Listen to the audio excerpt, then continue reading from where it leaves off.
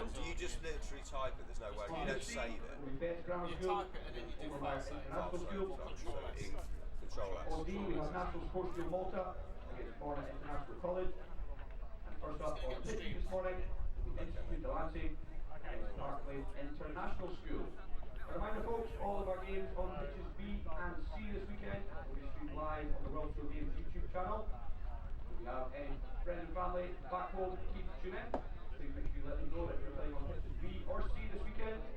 The match will be streamed live across the world on the World Tour Games YouTube. And also a quick reminder, if you've not done so already, please make sure you have downloaded the official tournament app to keep up to date with all of your scores, your fixtures and the league standings. Write that in your app store by searching WSG Football. That's WSG Football in your app store to make sure you're right up to speed with all of your fixture information, and stay tuned to see how you're getting on within your group.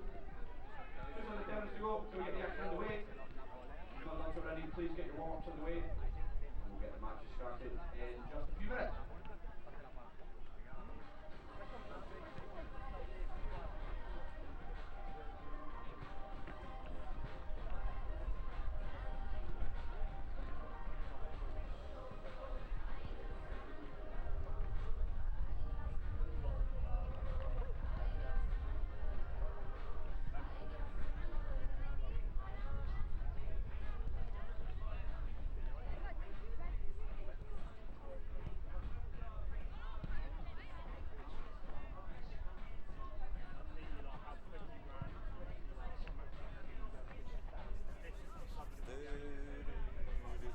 Right.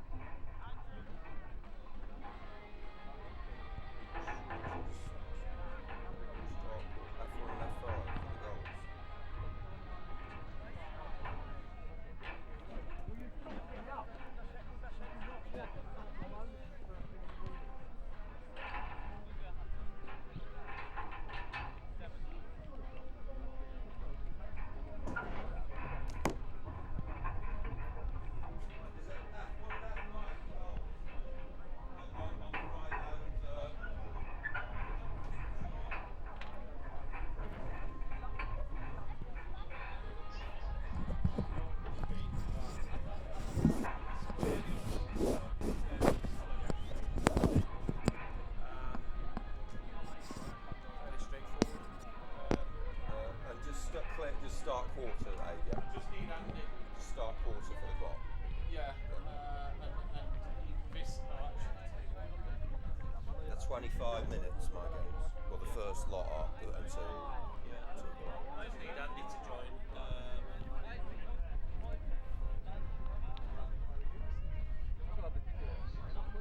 Yeah.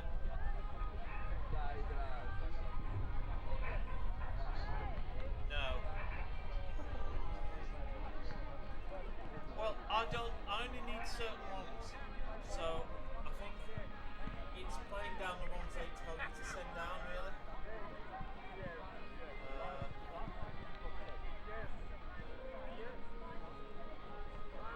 That's a good start. They're both in blue for for the first game. Some will be in bibs. Oh, Okay. Andy, can you tell me which teams have got the bibs?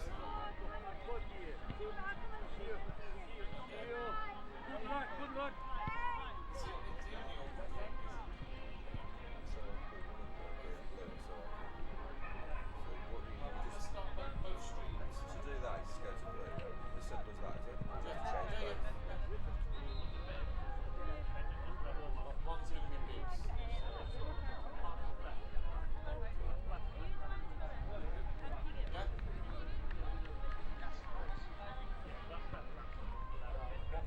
are they? Red. Yeah. Okay. So, Orange.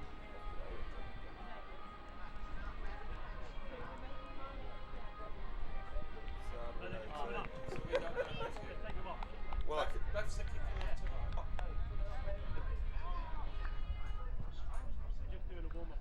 Alright, black for Beths. We've got striped Cool. tops. Blue and black. yeah, okay, thank you. Alright, cheers, mate. And will that save now? Yeah. That doesn't look very black. Yeah, but because your clock isn't running, but you can click on update and that will update. Oh, update. Fine.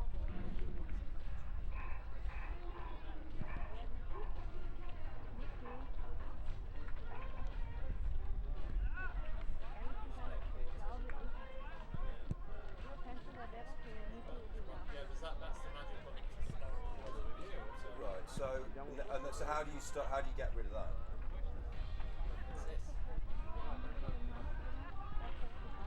Whatever That you one, put yeah. there. So that, yeah. Yeah. Right. Start new one in a minute. Okay, cool.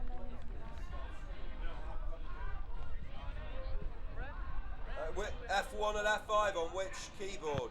Right. Right.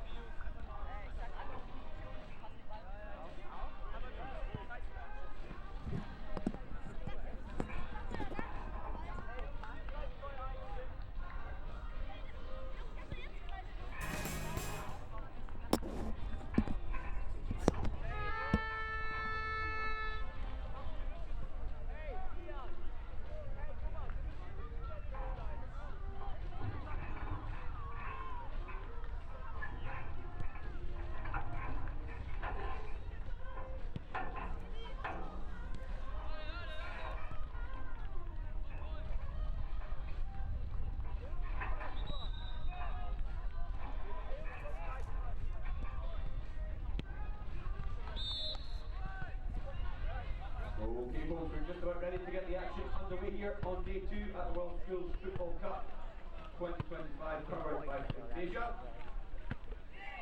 If you are just arriving in the venue, folks, pitches A to E are located on the ground level as you come in, and pitches F and G are located upstairs and through to the back of the venue. Just a reminder who we have first up this morning. First up on pitch A, St Colum's College of Ireland against King's College of Portugal. On B, Westminster Tashkent of Uzbekistan against Safa Community School of the UAE. On C, Best Grammar School of England against Overmar International School of Germany. On D, National Sports School from Malta against Morna International College from Spain. First up on pitch C, we have Institute de Latte of Switzerland against Parklane International School of the Czech Republic. Good luck to all of our teams taking part in the first matches this morning. And don't forget to keep up to speed with all of the fixture results and league tables. Best place to go is the official app. You can find that with WSG Football in your app store. Don't forget also that we have our matches being streamed live on YouTube all day today and tomorrow on pitches B and C. If you have any friends and family at home looking to tune in, please make sure they head to World School Games event series on YouTube. You'll see all the action live from pitches B and C. Good luck to all of our teams.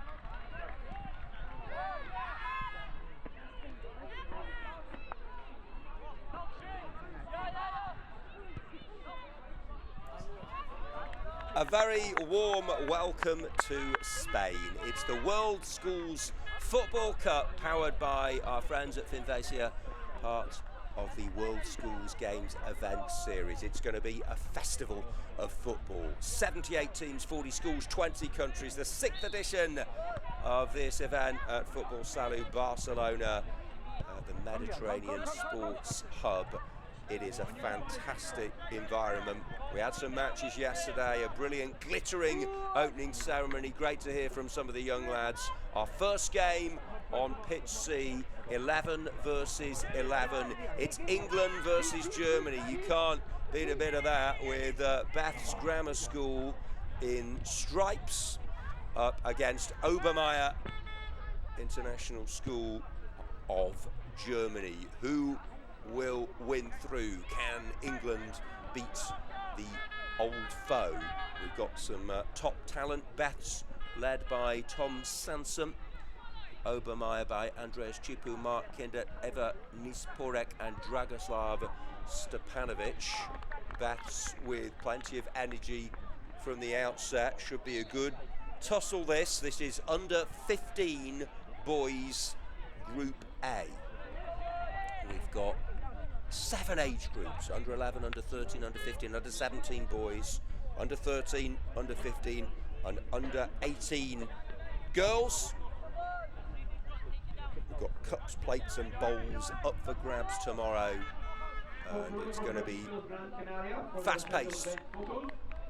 Good to hear the announcer there, keeping everyone informed. Great to have the contented chatter, the excitement and enthusiasm of friends and family at this beautiful venue. Great opening ceremony yesterday. Bombastic percussio with a soundtrack to the team's march. School captains and representatives onto the stage. We had a performance from the freestyler. Actually got 7 pitches. We are broadcasting live on YouTube here on pitch C, and also Isaac taking you through the action on pitch B. That's starting with 7-a-side games. Medals up for grabs, player of the match awards at selected games as well. What can Obermeier do? Can they get into the game? But it's Beth's now on the attack, trying to squeeze it forward, but should be ushered back there by Tim Davids of Beth's to his keeper, Andrew Petrianu, between the posts. Still wait for the first goal in this one as the English team get away with Josh Book. Can he conjure some magic up against Liam Alafrancino, the number 26 of Obermeier? Book gets the ball in, might be an opportunity here. The shot comes in, great block. It's heroic defending. Well, the first effort from Ahiman on a back bay, followed up by Manveer Singh Jeeta. It's a double chance there for Beths, but snuffed out with some expert defending. And this one comes through for the Obermeier goalkeeper, who's very grateful to get gloves on ball. 4 gone. We've had action at both ends. Bodes well for what should be an exhilarating tournament. Make sure you follow all the matches played. 63 in total on pitches B and C, live today and tomorrow. 5th minute, 0-0, and these games, the first round of matches, if you like, 25 minutes, just one period of play.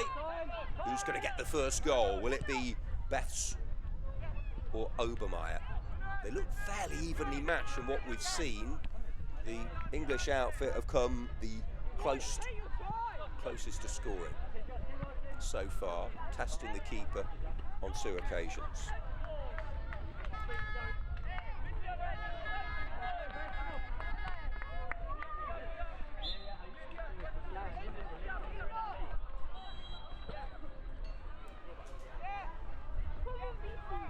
Five gone. 0-0. We've seen Beth's and Obermeier do well in the past in this tournament. Great to have some familiar names and faces, also some new ones. Got a real kaleidoscope of colours cosmopolitan nature of this tournament, as this is floated forward by Noah Cap, the Beth's number 9, but great tenacity there from Obermeier's Ian Alexis Graf von Moltke Gonzalez, one of the longest names.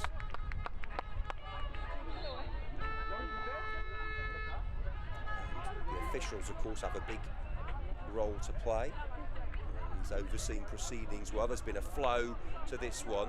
6 gone, 25-minute matches, under 15 boys, Group A. You always want to get that early victory on a Saturday morning in this competition, this festival of football. It's nicely played that by Honor Bagbe. He looks to be in the mood to impress, hoping to seize this one with good tackling back by Amir Tubgi. Jack Woodward talking you through the action on pitch C. Pleasure and a privilege to be here with Divjot Lau floating forward. Well, there's nothing to choose between them so far, thanks to Finvacia, our headline sponsors, and to everyone who's made this possible, everyone behind the scenes.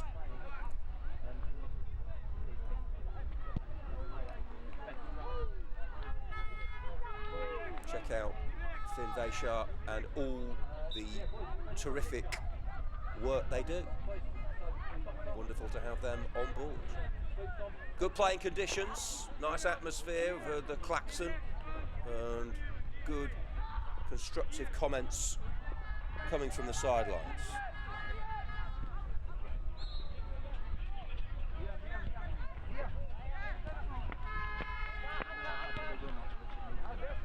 Angle forward for Obermeier. Elias Bernhardt attempting to latch onto that one. Nudged along the deck for Manveer Singh Jeeta, and Honor Bagbe closed down by Lucas Maximilian Varro. 8 gone. It's the World Schools Football Cup in Barcelona. We have a perfect dream, as the song goes, to be realised for these youngsters, and they might just be able to get a goal here. The Germans, Obermeier with the raid upfield. It's a decent player, doesn't he? Von Moltke Gonzalez, as he wins his team a corner. It's going to be taken by his teammate Nicholas Schur. Nicholas sets himself. Left wing, right boot. Defenders forward from the back. Schur pings it in, it's a good ball, and that's the opening goal on pitch C on this super sporting Saturday. And it's scored by Obermeier. Amir Tubgi, take a bow. Really good cross, played in, and no mistake with the finish. First blood for Obermeier, and they're absolutely delighted with the execution of that set piece. It was great work by Ian Alexis Graf von Moltke Gonzalez to win the corner with some direct running. It was hoisted over by Nicholas Schur, and there was Amir, the number 24, to illuminate this fixture, this opening fixture on Group C, on pitch C rather, in the World Schools Football Cup. Under 15 boys Group A, and it's a dead ball scenario. Set piece success for Obermeier. Beths had a double opportunity. They'd been asking the questions, but Obermeier have looked good with Moltke Gonzalez, without a shadow of a doubt, a driving force. And here it was, who won the corner, which was executed beautifully. It was a tempter, a teaser, floated over from that side. And Amir said, thank you very much. I'm going to meet that one. I've got the determination to get on the end of it, and the quality in the finish, to find a way past the Beth's keeper. They want another one here. Good defending, and here he goes again. Von Monca Gonzalez, after Marcus Pfeiffer had been exploring that avenue through the middle, but solid defending. And then a shot from range. Oh, it's an absolute beauty. He's got another one. It's an arrow from Amir. He is in the mood. Take a bow. That is exceptional. It's a double whammy. 2-goal hero, Amir Tubgi. That is sheer quality. They have breathing space in dazzling fashion. It's a belter. 11 minutes into this 25-minute game. I'm not sure we're going to see many better strikes all day, all weekend. Obermeier are celebrating German joy, English despair, and they have extended their advantage in spectacular circumstances. His first was from close range, from a corner, played in by the left. That one was all his own work.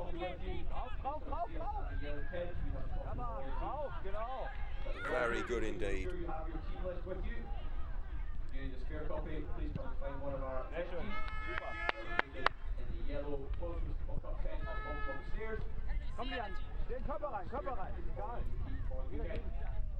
Mach die Hände auf.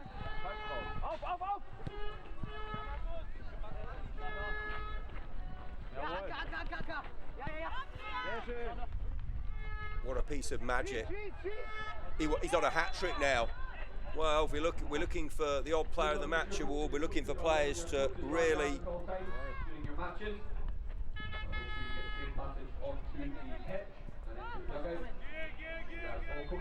fantastic stuff, and here he is, the boy of the moment.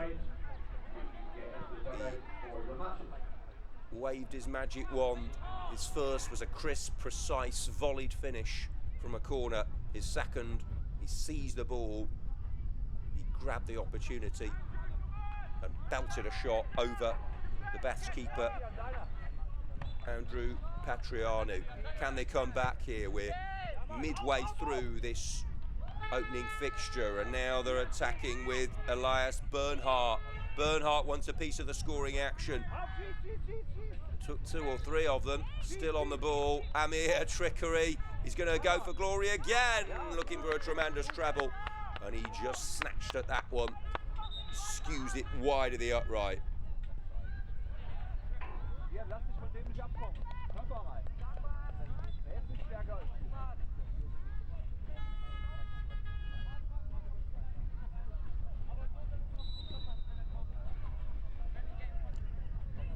I actually thought that Baths had started the game pretty well. There was, if anything, they'd come the closest to scoring before the Amir double for Obermeier.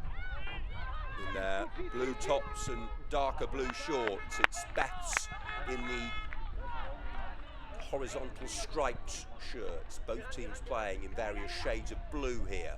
But it's, at the moment, Bath's Grammar School who've got the blues due to the excellence of Amir Tubgi. Obviously, it's a team game. They're all in it together. He's grabbing the headlines, but they're all putting a shift in. Here's Magnus Frick, the Obermeier number 4. Apologies for the picture just freezing there. We'll try and get it back for you. You can certainly hear the sounds for the time being,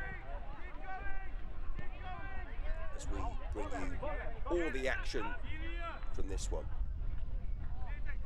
and indeed right throughout the day and tomorrow. It's relentless, it's exhilarating, it's top quality youth football, and more important than that, great experiences for these youngsters to go away together, bonding exercise, to experience a new country, a different culture, mixed with other schools as well. It's all part of it.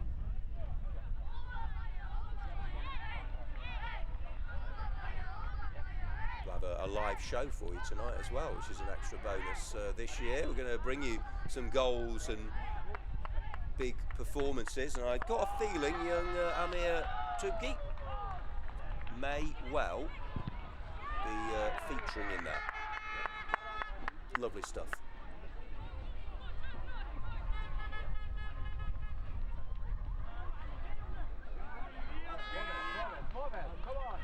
Here he goes again. Well, a certain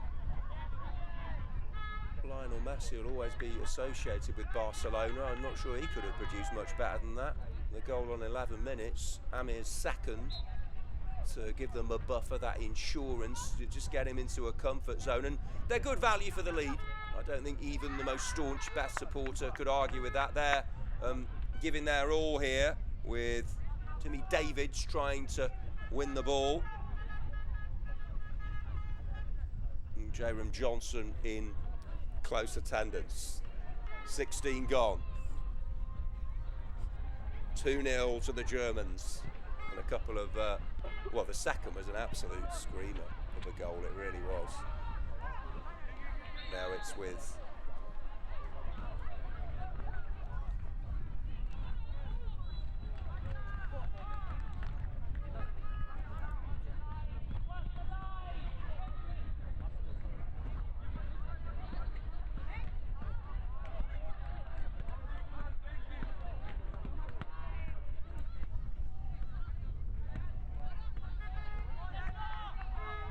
now, is there one back here? No. Out comes the keeper, like a greyhound at the traps, out of his penalty area. If they could just get one, we might just have a grandstand finale here. Oh, it's lovely balance and skill, this. What a slaloming dribble there. Like he was on the piste. More the Swiss Alps than this Barcelona complex. Great stuff there from the Bath's midfielder. They've just forced themselves forward, and that's the beautiful thing about football, isn't it?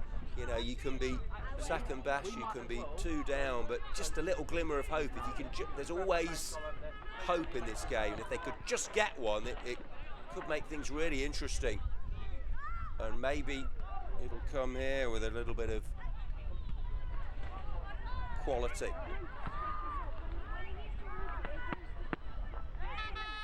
Molka Gonzalez has been a big player, hasn't he? Engel. Been some eye-catching performances already, setting a very high standard. Next up, we've got Marine Academy Plymouth versus Socrates Aduca International School, so it's an England versus Spain affair in the next fixture. That's to look forward to.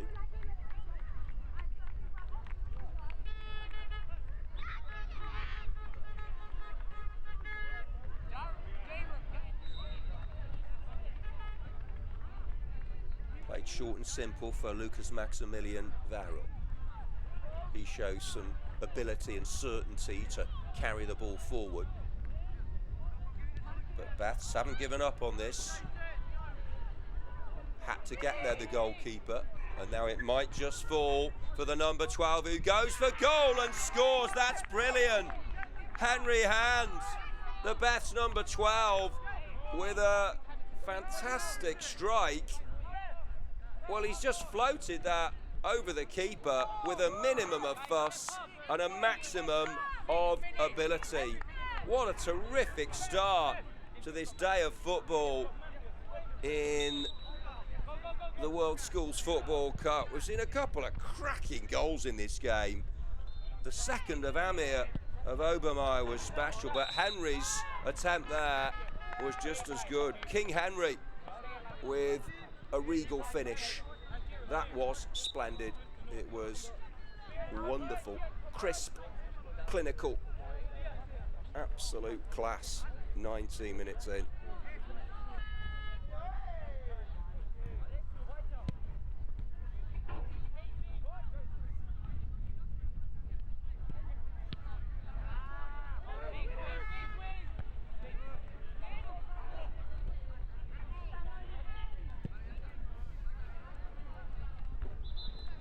Well, they have got their goal, and it came in stunning fashion for Baths.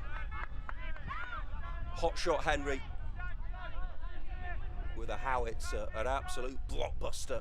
Needed I mean, the keeper was off the line, but you still got to execute. He got the weight perfect. Here's another effort from outside the box. Suddenly they believe they've got a spring in the step, a swagger about them now, halving the deficit. And I don't think we'll see too many better strikes than the ones we've seen in this game from either side.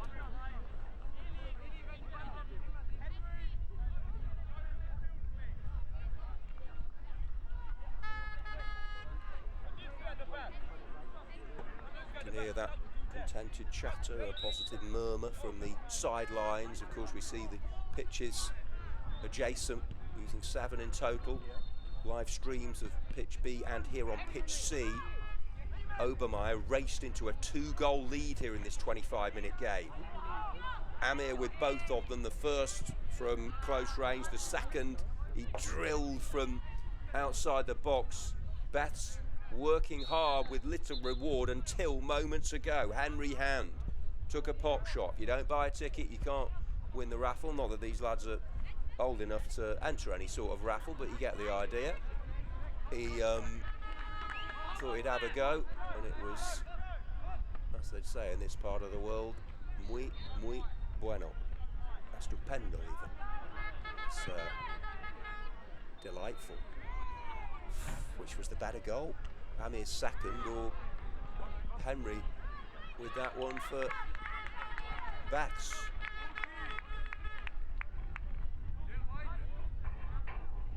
Three minutes to go.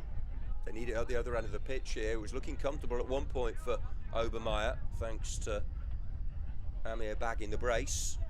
But Henry Hand has made things intriguing to the last. They won't rest on the laurels. They'll not look to lock up shop. I think they'll go for the third goal.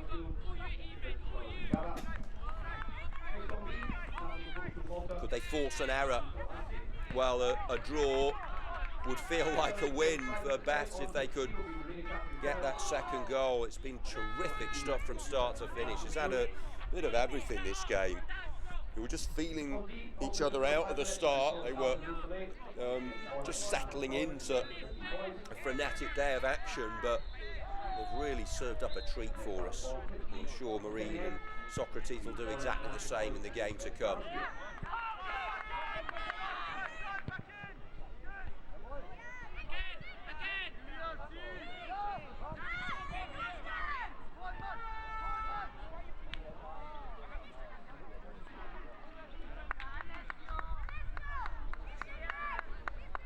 So 2 minutes to go. Can Beths grab a late leveller? Obermeier determined to shut them out. Just feel the way the game's gone, we're probably going to get another, if not another goal, certainly another opportunity. Perhaps there's a scoring possibility to be manufactured here for Beths as it's squeezed forward by Johnson towards Onabag Bay, who will chase this one down, hassling, harrying, sowing those seeds of doubt. Obermeier carrying it forward. Looks like it's going to be Amir Tugi, the match clincher. And actually, funny enough, it's his second goal, his wonder strike, that's going to prove crucial. Henry Hand came up with one of his own to reduce the disadvantage, but we're into the final minute. Quick turnaround. The next game will be underway at 9:30 local time. But you're welcome. Great to have your company in whichever country you are watching this one. Make sure you go to Facebook, X, Instagram, regular multimedia updates, the WSG Football Live blog, download WSG Football mobile app. Give us your comments on this live stream as well, as Henry Hand tries to win it. Now it's with Jacob Shaughnessy, the number 18. There's only 10 seconds to go of playing time.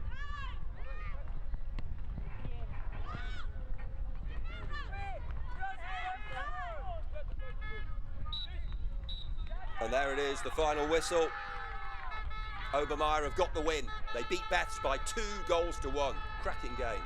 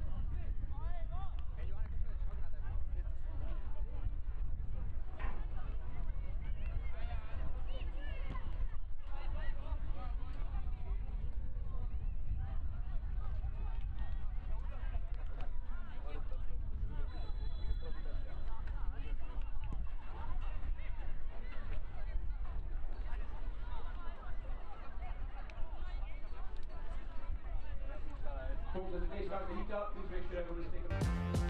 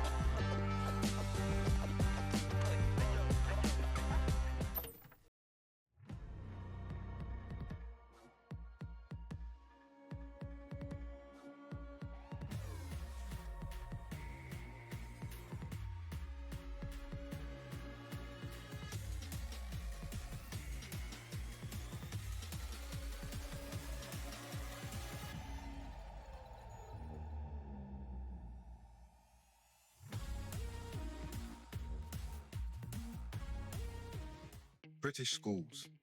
With a tradition as old as time, these institutions stand as enduring symbols of excellence. Beyond being just buildings, they represent the epitome of education. Students here don't simply learn. They shape their futures in an environment where academic excellence merges with elite athletic facilities. At Prestige Football Schools, we are there every step of the way, no matter what country you come from. Our dedicated team helps compare and advise on the UK's best football schools and gap year programs. Scan the QR code on screen to find out more and book a free consultation with our specialist team. Prestige Football Schools, a service you can trust.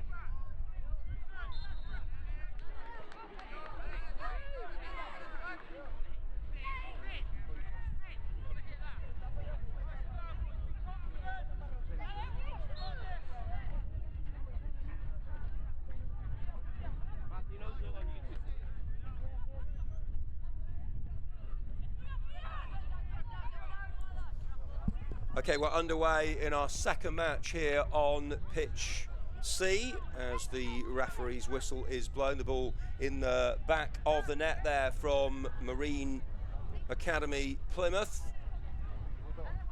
but disallowed for an infringement, possibly a foul in the build-up. So it's the English team in navy as the save is made, and then it's in on the follow-up. What a start for Marine Academy Plymouth. They've taken the lead just after the 1 minute mark. Brilliant stuff. Attacking from the outset. They had a goal disallowed, and then they have struck gold with the opener. And that's absolutely perfect for them.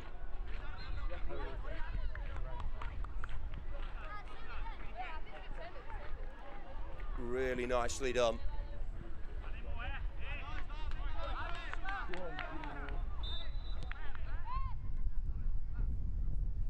So congratulations to Marine Academy Plymouth for the ideal start to their Saturday in Barcelona, led by Chris Watmore and Adam O'Brien. An effort drilled in on the follow-up from close range, and Socrates Eduka, led by Javi Tobias, have it all to do. But just what they will have talked about, making a fast start, sprinting out of the blocks, will the side from Plymouth in navy, Socrates Eduka in their white and black. What have they got in response? Strutting their stuff on the world stage here, Marine Academy, and they want another goal, and you wouldn't bet against it. Harrison Green goes for glory, and then it's in on the follow-up, and they have got a second. Brilliant. It's in. Joseph Clinton gets the second. Great stuff from Green, sprinting down that inside right channel, drilled in the low shot, and then the Fox in the box, ready, willing and able to pounce with the second goal of the game. And he took it really well, and they are absolutely loving this. Marine Academy taking to this World Schools Football Cup like a duck to water. It's marvellous, magnificent, magical Marine, dealing two blows early on in the first 4 minutes of this game. England versus Spain, and it's the English side who are threatening to run away with this one. Now Leo Martin just trying to get themselves into the contest, with Bernat Rofez knocking the pass.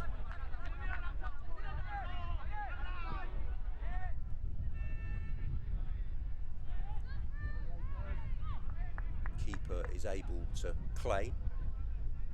Marine Academy, Ruben Lane. Well, it's the very definition of the phrase dream start, isn't it? For the side in navy. Grabbing their chance, nice work. Harrison Pitt.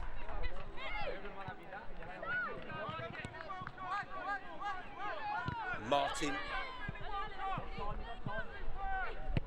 Well, it's going to take a good team to stop Marine Academy in this group, the way they've begun proceedings, with Harrison Green pulling the strings. Trying to hold it up there was Aidan Hobbs, the number 9, but threat coming from all areas. Here they come again. That was a great bit of ball carrying by Riley Braddon, and in comes the shot, and it's into the corner, and it's number 3, and they are running away with this game now. Marine Academy, they are proving absolutely unstoppable. It's a third goal, and it's just sheer quality.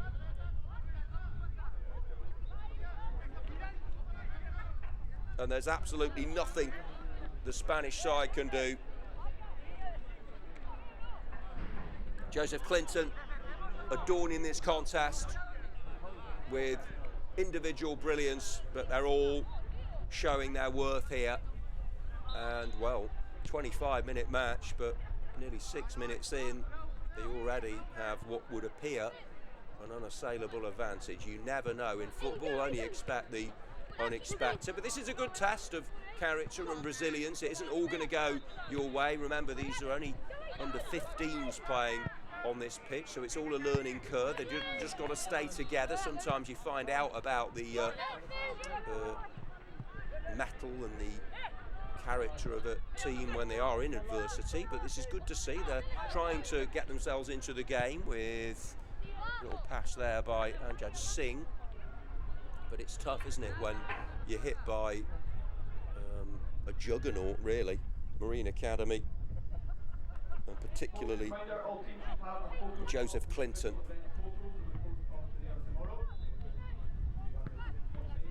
Smashing one in.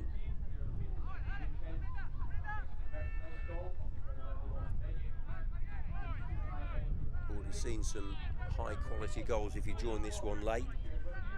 The first cluster of fixtures are all 25-minute games, one way.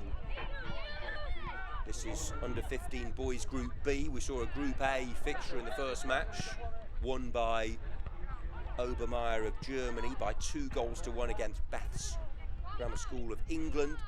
This is Marine Academy Plymouth of England versus Socrates Educa International School of Spain. And it's the English side who are 3-0 up already.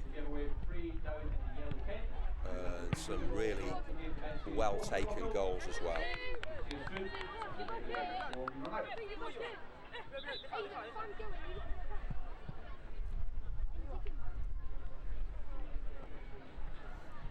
What can Socrates do in response? Nice bit of trickery here, really good individualism from Javier Trias. Leo Martin taking up the play, but it might just break favourably for Nacho Ramos, but good defending, and here they come again. It's boy of the moment, Joseph Clinton, who's been such a threat down that left, cutting in. Tyler Stone takes up the play. That's where most of the danger has come, down that side. Buoyant, vibrant Marine Academy. Our headline sponsor, Finvacia.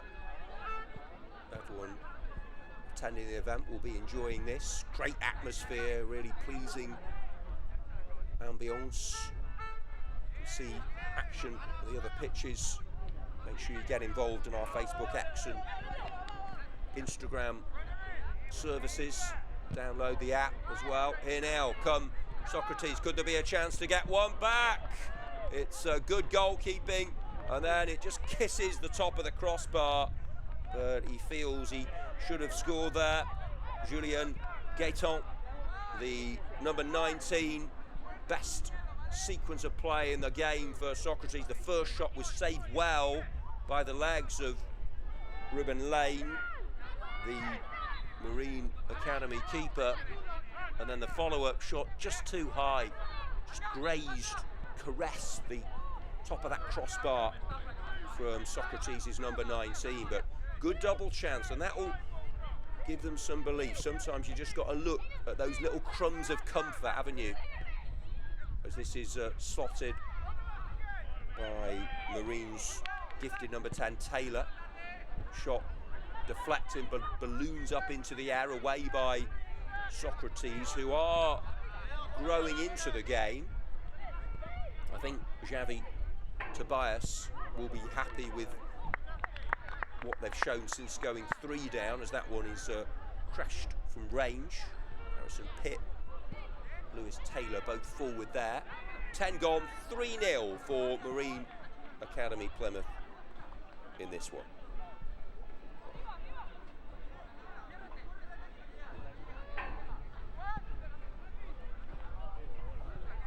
Sun shining nice and bright, a little bit of cloud. Good to see some greenery in the background as this is angled. Excellent playing surfaces as well. really well organised event. We mentioned the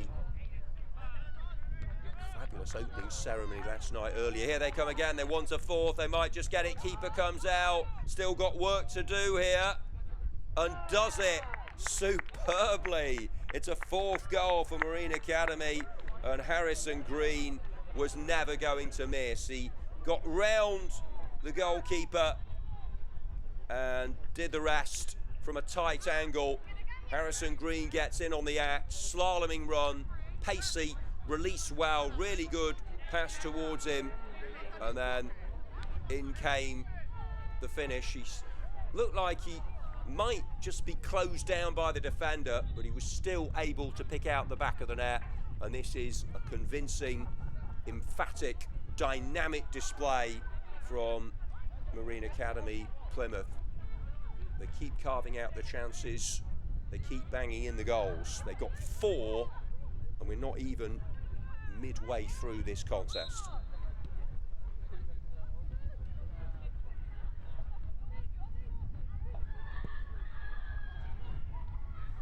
Three goals in the first game, already 4 in this one. It was always going to be thrilling, pulsating entertainment, so much quality. Of course, they'll have prepared for this, they'll have been looking forward to this for weeks, months. It's the 6th staging of this World Schools Football Cup. Chance to get a global medal really whets the appetite for next summer in the World Cup. England looking to end what'll be 60 years of her. Well, the English team are thriving here. And of course, Spain has become as much of a hotbed of football as anywhere, given the national team's success and their club sides, Real Madrid, Barcelona particularly. But Socrates Educa International School are being put to the sword here by a very talented, well-drilled Marine Academy out, and we'll have to look out for them, won't we, in Group B here, as this is flicked on for the keeper. So squad game. Socrates with Alex Mestre, Victor Adamuth, Pau Christia, Ethan John Malloy, Roger Monroe, Bernat Roffes, Mark Trias, Alberto Jimenez, Joan Capella, Oscar Oliva, Lucas Estrada, Nacho Ramos, Javier Trias, Julian Gatton, who had that double chance, Leo Martin, Alvaro Sanudo and Jad Singh, their squad. Marine Academy would mention these particularly prominent has been Joseph Clinton and Harrison Green in the goals. The rest of their lineup, Ruben Lane, mentioned, made a good save. Riley Braddon, Archie Collins, Leighton Crawford, Stanley Hepburn, Harrison Pitt, Tyler Stone, Aidan Hobbs, Lewis Taylor, Billy Harkin, Mustafa Hassani, Ruben Green and Finley Woolcox, Chris Watmore and Adam O'Brien. The two leaders will be absolutely thrilled with how this game's going. No sign of nerves. They were just chomping at the bit, relishing the prospect of playing, and I think Socrates has shown togetherness, collective effort to keep them at bay.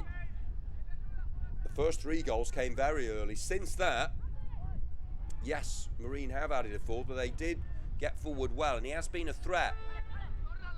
As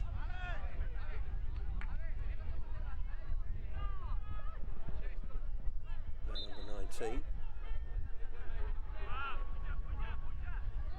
Park Lane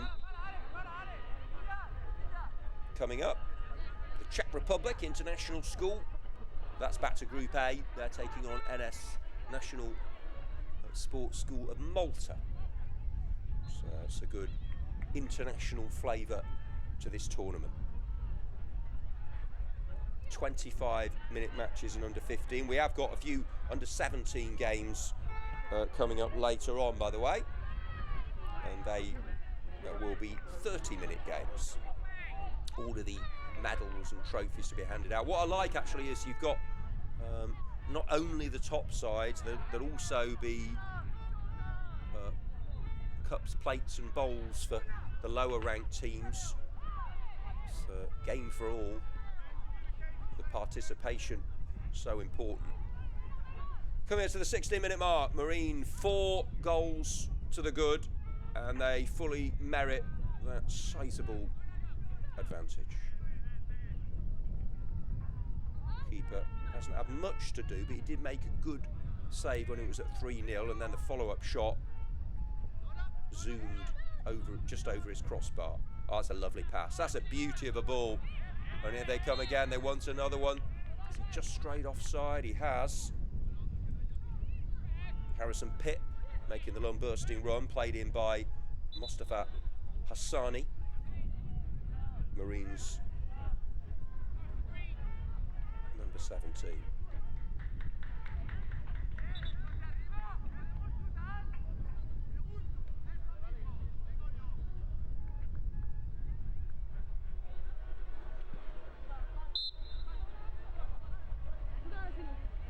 Live on YouTube. It's a real showcase, and I know a lot of the schools tend to sit down and watch the highlights and watch their game in assemblies and what have you during the school part of term. And, well, the Marine viewers will be having an absolute treat. Popcorn at the ready. An avalanche, a feast of goals in the early stages, really rocked Socrates back, and there's been no coming back really in terms of the scoreline. But what you'd say is, sometimes I'm always full of admiration, especially for the younger players, when, you know, they can receive the setback. It's, you know, one of my favourite phrases, every setback is a setup for a comeback. And actually, even though they've not got on the score sheet, they have shown laudable qualities of just digging in and doing their utmost for their school to try and limit the damage when they are up. There's clearly a golfing quality here. Oh, it's great work by the attacking player. Can he get the shot away? Tried the cross. He was unselfish, really, was Hassani. Mustafa with the ball from the right-hand side. Good work by Victor Adamus, the Socrates goalkeeper, has been very busy in this one. Came to make life difficult for Hassani, who showed strength and thought he must have a chance of a goal there, but he tried the cross. Here's a shot from Race. That's a beauty. That's an absolute fantastic strike. Really well hit, and I think he should take the plaudits. Marine have a fifth, and Stanley Hepburn gets in on the scoring act, and it was just an air of inevitability. It was a long way from goal. Space opened up, drove in the shot, and no chance whatsoever for the Socrates goalkeeper, Victor Adamus, who flung himself to his right, but it was so powerfully, precisely, decisively struck that it was always going in. And 5 goals for Marine Academy.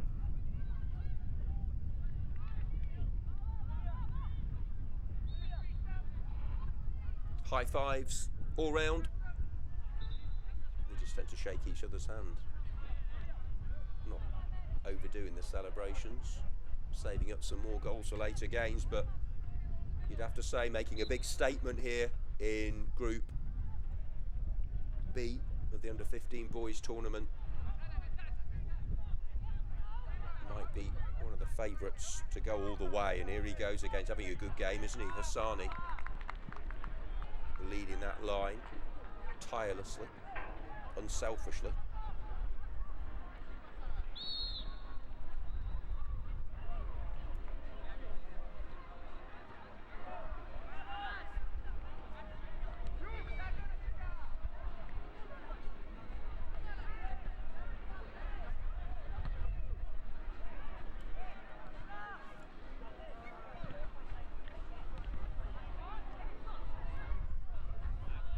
There's another effort and another goal. They've got half a dozen, and he fully deserves that one. Does Marines number 17, Mustafa Hassani. He's been unselfish, tireless, powerful, driving forward. Might have had 1 or 2 goals before that, but it's 6 for Marine. They have been irresistible, an unstoppable force, delivering blow after blow to this Socrates defence. Still got 4 minutes left. Forgot the abacus. I think it's 6. Definitely keeping watchers worldwide, commentators on the toes. This excellent, and also the dangers have come from all areas. We've had goals from Clinton, from Hatburn, from Green, and now from Hassani. It's tough on Socrates, but they'll dust themselves down. They'll go again. They'll learn from this and try and take themselves forward. But sometimes you just have to accept you're up against a very, very good team. They're by no means thrown in the towel. They kept plugging away, doing their utmost for their school. But what a team. And it might be another one. Good save. Well done. Excellent. So foil Joseph Clinton. He wanted another goal, but Adamus does the business. What's been impressive about Marine is they're just hungry for more. They keep pushing forward. They're not settling. They're not satisfied with 6. They just want to keep pushing on and keep finding the back of the net. They found it with regularity. He talks about it being a festival of football, a feast of goals, and that has been the case in this very game. Can they get a consolation? Socrates. They have forced Ruben Lane into a save and did hit the top of the crossbar, but that was an oasis of joy in oasis of hope really in a desert of disappointment. Marine still pinging the passes, super slick, super quick and super sick, you might say, in language of these boys' generation. They've been doing their thing. They've been vibing. That's the other phrase they use. Playing with a real snap and a sparkle as well. Some lovely goals, some excellent team goals and good individualism. They've ticked all the boxes. Was there a foul on the edge of the box? No, says the referee. Top work from all the officials. We need everyone, all the helpers, all the volunteers. Oh, he did well there. It was an awkward dipping ball for the keeper. He's actually provided good moments amid all the balls that have been flying past him and into the net. Here come Socrates now, with Oscar Oliver racing down the right. That final whistle came from an adjacent pitch, I think. Good defending. Still got a minute to go in this one.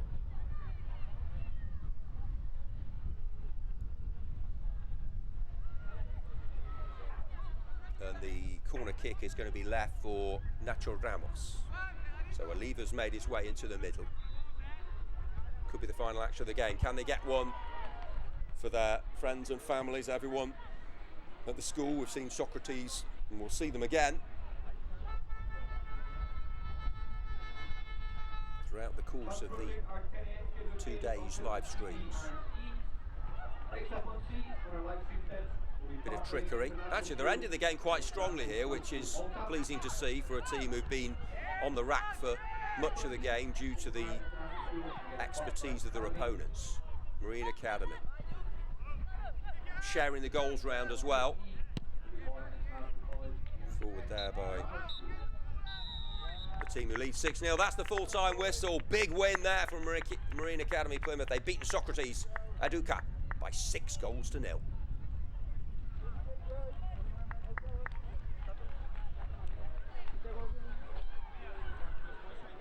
Good day on Pepsi on our live stream page. Well done. National School. Next up live on YouTube. International School by National Sports School Malta.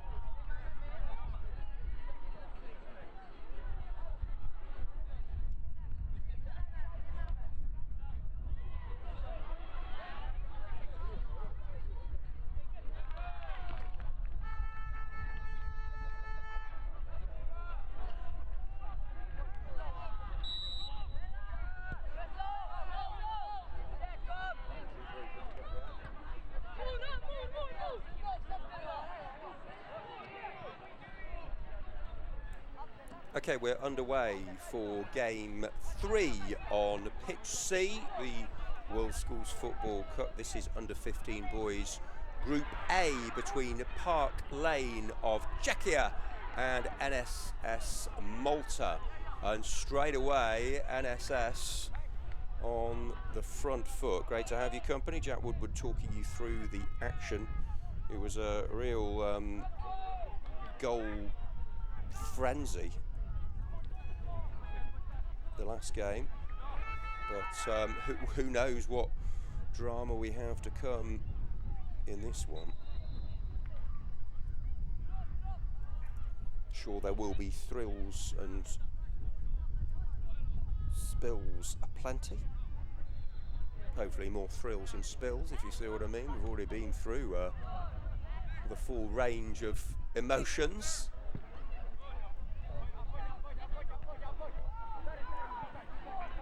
But we're looking forward to what should be a high quality fixture. We have Park Lane in white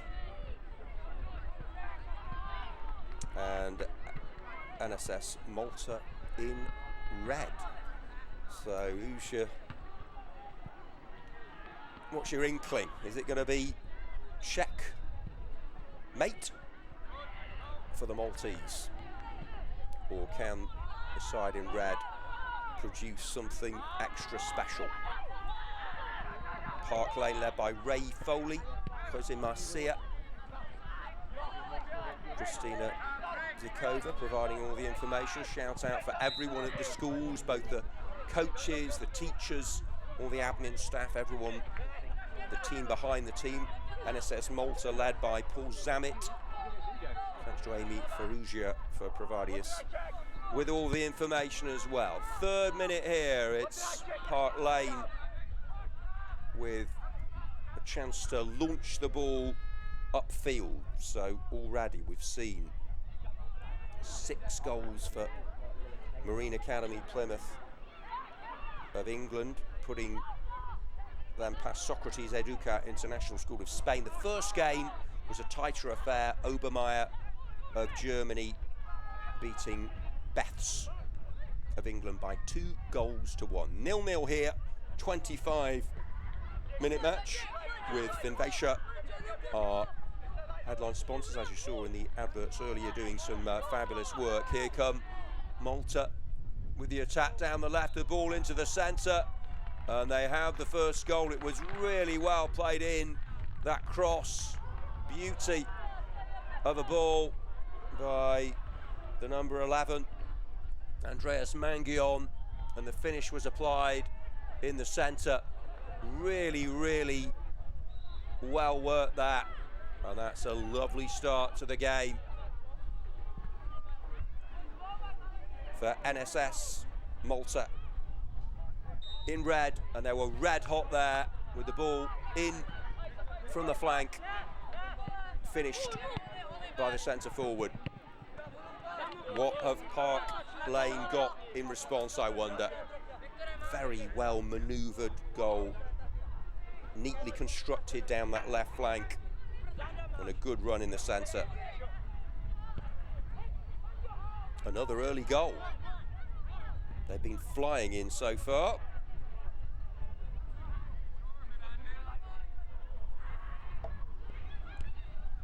The pendulum swinging firmly the way of the NSS Malta side. Because Mikolev in the middle. Tiny numbers on the shirts, but I don't mind stretching and straining the eye muscles for the cause. Great run. Classic wing play, really, leading up to the goal, and you might say classic centre forward play to put the finish away, so that'll really please the coach. He's got a little stoppage. They've been free flowing matches so far. Of course, the welfare of the players is absolutely paramount. This is under 15 boys Group A, so we've already seen Beths and Obermeier play in this group. It's going to be a competitive one from what we've seen, a 1/5 of the way through this 25-minute contest. Live throughout the globe. Great work from the WSG team. So many events. Had a really good golf tournament last month. Basketball to come next month. Brilliant stuff. Great opportunity for these youngsters to showcase their sporting skills on the global stage. And they're learning so much about themselves in the process as well. As young boys become young men and young girls become young women. Great to see some girls' matches streamed live on the other pitch, by the way, with Isaac. That is on pitch B. They're coming up later. It's all boys in this one, and they want another goal here, and you wouldn't be surprised if they got one. Good save. Excellent goalkeeping, and it needed to be. Made himself large there, didn't he? The Park Lane keeper, Simon Dejanovsky. Stellar stop from Simon to keep it at 1-0. How important will that save be? Is it threaded through? He's carried a real threat, hasn't he? Declan Roosevelt Zammit, who's already threatened significantly. And Zammit sprinting in that inside right channel, getting into the corridor of uncertainty, but the keeper was very certain there, Simon Dejanovsky. Was so rapid, sharp as attack, alert, vigilant, and then he was an impenetrable barrier, really. Massive moment in the game, really, because if they conceded a second, you would have feared for them. They're still right in this. Needs to do some defending here, does the number 6, and he does. Mehran Singh nicely worked back to the keeper, but here's Malta's number 6, Matthias Abdila.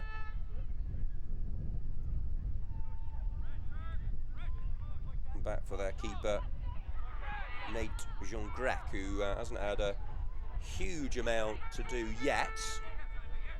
We'll run through the whole squads in a moment, but here is David Aguis trying to ping the pass, but been impressed with Declan Roosevelt Zammit through the centre, and also on the left, Andreas Mangion. They really are causing difficulty, plenty of headaches for the Park Lane defence.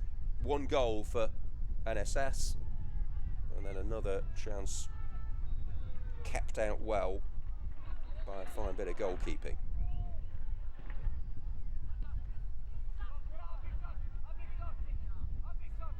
It's nearly 10:15 here in Spain. An hour behind UK time. Of course, you might be watching this in Czechia or in Malta or whatever continent you might be in. Well done to everyone for putting together the live streams over the course of the weekend. Plenty more fun to come today and tomorrow. Good playing conditions. Got really bad weather in other parts of Spain, but it's okay here at the moment. Wind picking up slightly, and it's NSS Malta in the box seat, sitting pretty on a 1-goal lead given to them very early on.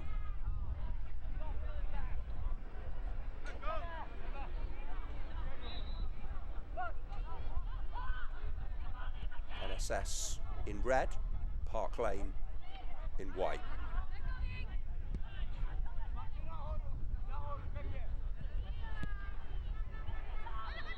Searching ball. Keeper comes out again. Unable to get there though, and Zammit waiting in the middle. Is he going to pull the trigger here?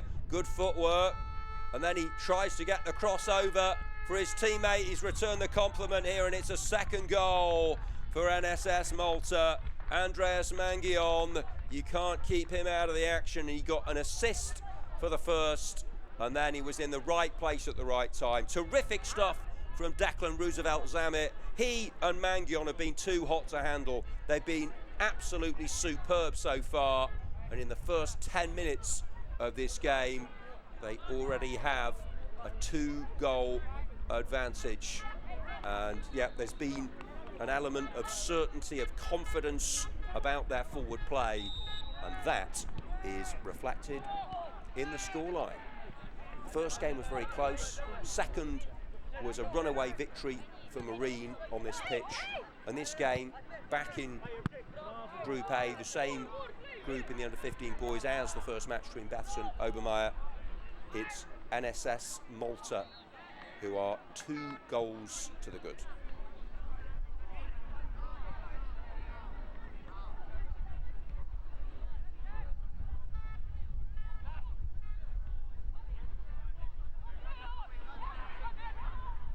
Here they go again.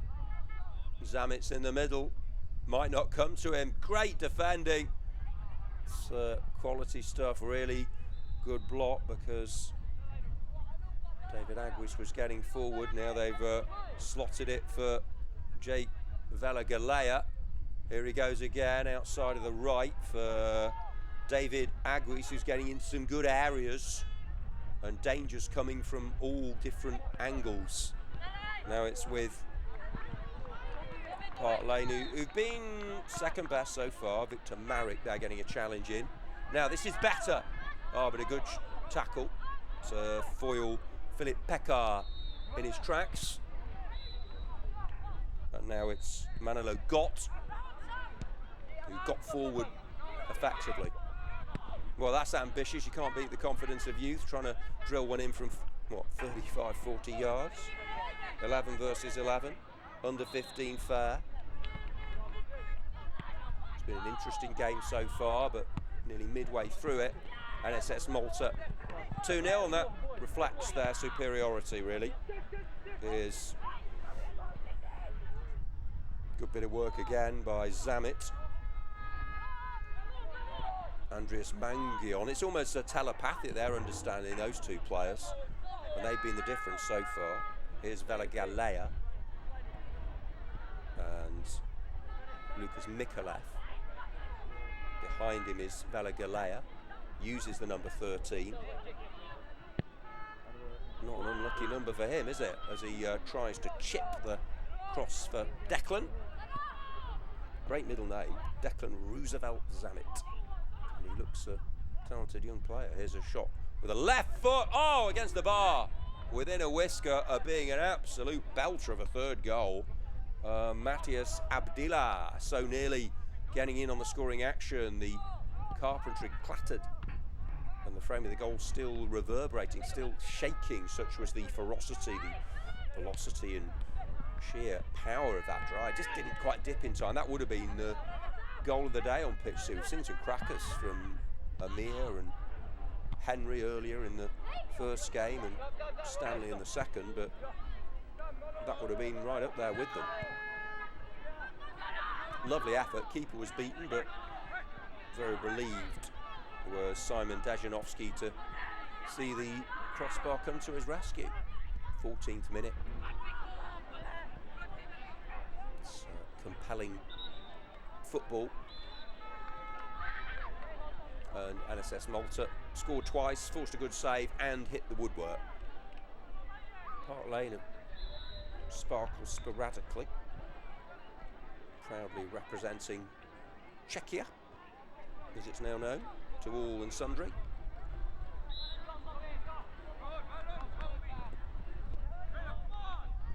Thanks to our headline sponsors, Finvacia, and everyone involved with putting this terrific event together over 3 days in the Spanish sun. Just whet the appetite was the trailer before the main feature almost, wasn't it? The opening ceremony yesterday, and some matches taking place in the afternoon, but most of the action today and tomorrow when all the prizes will be dished out. Here they come again. NSS Malta with Mangion, play through the middle, might be another goal. And he's forward from the back here and chipping the keeper. Oh, great defending. He thought he'd score there. Enzo de Freitas Ramel lifting over the onrushing keeper, but that's heroic work at the back to keep it at 2-0. Cleared from right underneath the crossbar there. I think it was Maran Singh who was obdurate, stubborn, resilience at the back. Fantastic work from Mehran to keep it at 2-0.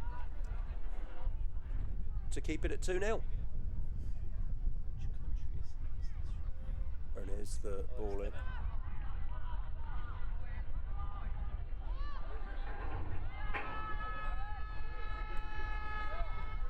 Malta 2-0 up, and they will believe they should have more than the 2 goals.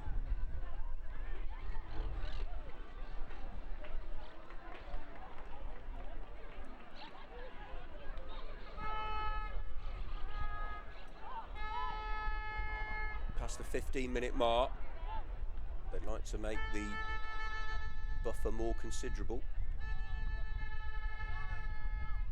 But as a former player once said, those that rest on the cushions of success fall asleep. It's all right having a cushion, you've got to keep pushing for more. They are doing that, but Park Lane have actually defended really well, with Mehran seeing the keeper making saves, and they've had to repel a lot of attacks that have come at them regularly throughout the game, and actually they've done well to keep it at 2. Goal difference might come into it.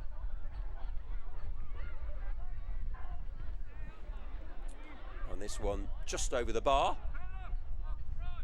Crosses coming in, they've been well occupied.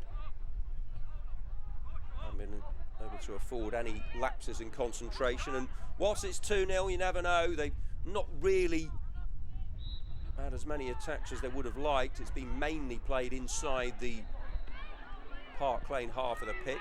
They are trying to pass their way out of trouble here, straining every sinew. But it's NSS Malta forward again. And here's a left-footed shot. It's another good save. He's a top keeper, isn't he? The Park Lane custodian, Simon Dejanovsky. Strong wrist, good positioning to claw it away. But it's another shot on target. And here's another set-piece scenario. Cavalry forward from the back.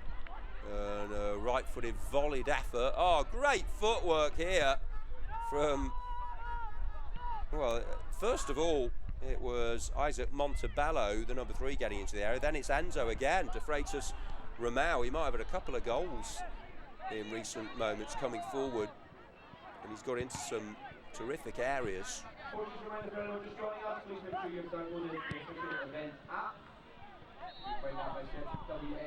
Just being reminded of the app that you can download, WSG Football mobile app, to get all the scorelines from all of the different competitions. Remember, we've got 7 age groups: under 11, under 13, under 15, under 17 boys, under 13, under 15 and under 18 girls, with lots of different pitches being used. We're showing live action. We're trying to give most of the schools a bit of global coverage on pitch C here, and pitch B can go elsewhere to our streams. Here come NSS Malta. More fabulous defensive work, this time from Matej Kautsky. They keep charging at them, not content with just the 2 goals. They want to work on their goal difference here to NSS Malta. Smart, neat, manipulated. They're engineering the space, they're sculpting the chances, creating, generating possibilities.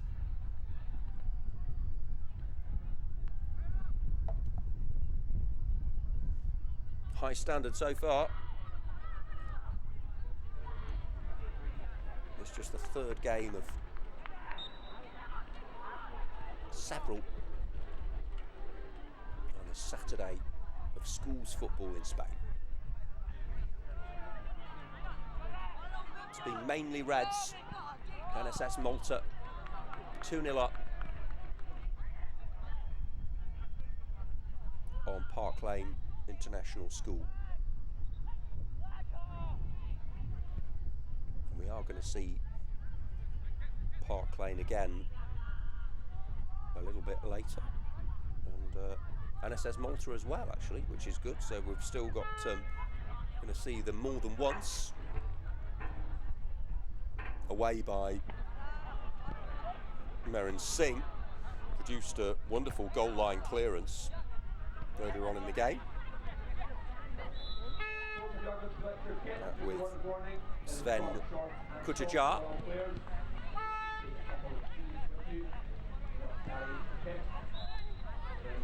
Seen some really good teams already, haven't we?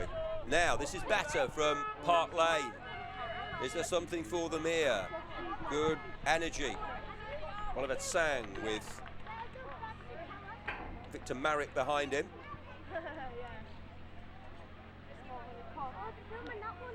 They've just been feeding off scraps, really. Difficult to build up any momentum or rhythm, any fluency with the quality they're up against. Oh, it's lovely footwork by Rion Sacco, the sub, and then popping up in the left wing position. Enzo de Freitas Ramel, all good technical, accomplished players. Easy on the eye, good on the ball. Ahead in the game, Enzo! Oh, lovely effort. Keeper might have had it covered, not sure. He might have had a hat-trick on another day. Enzo de Freitas Ramel. Scrambling there was Dejanovsky, but I think he's probably given the best keeping display we've seen so far as Simon, with a couple of great saves, and he was desperate to prevent that one from going in. Thankfully for him, flew adjacent to the upright.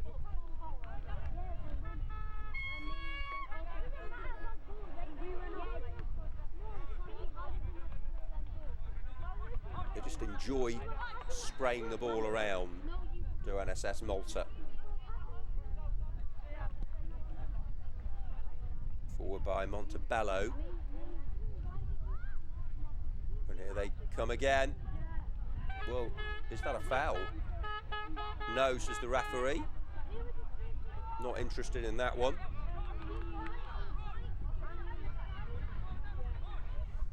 So they don't get the decision there, but the two early efforts are going to be enough. Can they put the cherry on top of the icing, on top of the cake, with a third goal, just to make it an even more satisfying scoreline? Offside there.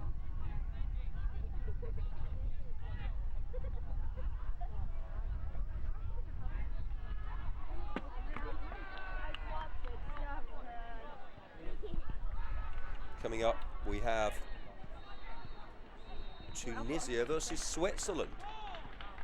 BIS play Collège Alpin Beau Soleil. Got the closing stages as the dying embers of this game. First of all, apologies for the odd freezing of picture. But great to bring you live coverage of this World Schools Cup tournament. Under 15, 11 aside. Group A, NSS Malta are going to get the points here. We've already seen a win for Obermeier in this group earlier on against Bath Grammar School. Just a minute to go. Park Lane have been second best. They can't have any complaints about the scoreline, but I think they can actually give themselves a collective pat on the back to say, well, could have been more than two, really. Some brilliant blocks, tackling, shackling, positioning, saving in terms of the keeper, clearing from the defenders. I think they've done so well to keep it at two. They've not really had a sniff of goal at the other end, but this could have been a more damaging scoreline. I think they can actually build on this. But as NSS Malta, the main thing is to get the win, isn't it, in your first outing of the day, and they're going to do that.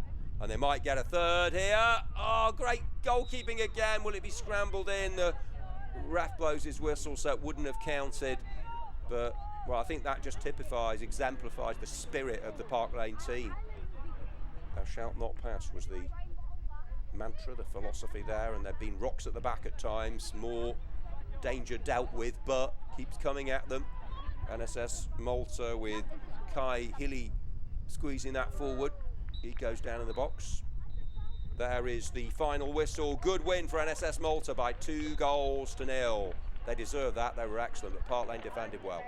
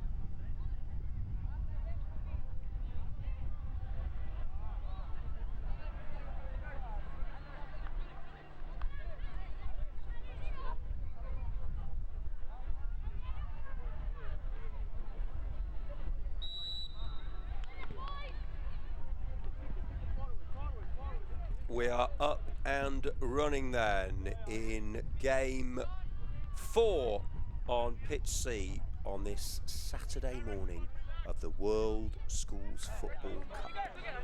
Should be a belter. It's BIS Tunis versus College Alpin Beau Soleil of Switzerland. So Tunisia versus Switzerland. College Alpin Beau Soleil are in blue, in navy and red are BIS Tunis. And this is a good early attack and a shot fizzing across the face of goal. Then a first little glimmer of goal for the side in blue. And it was a pretty good effort as well, wasn't it? Just trying to get into the contest. They'll take some encouragement going into the remainder. Led by Di Davis on the Swiss side, and now they have it's a bit of a fresh air shot, that, really, to use a golfing term, and that's a good job for BIS Tunis. We just can't get it out of their own half at the moment. Really good pressure applied by College Alpin Beau Soleil as the cross is launched forward into the danger zone. Tunis scrapping for it with Amira Mama, and now Juan Cabada Roig. Oh, the number 27 looks good, doesn't he? So does the 17 with College Alpin. Really showing some good touches. Here's the shot towards the corner and in. And they have the first goal of the game in the 3rd minute. It's a quick start from the Swiss. Really nicely struck into the corner. Never in doubt, really. And they have the opening goal of the game. And very well hit towards the corner. They've been knocking at the door. They've been asking the questions right from the first whistle. And BIS Tunis, led by Ahmed Touihri. Thanks to Hiba Adouni for all the information as well. And they know they have a lot of work to do, as Youssef Essaye was beaten there with a nice piece of finishing. So good probing down the right from Juan Cabado, the College Alpin team. Abdullah Alawi, Juan Cabado Roig, Moses Cusio Navarrete, Parker Denzia, Franco Portugal. And oh, that's over the bar. Golden chance to make it too, but skied over. Shakran Dutt, Kaya Han, Javier Martinez and Kama, Indy Davis, Darren Kiyu, Ika Rodriguez, Gonsalves, Julius Sadin, Matteo Ronis, Matteo Bro, and Eugenio Lacheras Sorio. That's for BIS Tunis. Youssef Essaye, Yassine Ben Ammar, Giulia Fassato, Shoaib Hane Abdelkader, Omar Kwadumi, Sarah Bakluti, Adam Nemsi, Amin Kohli, Amira Mama Tommaso Azariti, but they conceded a second. They're swarming all over their opponents here are the Swiss side, and they just have no answer. It's vibrant, it's slick, it's quick, it's well manoeuvred, and a second goal for College Alpin Beau Soleil. 2 up, and they're just cutting open the BIS Tunis defence open at will here.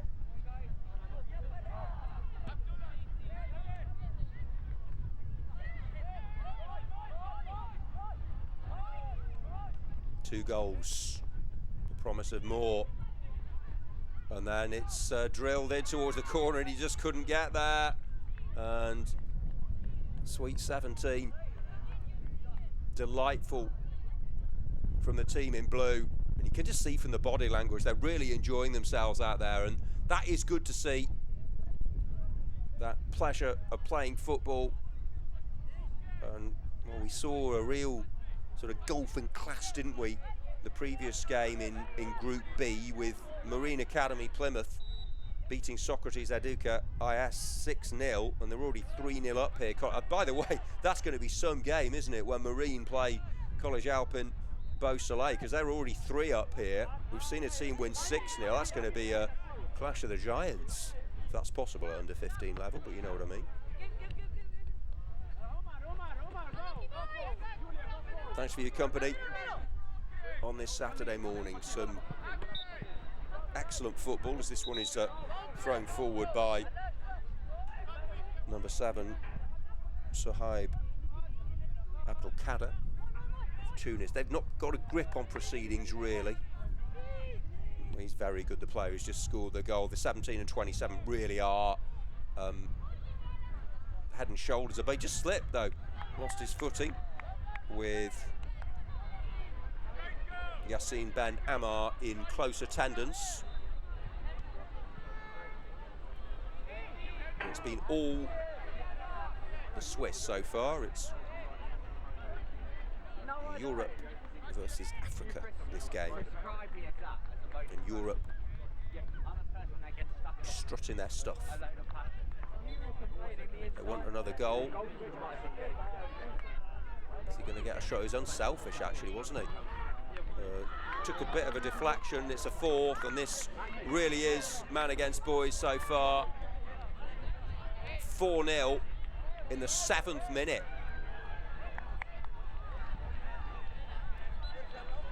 Could be double figures the way it's going. Every attack they look like scoring. Starting to share the goals round as well, which is ominous for the BIS Tunis defence.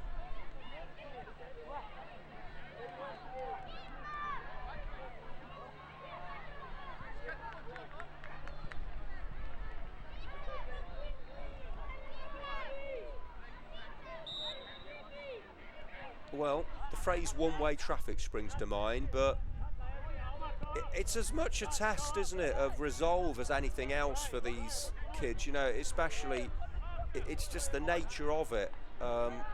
It's so well organised, this tournament, that ideally you would have players of similar ability taking each other on. It's just not always possible, because you've got them at, you know, they grow at different times, there's so many different factors to consider. That facilities and maybe how regularly they play, and just ability that comes through the ranks. It can be a bit random year on year. So you are going to get scorelines that are heavily in favour of one team. All you can do is stick to your principles, listen to help, be gracious in victory or defeat, give your absolute all, show that teamwork, show that respect for the opponent, and that's all BIS Tunis can do here, because it's tough for them. As the little chip cross comes in from Javier Martinez Chama.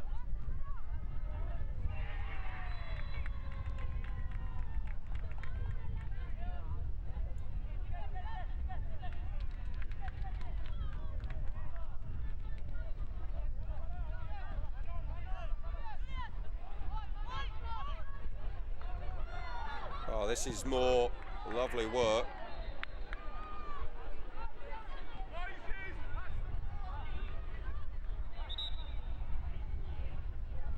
Folks, just a reminder, if you're yet to collect your WSG Football kits, 25-minute matches. please make your way to the top of the stairs. These can be collected now. If you're yet to collect your kit, please make your way to the top of the stairs. We have a shirt, shorts, and socks for all players. Special shirt for coaches as well. You can then collect these at the top of the stairs. See Georgina is next to the candy bar. Can they get a 5th goal here in the 10th minute?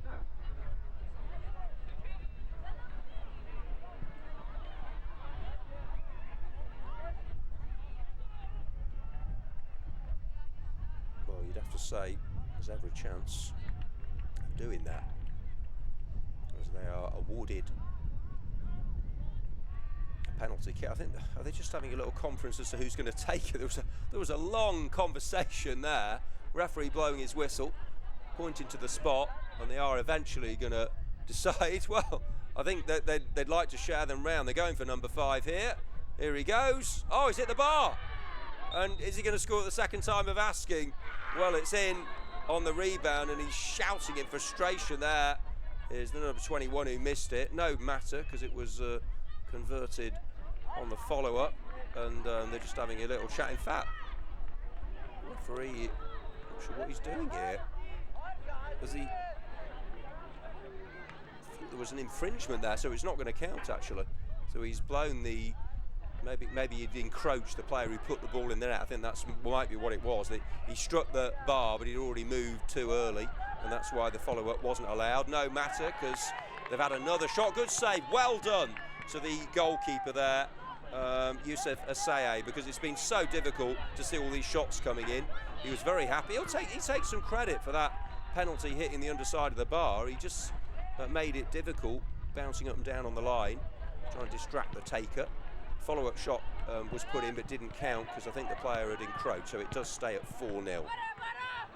It's all happening here.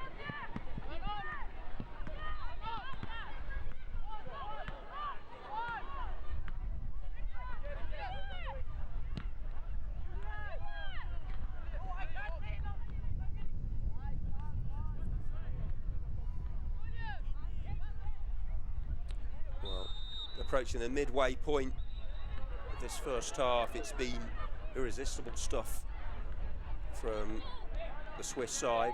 4 to the good. They've had a penalty, crashed against the bar, and disallowed follow-up goal. Do have a stop. Actually, they've been quite slick, haven't they, game to game? We've pretty much kept time, which is always good. With the action coming at you thick and fast. This is scooped upfield, but they've chased, they've hassled, they've harried, they've had all the plus points in this game. Yes, they could have had more, but they'll be happy with the 4 at the moment, with still the second half of the contest to come. 25-minute matches. This is under 15 boys Group A. In the first game in this group, we saw Marine Academy Plymouth of England hit 6. Are Beau Soleil going to do better than that? I wonder if there's an abbreviation. Could it be CABS? Bit of a mouthful, although it's a lovely sounding name for a school, isn't it? College Alpin Beau Soleil. Conjures all sorts of images of sunshine and beautiful Swiss scenery, and they've been very aesthetically pleasing so far, this team. Here's a thunderbolt of a shot, low, could have gone anywhere. Scrambled away by Bears Tunis. Amira Mama trying to get the ball forward, looking to stage an attack. Oh, this is nice from the number 10, Darren Q, with some mercurial trickery. Just outside the box, drives it in along the turf. Great defending, well done. They've been tenacious actually in the last few minutes, haven't they? Great stuff. They're really rolling their sleeves up here. All hands to the pump. One for all for one. And 3 Musketeers philosophy. Here's the shot. Oh, it took a deflection. That's just gone wide. Looked like it might have just crept inside the post, but it hit the netting behind the goal, and it will be a corner kick.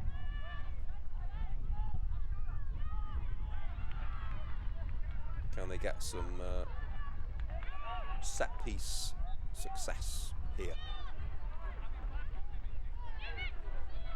Next up, we have Morna International College of Ibiza. We're going to Ibiza, as the Wenger boys would tell us. In fact, they're playing in their first and second teams. They're playing in the next 2 games. First one against Institut International de Lancy, also of Switzerland, and Dubai College UAE in the second one. Here come the team in blue again. As that one scrambled wide of the target. He was the player who hit the penalty against the bar, the number 21. He was very annoyed with himself. Shouldn't be too harsh. These things happen. Would have looked good if it had gone in. Shows There's such a fine line in football between success and failure, fine margins. Good metaphor for life in general. Great stuff on the sporting stage, but College Alpen Beausoleil with another attacking raid, foraging for more goals. Good block. Darren Q involved in that attack.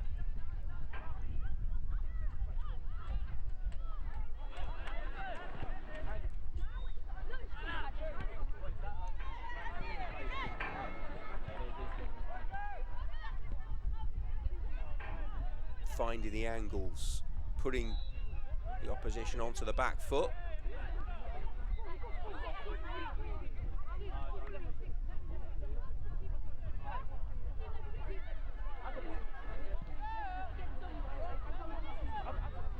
It's been hard work. They've battled away, they've jousted, tussled for supremacy, but generally it's been College Alpen Beausoleil. But since the fourth goal, there's not really been too much to concern BIS Tunis. There could be something here. That's excellent defending.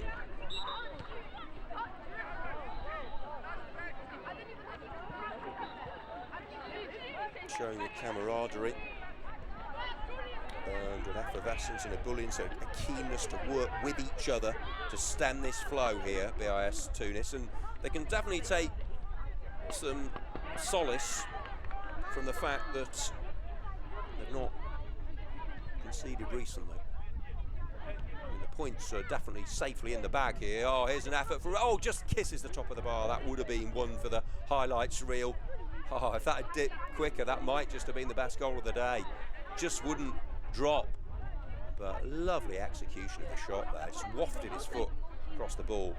Looks one to look out for, the College Alpen Beausoleil, number 17 for certain.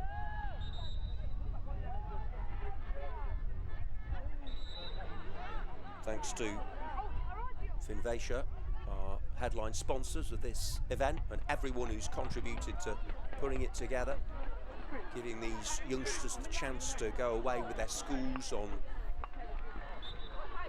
quite the adventure. And some of the goals have been maravilloso, as they say in Spain. You saw the second match. No, I didn't. He tried to pass it down the line, he got intercepted. 18 gone, 25-minute match. Right wing corner. Well, when they got the fourth, it was well before the midway point of this game. You felt that it could be anything, but just as impressive, if not more so, than some of the sparkling attacking players Q dances through, has been the work rate of the defensive teams, who've had to do an awful lot of rearguard work and have done it without complaining, without moping. They've kept their heads up and they've really done well to stop gifted attacking teams just rolling them over. Yeah, 4-0, 6-0, sound heavy defeats, but they could have been worse. And I think that's to the credit of all of the support networks as well in and around these young players. I think the future's bright. Now it's BIS with Sahib Hani Abdul Kader, the number 7, trying to just wriggle away and get forward.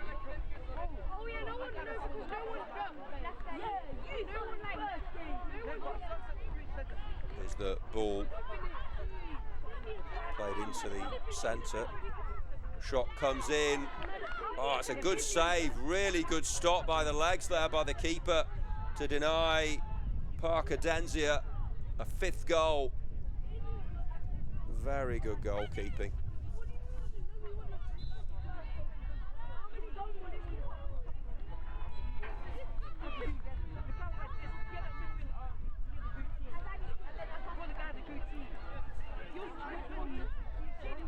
Well, really good save that.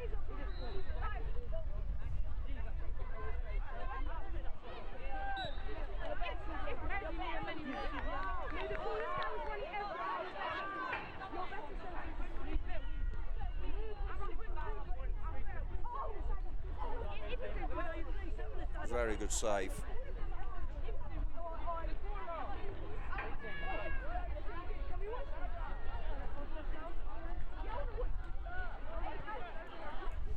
Because often the saves with the gloves tend to get more airtime, don't they, and more coverage because they just look more spectacular. But actually, saves with the legs, especially when your team are 4-0 down, can be equally noteworthy, if you like, and worthy of accolades and recognition. We are going to give you a little saves and goals montage. Give us the thoughts on your favourite performances watching the live streams, and we'll bring that to you on our live show later. Jack Woodward talking you through the action. Little pause in play here.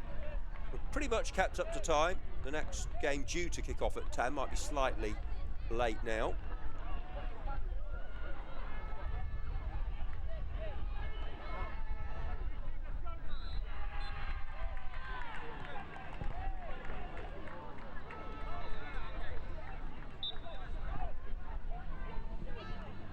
Next up, Morna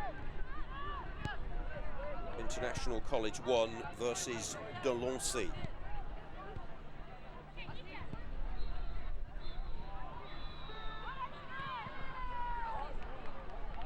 A game on the adjacent pitch coming to a conclusion. This one still has 3 minutes to go, but fair play here to BIS because they went 4-0 down very early. Penalty crashed against the bar. Here they come again. Here's the player who actually put the follow-up into the net. Great dancing dribble. What a run that is. Oh, he's put it wide.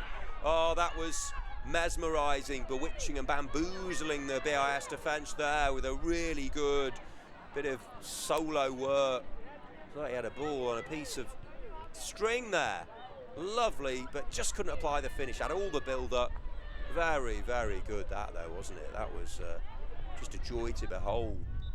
Quality there, so comfortable with the ball at the feet, but just I don't know whether panicked, just didn't quite get the angle right. The radar was just off beam with the final shot. It looked the easiest part of it, actually. Here's the cross, played in by Javier Martinez, and then it should be in from close range. Oh, it's over the bar. Well, that should have been 5. They've had so many good chances to make it 5. Not sure how he missed there, just came at him too quickly. Well, we're not going to bring you a miss of the day. That would be cruel, wouldn't it, for these youngsters? I know we want to build their character, but we don't want to be too hard on them. But they know they could have had twice this. But I think BIS Tunis deserve a bit of luck at the back, given how they've worked like Trojans. They've really grafted away in adversity, because they know they're not really going to get much of a chance to attack.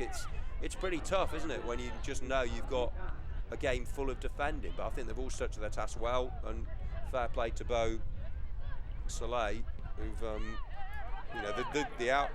the outcome's never been in doubt really since the flurry of early goals. Frenetic footballing fair. I don't think they've taken their foot off the gas. They've kept searching for more, but they just found a few barriers, well constructed barriers in their way, well organised, well drilled, BIS.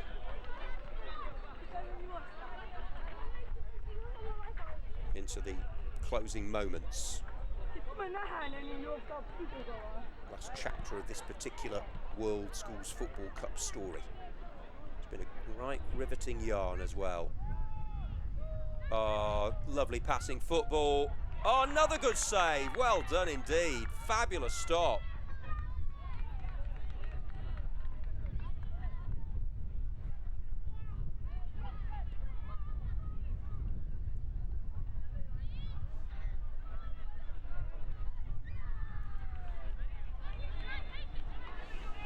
Well, if it hadn't been for the BIS Tunis keeper, Youssef Assaye, with 2 lovely stops, it would have been a more convincing margin of victory.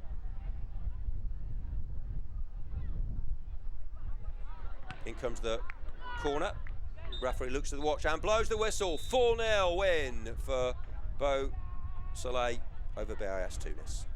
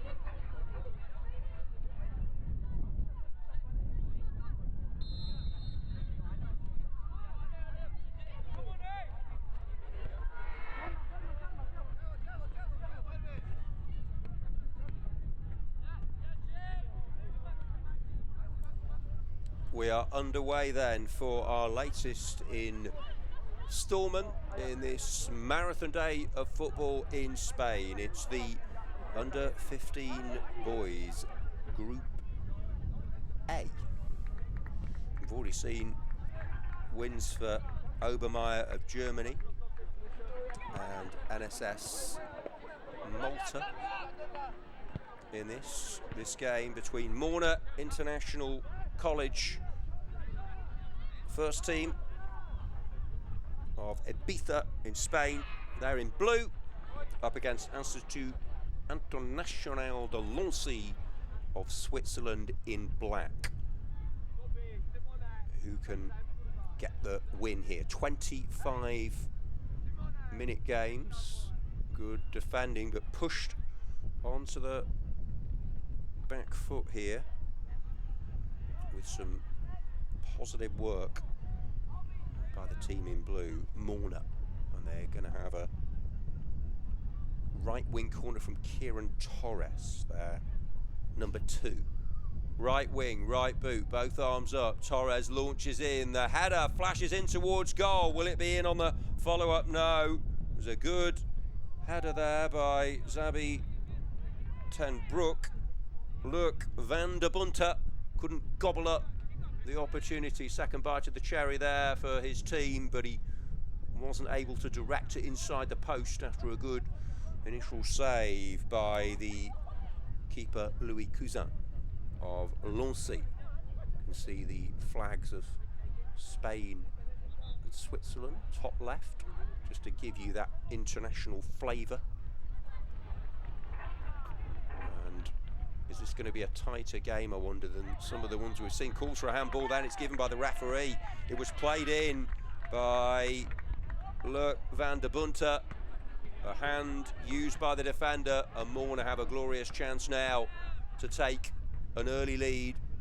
The referee immediately blew his whistle. He was in no doubt that the hand was in an unnatural position, and it's a big moment now for the number 7 of Morna, Matteo Tour. Will he be in 7th heaven? Tour sets himself up against Louis Cousin, the keeper. A delayed run-up, and then he lashes it in. Well, it's a 12-yarder that couldn't have been hit much harder. That is a really crisp strike, never in doubt from the penalty spot. And Morna have the dream opening. Inside 3 minutes, they've hit the front. The Spanish side up against Swiss opponents and rifled it, didn't he, into the corner. No chance for the keeper. Penalty won by Van der Bunter. His goal-bound effort was handled by the defender, and then it was his teammate Matteo Tour who made no mistake knocking it home. And now they're looking to build with Xavi ten Broek, who's looked good so far. They've settled into this game the better, and it's a really talented school. They've got so many players keen to play in this. They've actually got 2 teams in the under 15 boys, and the second team is coming up after this one against Dubai College. For now, Morna International College 1, lead by 1 goal to 0. Referee just checking. We're not going to need any medical attention. They've won a corner, so, well, they made a fast start. Desperate to impress, and they're doing just that. They've scored from a penalty with Matteo, the marksman. And this is played forward, might be another goal. It's a simple save, really, but he did well. And then the defender completed the clearance. But another effort, this time Curtis McIntyre, the number 8, with a goal-bound attempt. But good work by Louis Cousin, who's been a very busy keeper so far. I'll be pleased with that save. Clearance was completed by Victor Lowe, the defender. Another corner in from the left. Played on the ground this time. Bit of a grass cutter, turf trimmer, whichever phrase you want to use. Oh, that's good feet. Lovely little dribble there by Thiago Pernias. Morna led by Jeremy Vernade. Matt Clark providing the info. Here's the shot from outside the box, blasted high and over the bar by Hugo de Leo Alegre.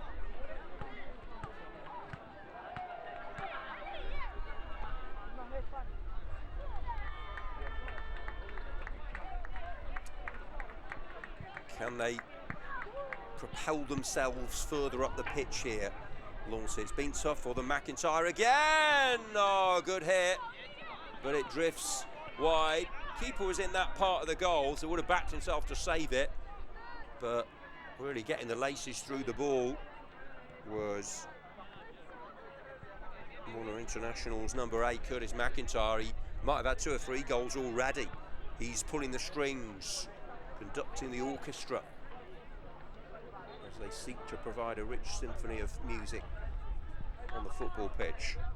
The goal scorer from the penalty, Matteo Tur, to swing this one over. Great to see all the different teams and schools represented here. Curls it in, little bit of ball juggling by Maxi McIntyre, forward from the back.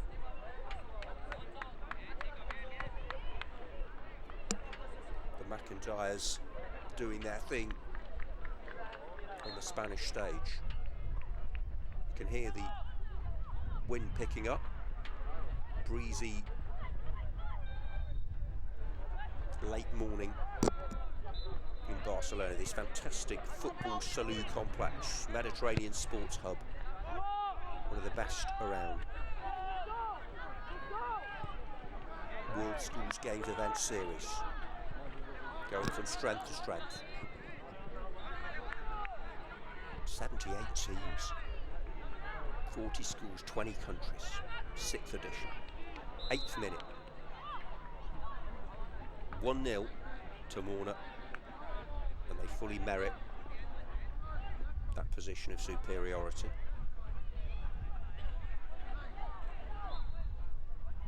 Well, showing a good willingness to work there, the number 21 Kwame Makaria for Institut International de Lancy, who are, in fact, their leader, I do apologise, is Jeremy Vernade. Morna's leaders are Daniel Roma, Ivo Ten Broek, Mario Tuccia providing the info. Thanks to everyone who's provided us with this detail. There's a cross in from the right flank.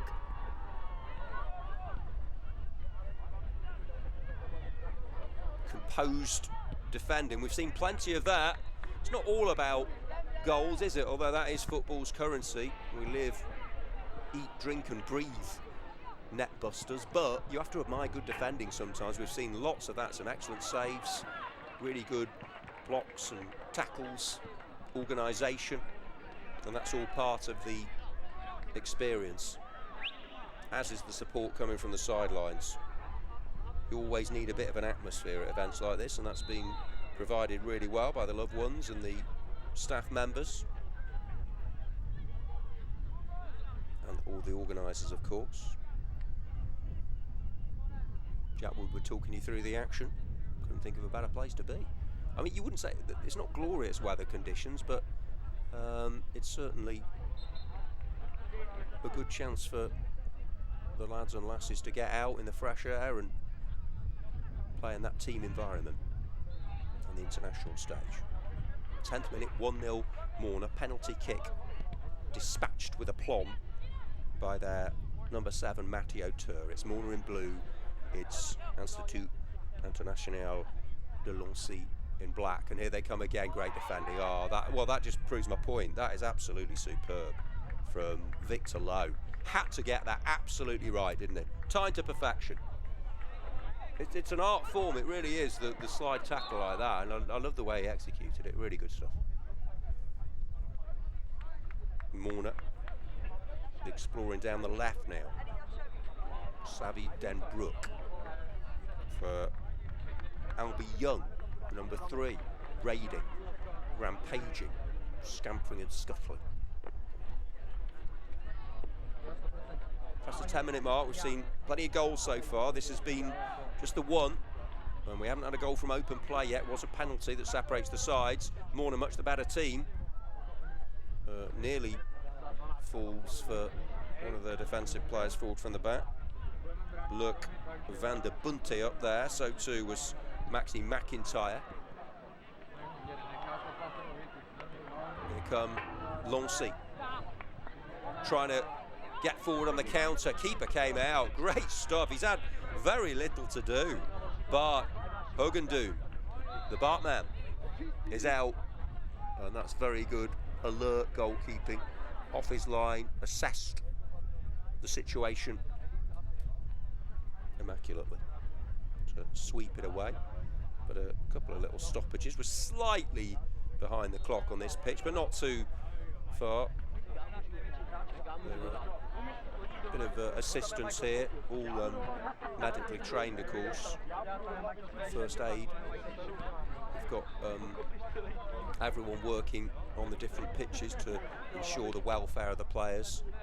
Haven't had any serious injuries, touch wood, yet, and long may that continue into the rest of the day.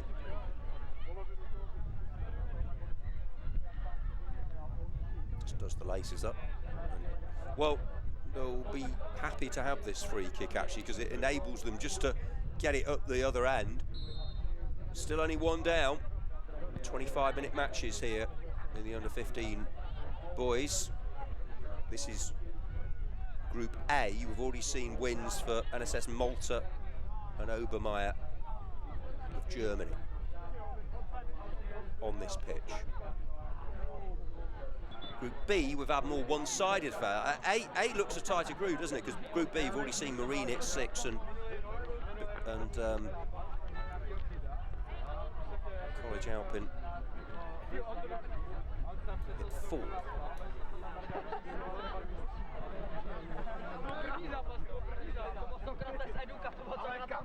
Make sure you follow us on Instagram, Facebook and X.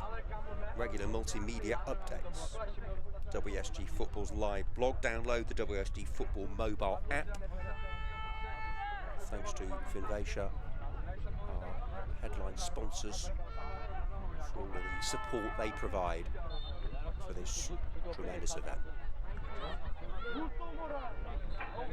McIntyre and Matteo Tur. Oh, he's tried his luck from range. Keeper spilled it, and it's in on the follow-up. And that's the second goal. That's the buffer. Tur going for a blockbuster, and then really good alert work to get the second goal for Morna International. They have some breathing space here, and it was really nicely done. They double their advantage. 2-0. Very well taken indeed by the number 12. Look, Van der Bunte. He was, that's what you need. If a teammate goes for glory from range, he's clearly got that in his locker. Tur, who scored from the penalty spot earlier, you've got to be ready. It was so awkward for the keeper, it dipped. He did well to get to it, couldn't collect the ball, and there, alert, ready to pick up the scraps from the table was, look, Van der Bunte. 2-0 for Morna International College, and you'd have to say, given the overall complexion of the contest, that's just about right now. Here's Delancey now with a little glimpse of an opportunity perhaps, with Chianwa Mabuka waiting in the middle. Doesn't find its way towards him though, but it's all about feeding off moments of promise and encouragement, isn't it? Just get that little chink of light in the tunnel, and they did there, and now that's leading them to have a good little mini purple patch here with the ball squeezed for Mabuka. Get the shot away, slices it wide, but at least it's better from Institut International Delancey. leading the charge. Sianwa Mabuka, the number 19. Central area there, just dragged the shot wide of the post, but minimal backlift, good technique, still was able to get the power, not the placement though, and keeper but Hoggendoon watched it travel wide of his post. Here come the team leading 2-0, Xavi Ten Broek. 10 to go. This 11 o'clock fixture. Matteo Tur from the penalty spot, really well struck 12-yard kick. And then Tur, in fact, he got an assist for the second goal because his long ranger was spilled by the keeper. And there was Van der Bunte to gobble up the rebound. Free kick taken quickly, and a good save by the keeper to foil Xavi Ten Broek this time. Well done, Louis Cousin. But his near post has come at the cost of a corner.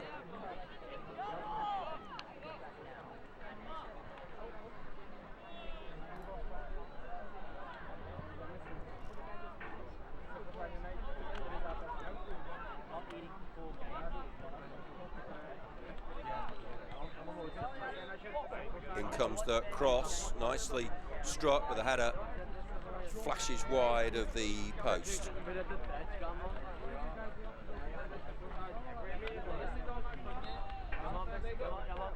Nicely scooped into the danger zone there, but he's definitely carried a threat throughout, as Luc Van der Bunte does have a goal to his name. Xavi Ten Broek has been a standout performer as well.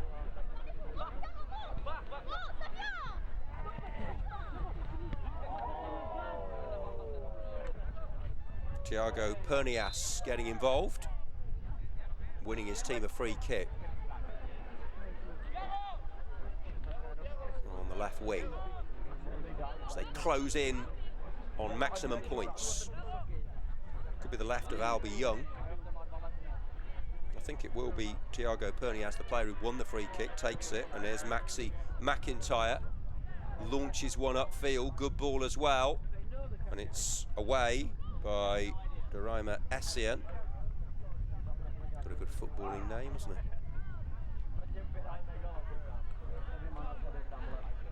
Van Binsbergen.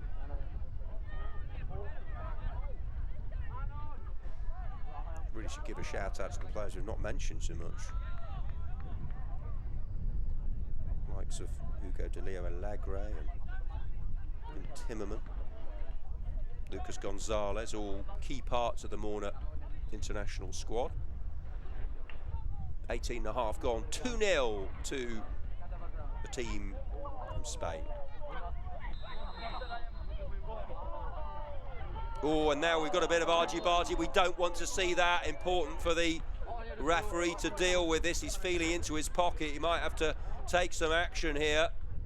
And I think it's going to be yellow cards. Not a good reaction. There's a yellow there for Morna's Thiago Pernias and a yellow for Deraima Essien, I think it was. Yeah, the number 22. So Pernias and Essien don't want to see that.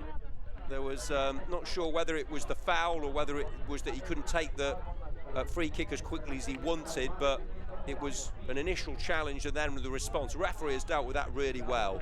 You don't want to see red cards if you can avoid them at this level, although you do want them to learn the right way. You've got to take the appropriate action. Punishments always fit the crime, but I think the ref's dealt with that pretty well. He's gone over. You've got to almost take the schoolmaster headmaster approach at times with these youngsters. Remember, they're all under 15, and it's a yellow, and he's been decisive there, and you've got to show that authority. Yes, you want these kids to express themselves, but they've got to learn right from wrong, and that's not the way to react. As he goes in again, does Essien. Well, he doesn't shirk a challenge, does he? He's on a yellow card, and he's gone in there on Ten Broek. If he got that wrong, he was off, because he You know, you might say they were a bit fortunate, those two, Assi and Pernius, only to get yellows, but straight away, in a way, I quite like that. The fact he's showing that he cares, he's showing passion. Shouldn't have done what he did, but he's not letting it affect him, and he's still going in with the challenge. He's got a card to match the colour of his boots, but that is, it's great to see that. It really is. There's a shot, couldn't wrap his foot around the ball there. The Morna number 6, Hugo Di Leo Allegre. Continuing their names we've not mentioned, Lucas Gonzalez, Joey Bolderman, Max Bassami, Hayden Ham, some of their squad. Also Delancey, Thomas Gomez de Abreu, Louis Aguissi Normand, Jamie Hodge, Max Cavalli, Kwame Makari, Victor Lowe. Oh, here they come again, and it's Asian. He's been their best performer, hasn't he? We've seen the good, bad and the ugly from him with the sort of risky challenges and the reactions, but he's contributed well. He's really shown some good defensive contributions as well as Asian. Maximilien Champiere de Villeneuve, their squad as well, Justian Nariewa, Rocco Hill, Antoine Vieira, Xaviero Hernando, Lucas Striano. Good to give as many players as possible a shout out, give them their little moment on the broadcast. Thanks for your company on this epic World Schools Football Cup weekend.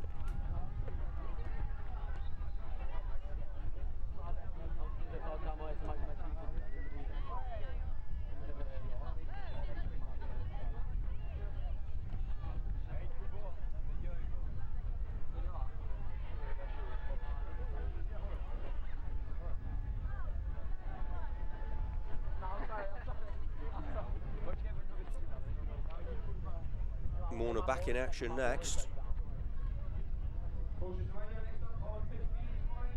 And you'd say it's a pretty comfortable 2-0. Penalty goal and a follow-up after a good effort, but if you're talking about a headline maker, it's Matteo Tur, isn't it? He struck home the penalty, and also his was the effort from outside the box which led to goal number 2. Luc van der Bunte was prepared to pick up the loose ends and put into the net. There might have been other goals. They flashed against the wide of the post, the full saves from the keeper. And answer to International Delancey with it. They did have a shot from outside the box by Mabuka. Essien shown tenacity. There was a little flare up. It threatened to get quite unseemly actually as that cross comes in from the left for Delancey. They might make it a nerve-jangling last few minutes if Delancey could grab an unlikely goal. Be a bit of squeaky bum time, as Fergie used to call it, or some fingernails bitten, but I don't think that's going to happen. I think they're going to get the points to look to push on. This is Group A, Group B to come. Alternating between the two groups in the early part of this session, and then it'll be over to the under 17 boys Group A and B later in the afternoon. Just marking your card for what's to come. We've got all the excitement of the finals. You never know, might get a few penalty shootouts tomorrow for your entertainment. 1 minute to go of this one, with Delancey doing their utmost to make a game of it. They've really rolled the sleeves up. They've given absolutely everything, but just haven't had that quality. It's been the superior technique and organisation of their opponents that's meant they've been the toughest of nuts to crack. So they will push on, and I think they could be significant players in this group. Morna International College trying to build something through Pim Timmerman. Could there be an opportunity here? Well, a bit of a clash on the edge of the penalty area. I think it was just outside. It will be a free kick. It wasn't too far from being a second penalty of the game. And you can sense he's licking his lips here, the Morna International number 3, Albie Young. He's got a cultured, educated left foot. We've seen it a few times, and this is the absolute perfect angle for Albi. Can he dip into his box of tricks here? It's a two-player wall. This will be the final action of the game, I would have thought. We've passed the 25-minute mark. Can they put the gloss on this performance? Morning. Albi Young sets himself, left-footed. Oh, it's a rocket of a shot. It was almost too much of a rocket. Just kept rising over the bar. That's the final action of the game. Morna International College beats to International de Lancy by 2-0. And the Morna International College second team are coming up, taking on Dubai in the next game.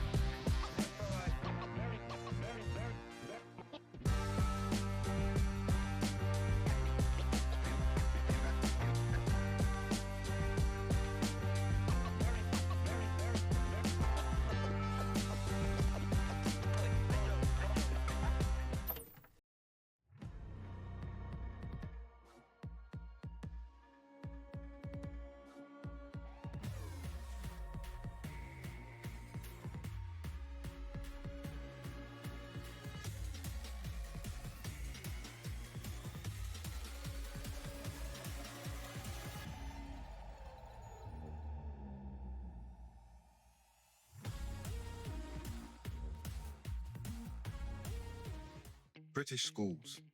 With a tradition as old as time, these institutions stand as enduring symbols of excellence. Beyond being just buildings, they represent the epitome of education. Students here don't simply learn. They shape their futures in an environment where academic excellence merges with elite athletic facilities. At Prestige Football Schools, we are there every step of the way, no matter what country you come from. Our dedicated team helps compare and advise on the UK's best football schools and gap year programs. Scan the QR code on screen to find out more and book a free consultation.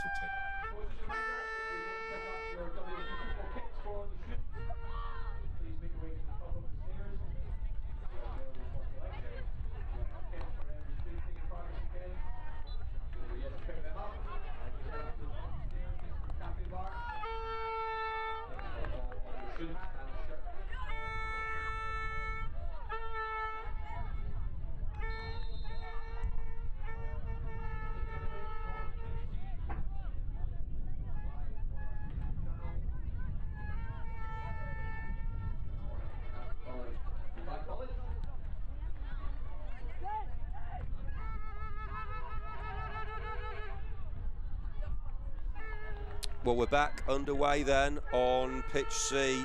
It's a really good early running shot from the team from the UAE. Dubai College in navy, Morna International College 2 in blue. This is under 15 boys Group B. We've just seen Morna International College, one of the beats that win 2-0 against Institut International de Lancy. And can their number 2 team, I don't know whether that's just in terms of them sharing it out, whether there's a difference in quality in the two teams. I'm not sure, the staff will probably tell me. But here's the Dubai College team with Abdu Bencheku. Keeper comes out, does well. It's Leo Martin Stepniewski in goal. Good to hear the klaxon, the hooters, whatever, vuvuzela. I'm not sure if there's a technical term, but it's good to hear that sound coming through from the sidelines. It's all part of the general feel of the event. It's been quite a strong win. We have had a bit of the Spanish sun, but also gusting around, and there have been some gutsy performances from both teams. I quite enjoy, I mean, listen, we love goals, we love big scores, but I quite enjoy the tight games sometimes if it's just one goal to nick it. I think we'll probably, in fairness, get more of those tomorrow. You'd think when you get through to the cups and the bowls and the plates, and you've got teams of similar abilities who've either done very well or middling, or they've found their level, you're going to get closer games. I think that we're more likely to get one-sided matches today, but we've got all different types of footballing entertainment and experiences on show for you. Jack Woodward with you live on YouTube. Welcome to our live stream. Isaac doing a sterling job on pitch B as well, taking you through boys and girls action.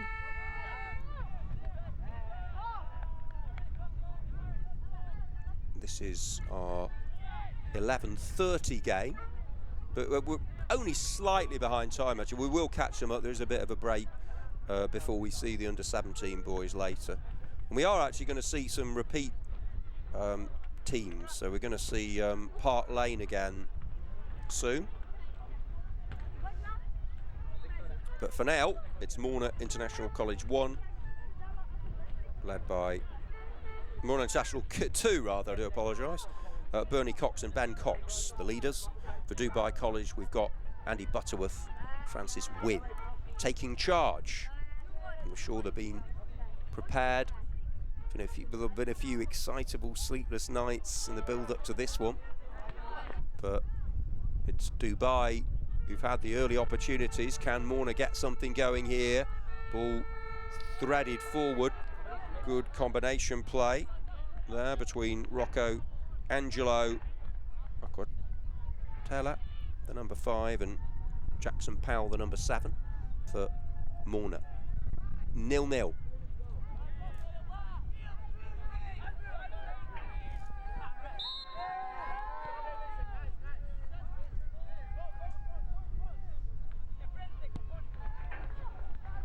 Proudly representing the UAE, Dubai College. Good work there to win the free kick. It's going to be taken, I think, by Zain Khatun. Probably within shooting range, you'd think, for the number 10. What Zain got up his sleeve for Dubai College. 0-0 with Morna International College 2. It's the team from the UAE. Here's the shot, right-footed, and gobbled up by the keeper, Leo Martin Stepniewski. At least it's an attempt on target. Goalless, but not soulless. There's pride and passion aplenty on show. Seen plenty of sweat and plenty of threat. There's been little bits of inspiration, celebration and jubilation. And here come Dubai College with Zain waiting in the middle. It's a really good run. Cut back, chance now for the opening goal. Great block. Well, they'll feel they perhaps should have scored that. Was Laith. Hit me with the shot. Crashed it in towards goal. But it's top quality defending. A-star, if you still give A-stars nowadays. That was brilliant. Really good at the back.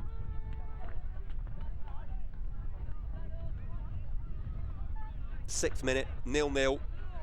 Dubai College have had the openings. You wouldn't say they've squandered them. You said there'd been some very good defending and goalkeeping to keep them at bay. They'll hope to manufacture another They haven't really been gilt-edged, the chances, but he's leading the line well, isn't he? Nana Sena, the number 16. Great run moments ago down the right and then getting the cut back over.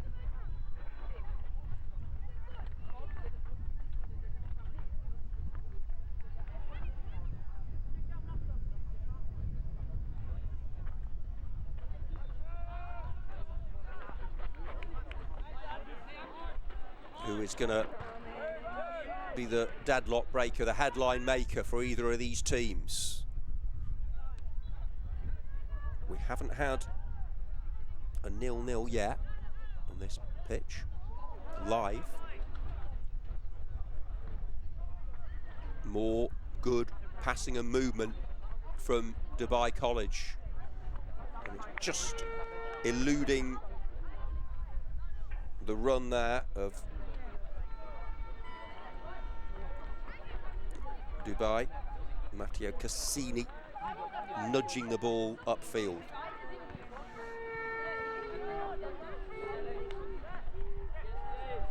And now here they go again. Having to do their fair share of defending, aren't they? Morna International College, who were much the better team in the last game, but the second team have really got a battle on their hands here. Zain Khatoon takes it quickly, fizzes one in. Just about dealt with by Oliver Wilson.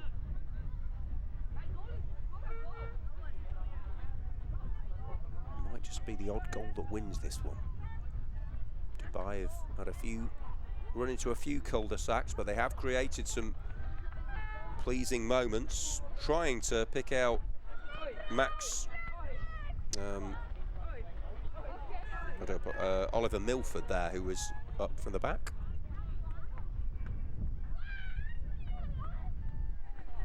Eight gone, 0-0. Here they come again with Zain. More sterling defensive work, this time from Alejandro Gonzalez Porro Villatoro. Excellent from him, the number 9 for Morna. Nothing to show in the goals column yet.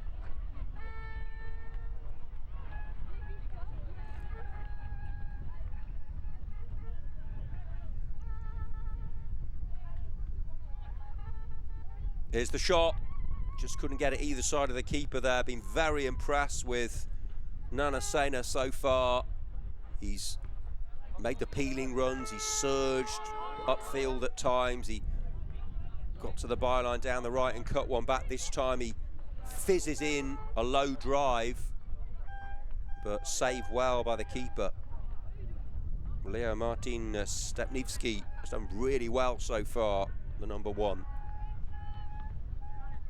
To keep the sheet clean to date. Are they going to get a shutout? Dubai keep coming at them though. Is it going to be an effort from outside the box? No, it's unselfishly passed into the feet of Zain Khatoon and then floated over the bar. Is the goal coming? They've got the balance of power in the game overall, but nothing to show for it. This our 5th game of the day, our 3rd in Group B. Zane's in, tight angle, can't find the finish, and then it's scramble clear. And up from the back, Tommy Tan trying to get involved, number 5 in that attack. But he's really making things tick, isn't he, for Dubai, the number 10, Zain Khatoon. And now it's forward by Tariq Labib. They're getting better and better as this game goes on. And it's with Nana Sena. Strong, slippery, skillful, good game intelligence as well. He's a top player. He's won the corner, he's going to take it. And they're sending the cavalry forward here. Up from the back has gone Andrew McElveen. Abdu Benchakchu's up there as well. Nana Sena, right wing, right boot, out swinger, acrobatic attempt, doesn't come off.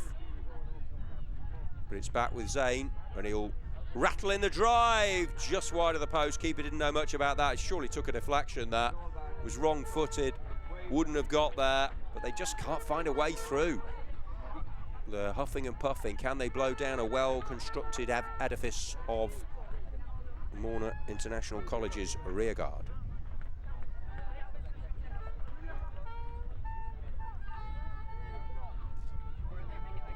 Approaching the midway point of this one period of play. 25 minutes each way against the bar, and then in on the follow-up. While he was there, ready on the rebound. And Dubai College take the lead. And it's the excellent Nana Sena, the number 16, with a sweet scoring moment. The initial effort against the woodwork, it dropped for Sena, and that's a real striker's goal. He's led the line superbly in this game. He really has. He's been tireless, fearless, powerful, skillful, and there he was to apply the finishing touch from close range. Dubai College hit the front, deservedly so, coming up to the midway point of this game. It's Morna International College 2-0, Dubai College 1, Nana Sena with the scoring moment. Decisive, really impressive actually, because he reacted first. You've got to be ready in those sorts of situations. Oh, what a lovely weighted ball that is, and that's the second goal. Zayn, who's been pulling the strings, the number 10, Zayn Khatoon, he gets in on the act. It's 2 goals in the space of a minute here, and Morna's resistance has been well and truly broken. First, it was Nana Sena, and then Zayn Khatoon, the number 10, who's been a threat right from the first whistle, dances past the keeper and rolls it over the line and into the net to double their advantage. The goals have been coming, they've shown patience, that can be a virtue. They've been persistent, they haven't let the heads drop, and finally their scoring success has come. So this is the opposite of the last game, with Morna winning that 2-0. Now they're trailing 2-0. You fear for them here because it's as if, it's like any English viewers will understand the analogy. It's a bit like waiting for the London bus. Sometimes two come along at once, and they have for Dubai College of the UAE. Maybe they'll be a force in this group. This is Group B of the under-15 boys competition. We've seen a 4-0 for College Alpin Beausoleil and a 6-0 for Marine Academy Plymouth. So English and Swiss convincing success. Are we going to get a big UAE victory? Took a while to get the goal, but well, I mean, the cliche, actually, they've turned the cliche on its head, because the old footballing adage rings loud and true. You're at your most vulnerable when you just scored a goal. That's what they say. It might have been Brian Clough, could have been Bill Shankly. Not sure it was which manager it was who said it, but they say it's you're vulnerable when you just, actually, when you just conceded, you can be vulnerable as well. And they were. Morna, having conceded one, they promptly let in a second. And they had defended so well up to that point.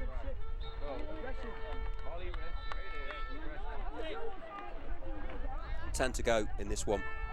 We've got another chance to see Park Lane next. We've already seen them once. They lost 2-0 to NSS Malta. Can they get a victory in Group A? They're taking on Bucksburn Academy of England. Nice to see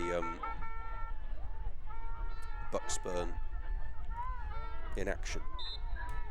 That's coming up after this one, as we approach midday at the Football Salou complex. Dubai College really growing into this one.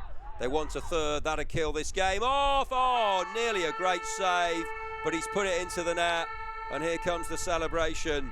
It's 3 for Dubai College, and that was most possibly rehearsed. Kian Leitner with the finish, to make it 3-0. That is game, set and match for Dubai College. They're running away with this one now. They play some terrific football, and it's Kian Leitner who gets in on the scoring act. 3 different scorers, 3 goals for Dubai College. There's just something about this group, isn't there? We're getting big wins, but they looked strong, didn't they? Marine Academy playing. You have to take into account the opposition, but they looked strong. So did College Al Pombo Soleil, and so now do Dubai College in Group B. 3-0 up. We've had goals from Nana Sena, Zain Khatun, and now Kian Leitner. And I don't think they're done yet. Laith Hidme. It just goes to show, you know, you're looking to learn lessons for these youngsters. Well, you can take something from any game, can't you? Rain, wind or shine, win, lose or draw. And I think from Dubai's perspective, it has to be, well, if you're creating your chances, if you're having the play, don't get frustrated, don't get exasperated if you don't score. Rewards will come. Keep applying yourself, keep believing in yourself. That's happened.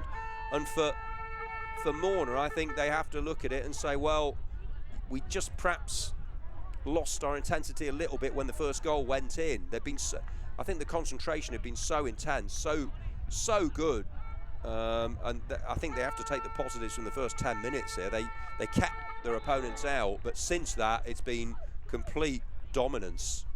And here's another one. That's the 4th goal, and it's as if the shackles came off after the opener. All of the and great to see that. Great to see the whole squad getting together, all the age groups. This time it's Laith Hidme who scores the number 18, so that's a 4th different scorer for this team. And it's funny, isn't it, how 1 goal can lead to 2, can lead to 3, can lead to 4. They've all come in what? I make it 7 minutes. 4 goals in 7 minutes. And all scored by different players. It's very rare at any level of football, any duration of contest or age range. It's rough on Morna, but the quality's showing through. This should be 5. Oh, he's flashed it wide. Has he not scored there? I think he tried to absolutely blast it into the net. Koa eager. That was just adrenaline. He was very eager to rip the net off, I think, with that one. Swung the boot fiercely at the ball, but skewed it, sliced it well wide. I don't think it does not going to affect the outcome. We're going to have teams with big, advantageous goal difference here. There's going to be some absolutely gargantuan games between the top teams here, as that one fizzes wide from Nico Ruiz. They want 5. 4's a good return though. We had it was magnificent for Morna in their first team's game, but the second team game they've been rather more morose.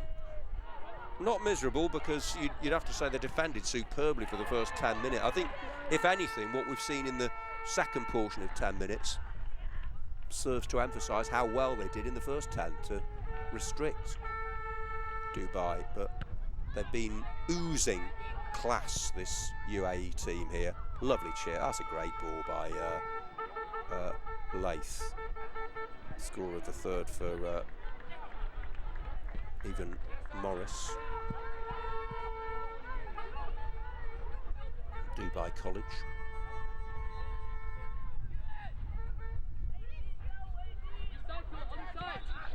In fact, I've got 2 number 7s here, Morris and Eager, so I do apologise if for whoever that isn't involved. So, and it was certainly number 7 who hit the shot wide. But thanks to everyone providing all the information on all the players. Much appreciated. As the cross comes across the face, should be another one, and is. It's a 5th goal, and it's scored by the number 4, Nico Ruiz. What a run that was. Great ball into his path. He celebrates with Leitner. And, well, 5-star showing from Dubai College. Took a while to get going, but they've scored 5 goals in 10 minutes. This has been phenomenal stuff. Great football. And they're sharing the goals round as well. Half the outfield players have scored. 5 different ones. And it's Nico Ruiz who made the surging, bursting run, timed it to perfection. Lovely ball into his path, and he couldn't miss. Just a couple of yards out, 5-0. Remember, 10 minutes into this game, it was still goalless. And we were talking about maybe having a closer affair.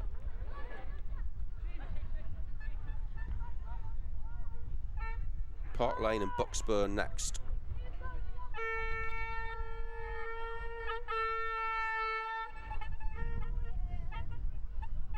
That game will be in Group A.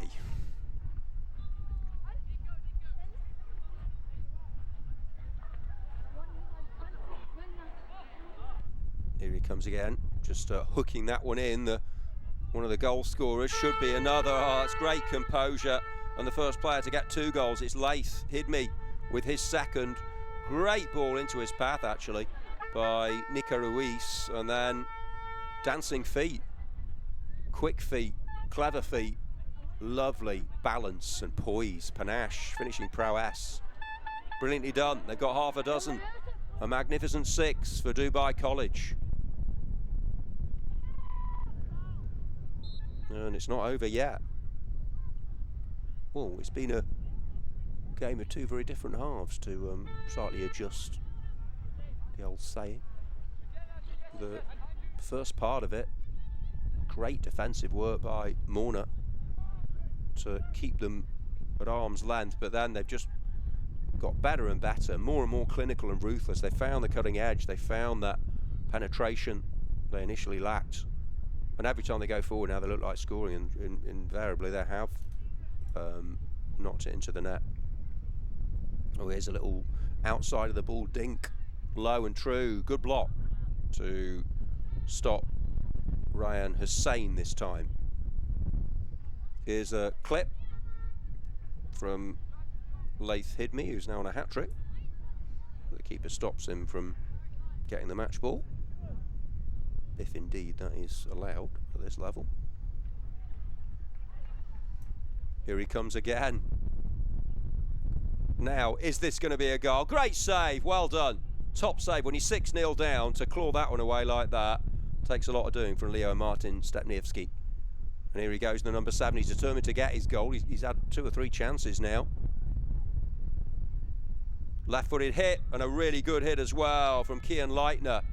He's got his second of the game. 7 up for Dubai College. Beautifully struck in the final minute of the game. Leitner has 2, as does Hidmi. 4 other scorers. 7-0. Outstanding football from Dubai College. It's the biggest win of the day so far on pitch C. Eclipsing Marine Academy also in this group, who hit 6 in the second game we saw live. 7-0, closing seconds. Been a huge gulf. Did so well in the first 10 minutes, but Dubai since that ran away with it. Morna 0, Dubai College 7 is the final score.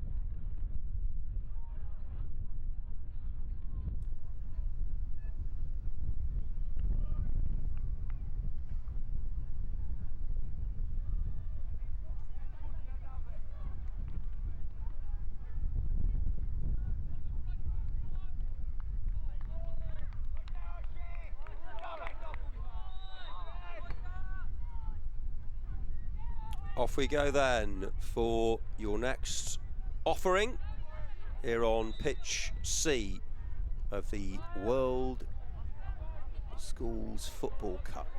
It's under 15 boys, Group A. Park Lane International School of Czechia up against Bucksburn Academy of England. Park Lane in white, Bucksburn in yellow and blue. Park Lane, we've already seen them play once. They lost 2-0 to NSS Malta in this group. They'd love to get a win under their belt. They're led by Ray Foley, Jose Marcia, contact Christina Zikova, thanks for all the info. And Bucksburn, Richard Glaspie and Matthew Mackey overseeing their efforts to get themselves a win.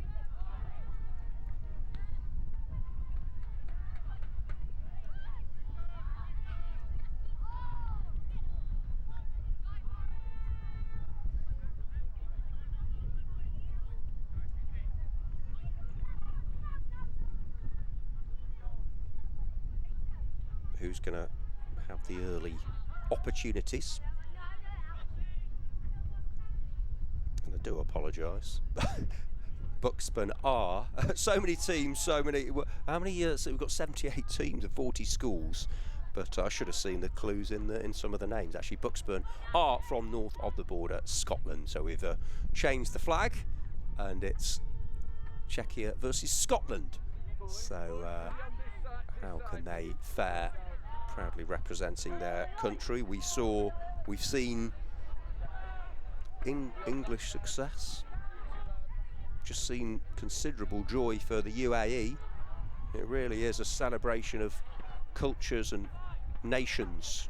But Bucksburn of Scotland are on the front foot here.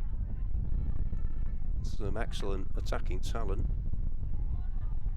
Be great to have Scotland in the next World Cup, wouldn't it?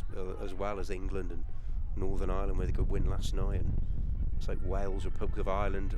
Hopefully some of those can get in the playoffs and represent the British Isles. Right, they clearly work on the corners. I love that, all of them queuing up inside the penalty area, and one of those Bucksburn players gets the shot away. Then on the follow-up, desperate defending, and he just can't force it in. Well, very, very close to getting the first goal of the game. They were in a little queue there, weren't they? 5 or 6 of them, ready for the swinging corner from the left wing. But the referee blowing the whistle. 3 gone, 0-0.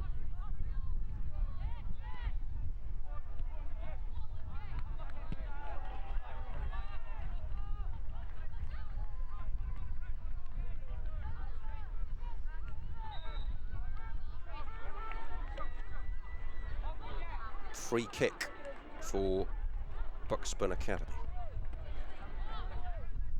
Lots of options making their way towards the edge of the penalty area. Park Lane having to do some defending. They weren't able to get a goal the last game we saw on this pitch. They've got to do some rearguard work here. Keeper came for it, should be knocked away, and is only as far as Bucksburn's number 4, who's Noah Scott. Scott the Scot, as it's launched in from the right, pursuing that one. Boris Lurch, lurking with intent, you might say. 4 goal, 0-0.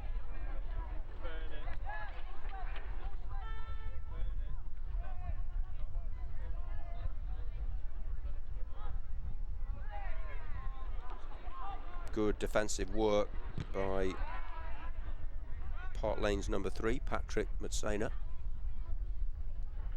Over goes Maran Singh. We saw him do really well actually at the back. He produced an amazing goal line clearance in the first game they played on this pitch. It's clearly an important rock at the back for them. And it's Matej Kauski over to take this set piece. So they've weathered the storm. They dealt with that corner just about. Bucksburn have settled into the game better as an attacking force. And the Scottish side now, maybe with an opportunity to get a shot in. It's slotted. Opportunity now, and it's a good save at the near post. It's the Bucksburn number 5 with the effort.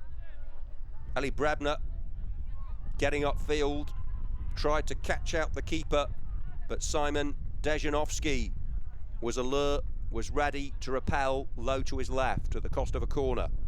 But that's an opportunity falling to Eli Brebner of Bucksburn Academy. In comes the right wing corner. It's a good one, headed just over the bar. Inches away from number 17 there. Breaking the deadlock. Really good, driven right wing corner. They produced a couple of fantastic balls into the box. One from the left wing from the corner earlier on. That one from the right. And just couldn't keep the header down. Keeper was beaten. And agony for Bucksburn, I guess ecstasy for Park Lane to keep it at 0-0. 6 gone. Keep pounding away at the door, Bucksburn Academy. And we saw what happened in the last game. Took them a while to get going, Dubai College, but they didn't score in the first 11 minutes, but they hit 7 in the next 14, averaging a goal every 2 minutes.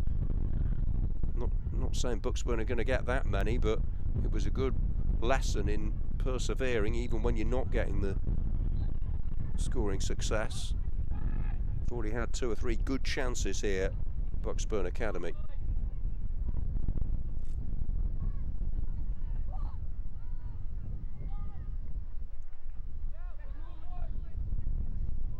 We've got another Scottish team next, actually, St Aloysius College.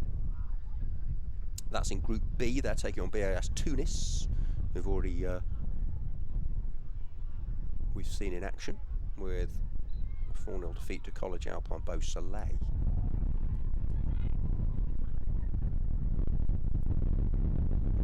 The action coming. Oh, what a lovely run this is. Oh, and a finish. That is a fantastic individual goal. Glorious. So well taken. And, well, they might celebrate, because that was a thing of beauty. Great run, and the finish to Max. That is absolute top draw stuff from Bucksburn Academy's number 9, Nolan Petrie. Take a bow. Determined, focused, confident, and precise with the finish. They have the lead. And the goal had been coming, no doubt about it. Didn't expect it to be quite as memorable as that, though.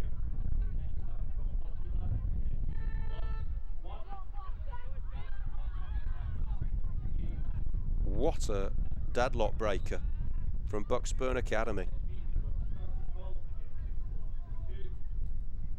Game 7 of the day.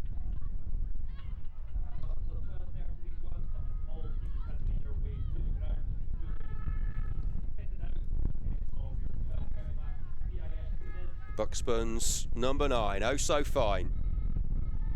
Nolan Petrie with a great bit of scoring joy. That would be the type of moment he would have dreamt of.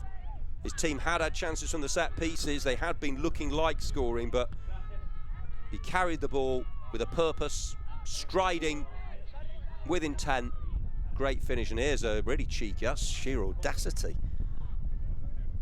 from Boris Lurch. He wants to get some of the scoring magic. That really was a case of Petrie taking this game, the ball by the horns, it by the scruff of the neck, dancing forward, and here's a scuffed attempt for Lucas Reynolds, but yeah, 1-0. They've really ground this out so far. They had been threatening, they've shown promise, and then it was Petrie who delivered. Petrie dishing out some pain to Park Lane.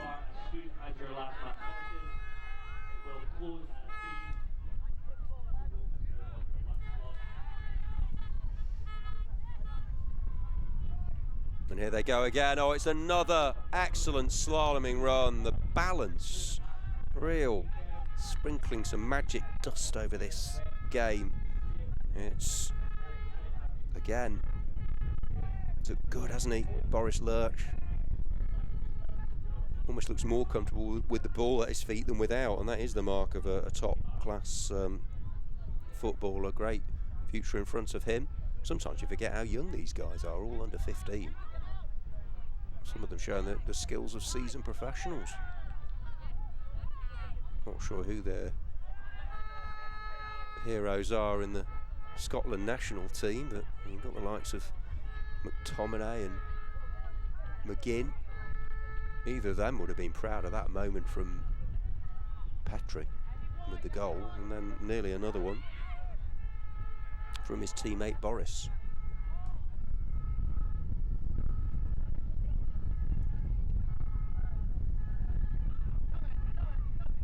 We've reached the 11-minute mark.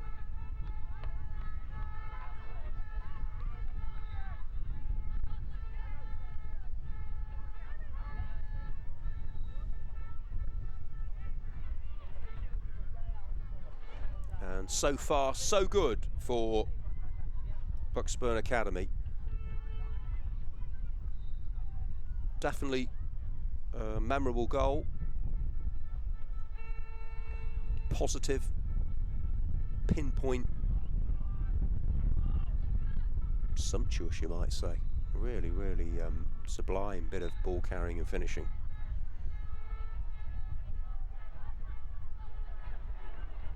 Touch of the Kenny Dalgleish about that.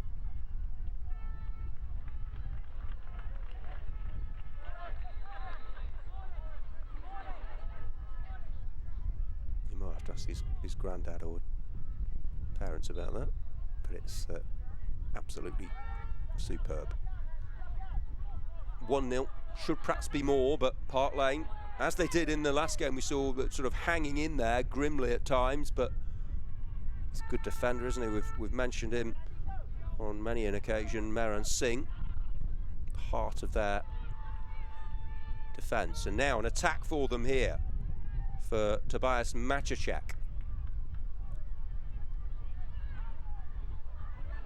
At least getting upfield, that'll give them some maybe belief that they might still be able to nick something midway through this 25-minute game. It's nicely poised. Make sure you go to our app. You can download it, WSG Football, on your mobile. It gives you all the latest standings from all the different groups. This is Group A of the under 11 boys.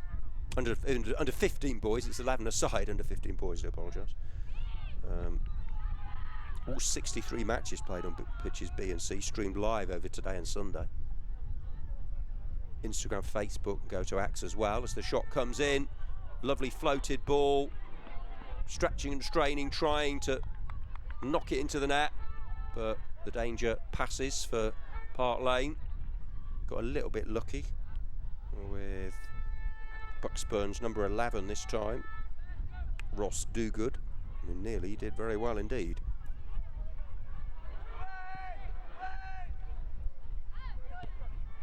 Multimedia updates, and it's really good to hear actually on the WSG Events Axe feed that some of the captains and representatives from the players, they spoke so maturely, again for showing maturity beyond their years, really representing the schools, talking confidently, and you could sense the excitement yesterday at the opening ceremony as they talked about what this event means to them and what they're hoping to achieve from it. 1-0 to Bucksburn Academy here. The goal from Nolan Petrie. Excellent dribble. Showed poise and then excellence with the finish. 1-0.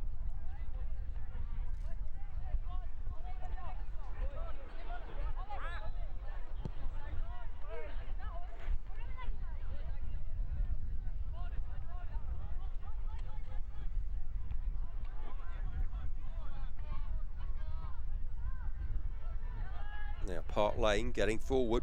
Philip Packard through the centre. Away by Max Carl. Good to see all of the squads being used with the rolling subs, getting everyone a bit of game time. Of course, got to remember, with all the matches they do tend to play, everyone is going to get more than a taste of it. You want to keep your star players fresh as well. It's a good challenge for the coaches, that. Past the quarter hour. It's still not done and dusted yet for Bucksburn Academy. They know they need another goal. Brabner with the throw. He nearly scored the first goal before Petrie decisively did.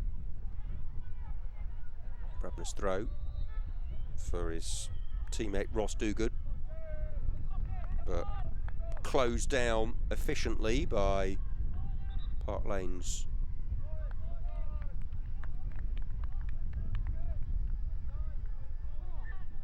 defender, Patrick Hartman, wearing the number 5. 16 gone. Are they able to get it up the other end of the pitch, Park Lane? Stuck in their own half, more good individualism. Oh, that's a lovely bit of work, and the ball ends up in the back of the net. That was absolutely sublime. And they have got the second goal, and it's come through some real brilliance. Max Carl with some curl with his right boot from the right side. It was an unlikely angle, but somehow he's found a way past the keeper, and they have got the crucial second. They needed that just so they can express themselves and relax in the remainder of the game. And he, don't know whether it was a cross or a shot, only he knows that. The main thing is it's gone over the line, and it's a scoreline of Park Lane 0, Bucksburn Academy 2. The Super Scots off and running here. They look set for all the points, and our Park Lane set to have the same scoreline as they did in the 11 AM fixture we saw when they went down 2-0 to NSS Malta, another good side. They've just not been able to fashion too many attacks. They've defended manfully and very effectively at times, but it has really been attack versus defence, this one. Bucksburn kept plugging away, and 2 really good goals. The first from Nolan Petrie, the second from Max Carl.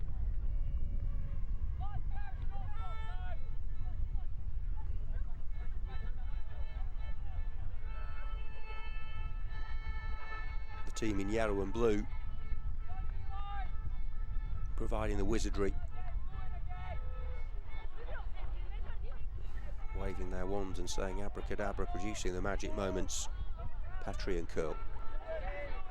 Are they going to go for more goals? You would expect them to do so, certainly with this lad on the ball. Petrie wanted another from range, firing it powerfully. Corner kick. The klaxon we can hear. Not sure whether it's for this pitch or an adjacent one. Live action for you on YouTube on pitches C here and also pitch B. Another corner. They've been wreaking havoc, making mischief with the delivery. Here's a shot through a ruck of bodies there, and it is forced into the net. Well, the first attempt came in from Aidan Flatt, and then Eli Brabner on the follow-up. He nearly scored earlier on, this time from just a couple of yards out. Again, really good reaction to the loose ball there, as the attempt from Aidan Flatt was kept out, but they kept recycling the ball, they kept it moving, and Eli Brabner was able to dispatch that one and to make it 3-0, and it's an even more satisfying scoreline for Bucksburn Academy. Tremendous treble, 3 different scorers, and they want to push for more. It's been tough for Park Lane of Czechia. Over goes Petrie to deal with this situation. Park Lane's Andrew Book striving to get it into a good place.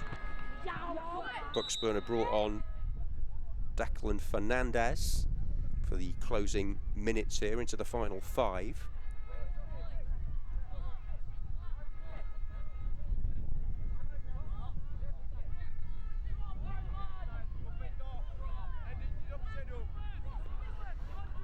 Great stuff from everyone pitch side to keep things ticking over and everyone ready to play the games.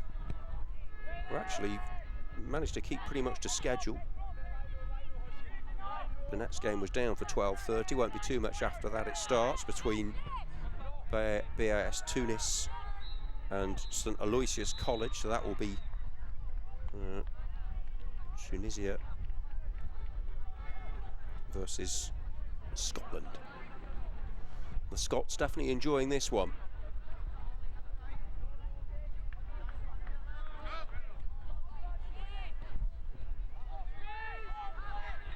Park Lane have been plucky, but they've had to pluck the ball out of their own net on 3 separate occasions.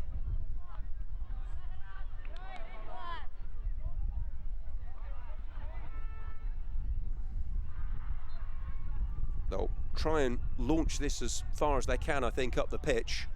You never know, might be an error, might be a bit of brilliance that gets them an opportunity. Perhaps it'll come here.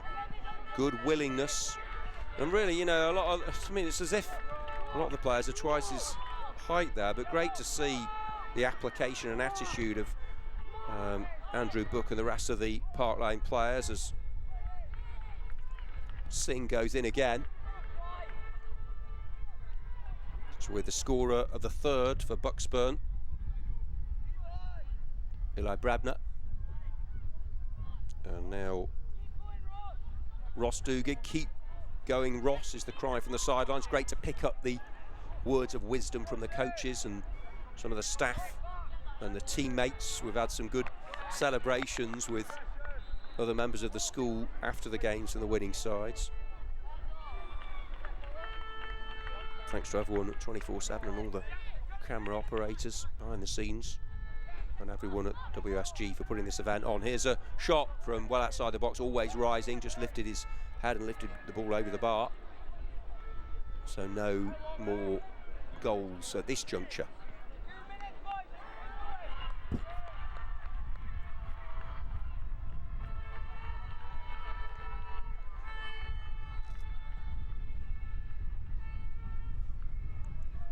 Final couple of minutes of this one, and Bucksburn are closing in on victory. That one rattled against the woodwork. Keeper flinging himself to his right there of Park Lane. Not sure whether he got a touch there, Simon Dejanovsky, but could have been 4.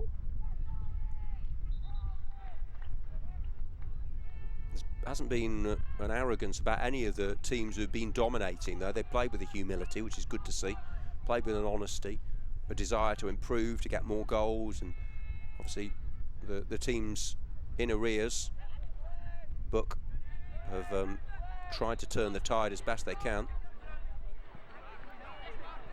Never give up the ghost. Never give up. That would be a good strapline, I think, for this tournament, and they never do. They always look to get something out of every situation, these lads.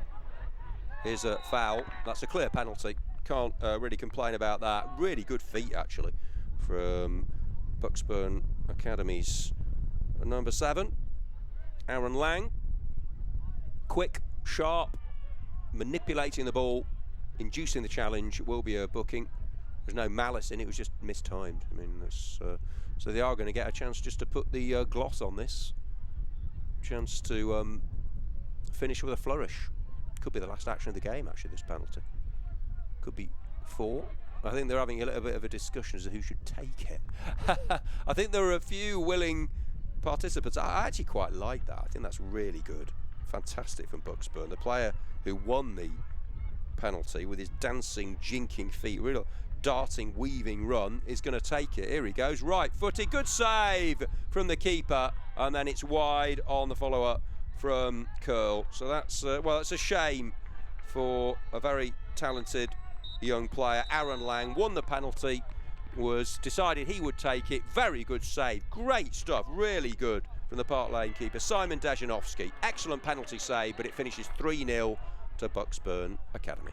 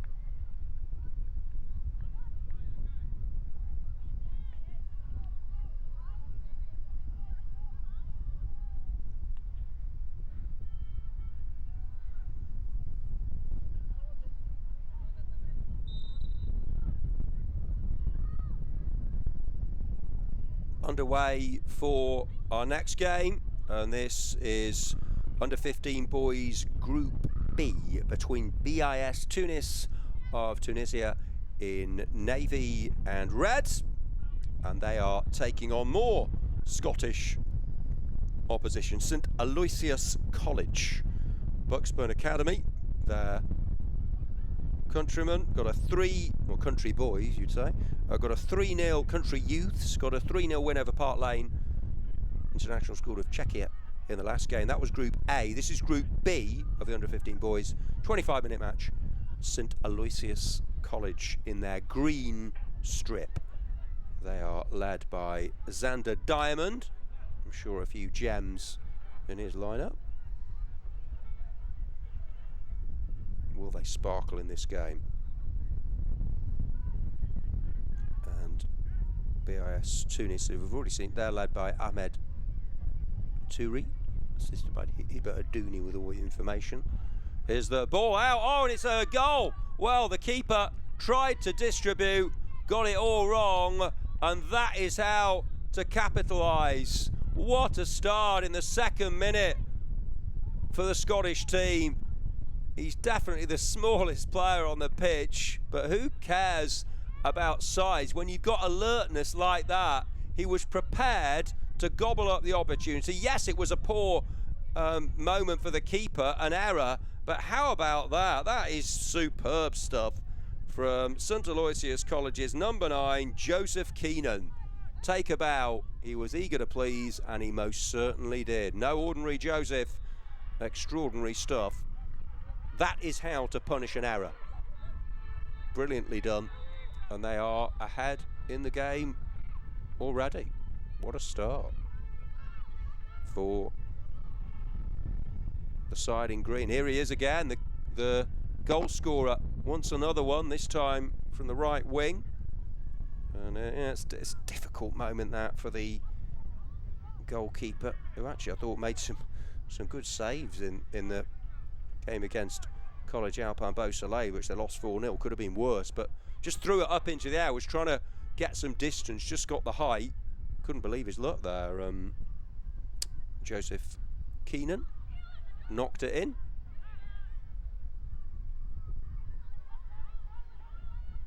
From close range. Here's another shot and another goal. Got a touch there to it, did the keeper. Couldn't keep it out though. And it's a lovely strike and a rehearsed celebration. We don't mind that. All adds to the colour and the flavour of the event. And a really nice goal. Different to the first one. That was from very close in after a mistake. But this one was just a good bit of ball striking. And a second goal in quick succession at the start of the game for St Aloysius College. And it really was very, very nicely done indeed.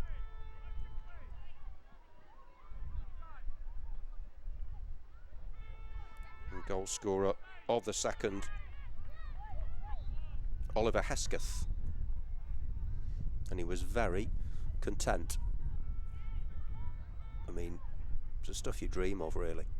Going on a trip like this, to ping a shot live on YouTube throughout the globe, to get that sort of connection. And I think it was the way it swerved, it curved, it dipped and it ripped. And the keeper couldn't keep it out. Such was the excellence of the strike from Hesketh. So it was Keenan with the first. Good golly from Ollie. And I think Oliver might want more. His team definitely want more. They've got 2 goals. They've just seen, might be a bit of Scottish rivalry there. They've just seen Bucksburn Academy get 3. Might have had more, actually. Had a penalty saved at the end and other chances. But St Aloysius already with 2.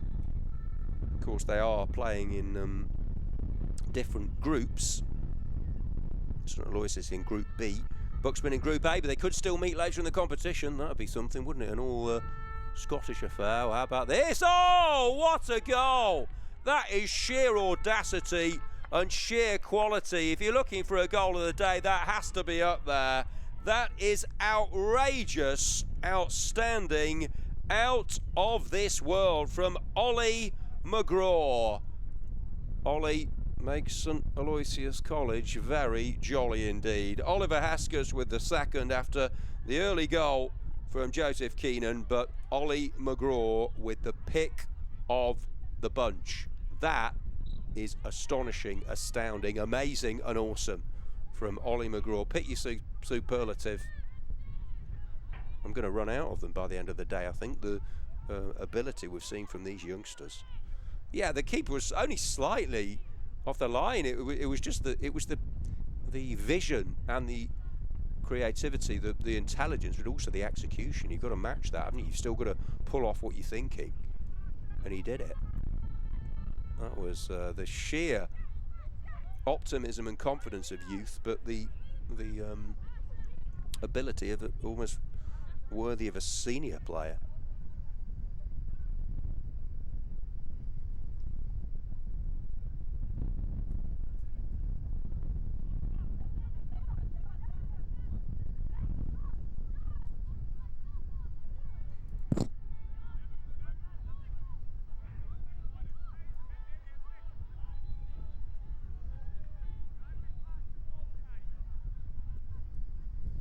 Great goal.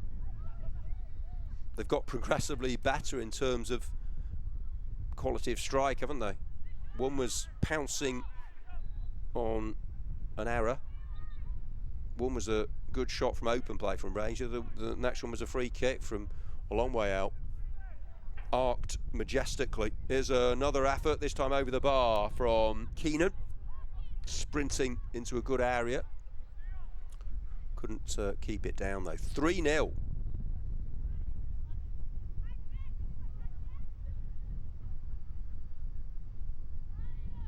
We talked about Diamond, the boss, Xander Diamond, having a few gems, and that was a ruby, an emerald, everything you can imagine. Golden moment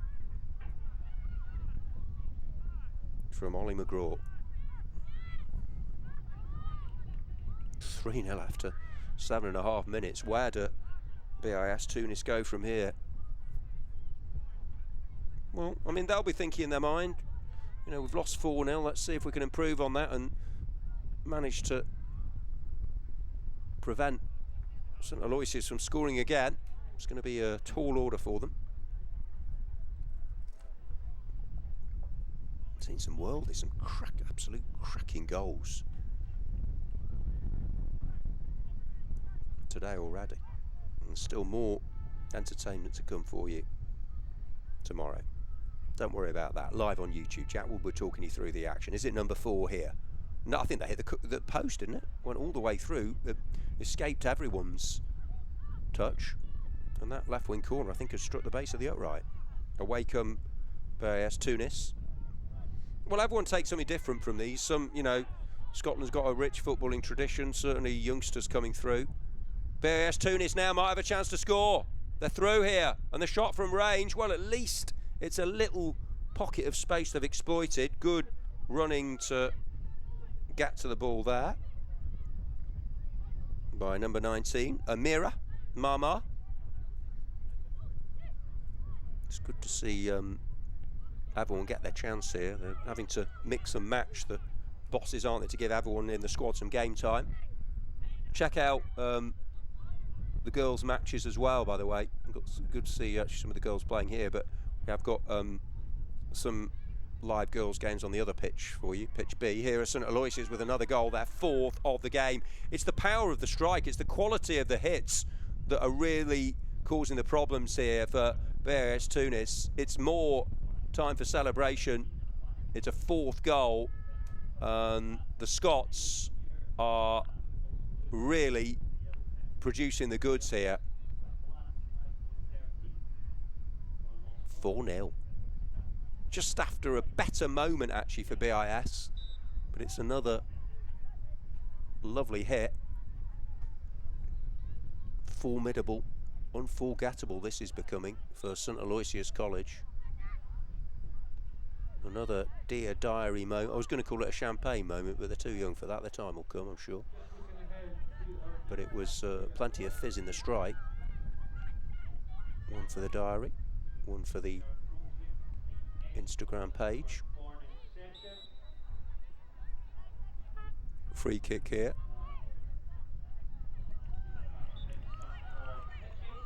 And maybe a chance to get another goal. Was Jacob Henderson with the 4th goal. There, the number 12. So we've seen Joseph Keenan, Oliver Hesketh, Ollie McGraw and Jacob Henderson all score in the first 10 minutes of this game. Oh, here's another attempt from a long way away. That would have been the furthest out of the lot, actually. Not afraid to have a go. Good to see. Matthew skimming. They got this game right where they want it, St Aloysius, and they have gone one better than Bucksburn in the previous game on this pitch. The Scots are flourishing in Spain in the World Schools Football Cup, powered by our friends at Finvesia. Thanks to them for their sponsorship and unwavering support.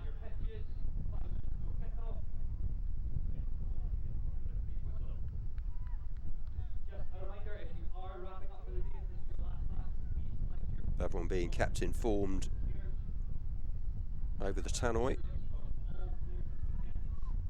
What a day of entertainment. It's angle forward and then a header on the... What a thumping header that is. And it's his 2nd goal in quick succession. You can't keep him out of the scoring.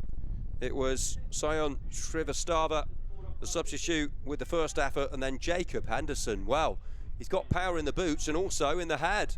Really good follow-up. He generated excellent power, judged the trajectory of the flight perfectly after the first shot, and in it went for number 5. It's his 2nd of the game, and the goals are flowing.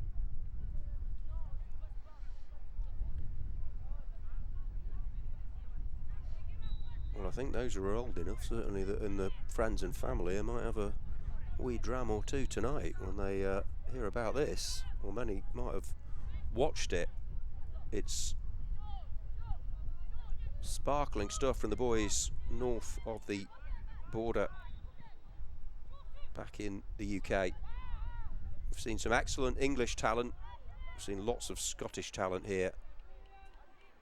5 goals to the good. And we're only just past the midway point. Well, 7's the most we've seen in our live broadcast on pitch C.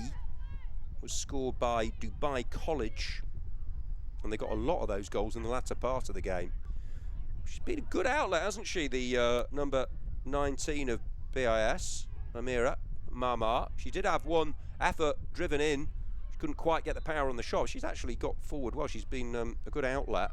They've tried to break away, they've tried to counter, but they've been confronted with a really good team. They'll hope to pick up some silverware tomorrow on this side as the action hots up.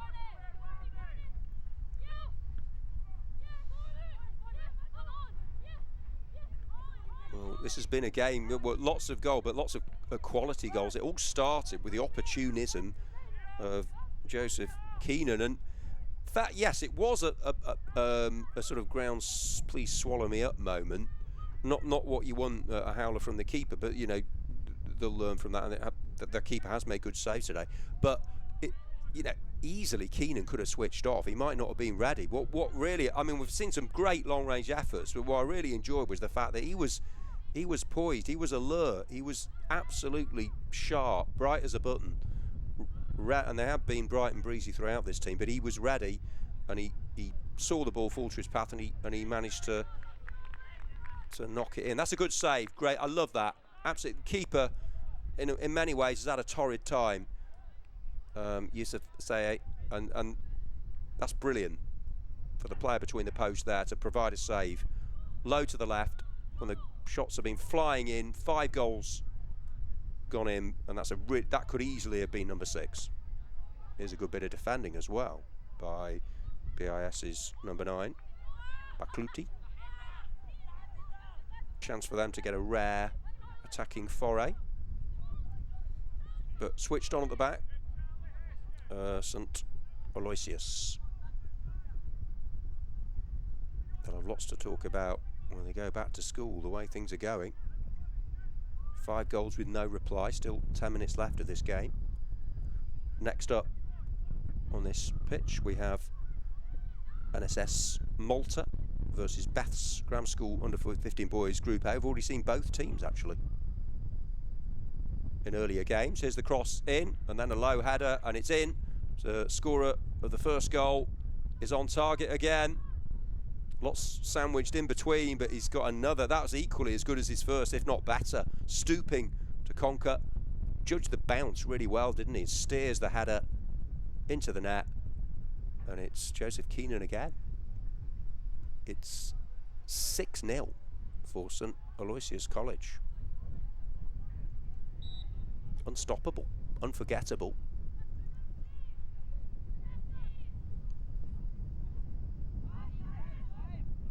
Will they be unbeatable in the remaining fixtures? Time will tell, but they're bossing this one. 2 goals for Joseph Keenan, his first punishing an error. Oh, here they come. Might be a chance for BIS Tunis to get themselves a goal, and they have. Brilliant. And they're so pleased to score it. Great reaction, and that is absolutely terrific stuff. Really well done. Sahib Abdelkadir has got a goal. They've had a really difficult time in this game getting anything going, but it just goes to show you have to keep plugging away. And I've got to say, for me, that's one of the most enjoyable goals I've commentated on today. We've seen some brilliant stuff from some great, talented teams, but when you're 6-0 down, when you've had to deal with attack after attack after attack, goals flying in from everywhere, just have that determination, that attitude, that endeavour, industry and spirit to say, no, we're not going to give up. We're going to keep believing in ourselves. We're going to keep showing a togetherness. And we're going to get ourselves some scoring joy. And that's what they've done. Never give up, folks. Never throw in the towel. You've got to keep driving. And the joy on the faces was brilliant. Excellent. Only a consolation. They're going to get heavily beaten. And St. Aloysius College have been wonderful to watch. They've scored some great goals. They'll be disappointed to concede, don't get me wrong. They'll have hoped for a clean sheet. They'll learn from that, but great stuff. When you're 6 down, to have a moment like that, well done indeed to BIS Tunis and Sahib and Abdul Kader.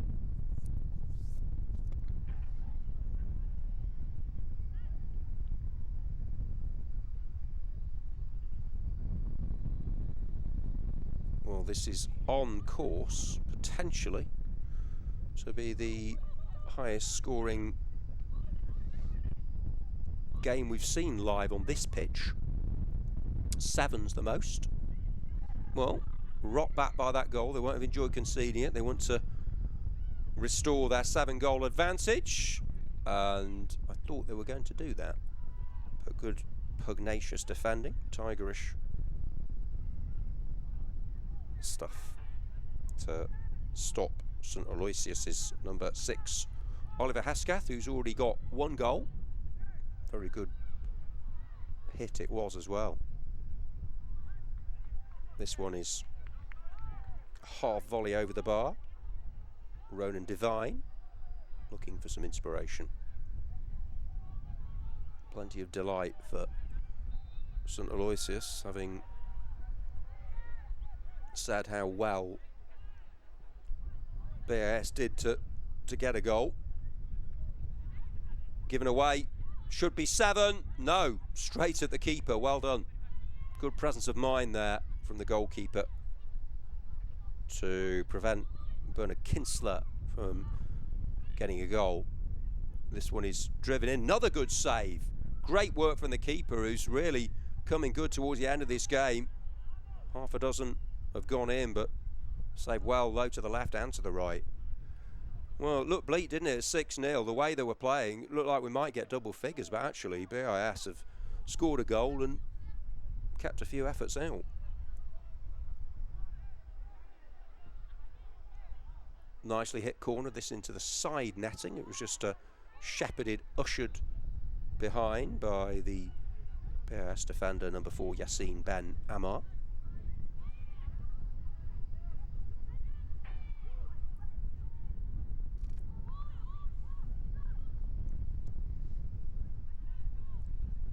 Will this roll over the pitch? No, it's catching play. Keenan's on a hat-trick. Final 5 of the 25. Not back to Adam Nemsi. A goal-filled extravaganza. Real jamboree of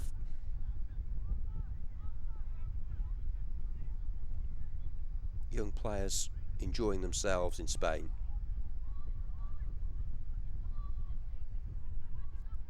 Here they come again, and it's another one. Driven low and true and into the back of the net. And they have 7. Free scoring, free flowing. Fantastic football here from St Aloysius College. They're racking the goals up. And threats have come from all different areas. Hasn't just been the one superstar.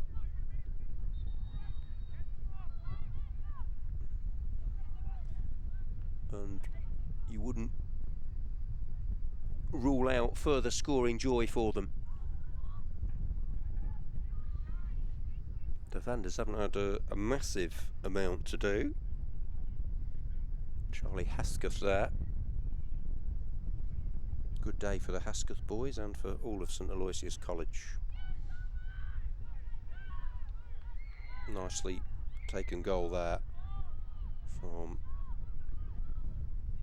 Ollie McGraw, who produced the game's best moment with a phenomenal free kick from range, spotting the keeper slightly off the line. Went in on the bounce. Here's a shot from just inside the box, pinged over the bar, just a couple of minutes left.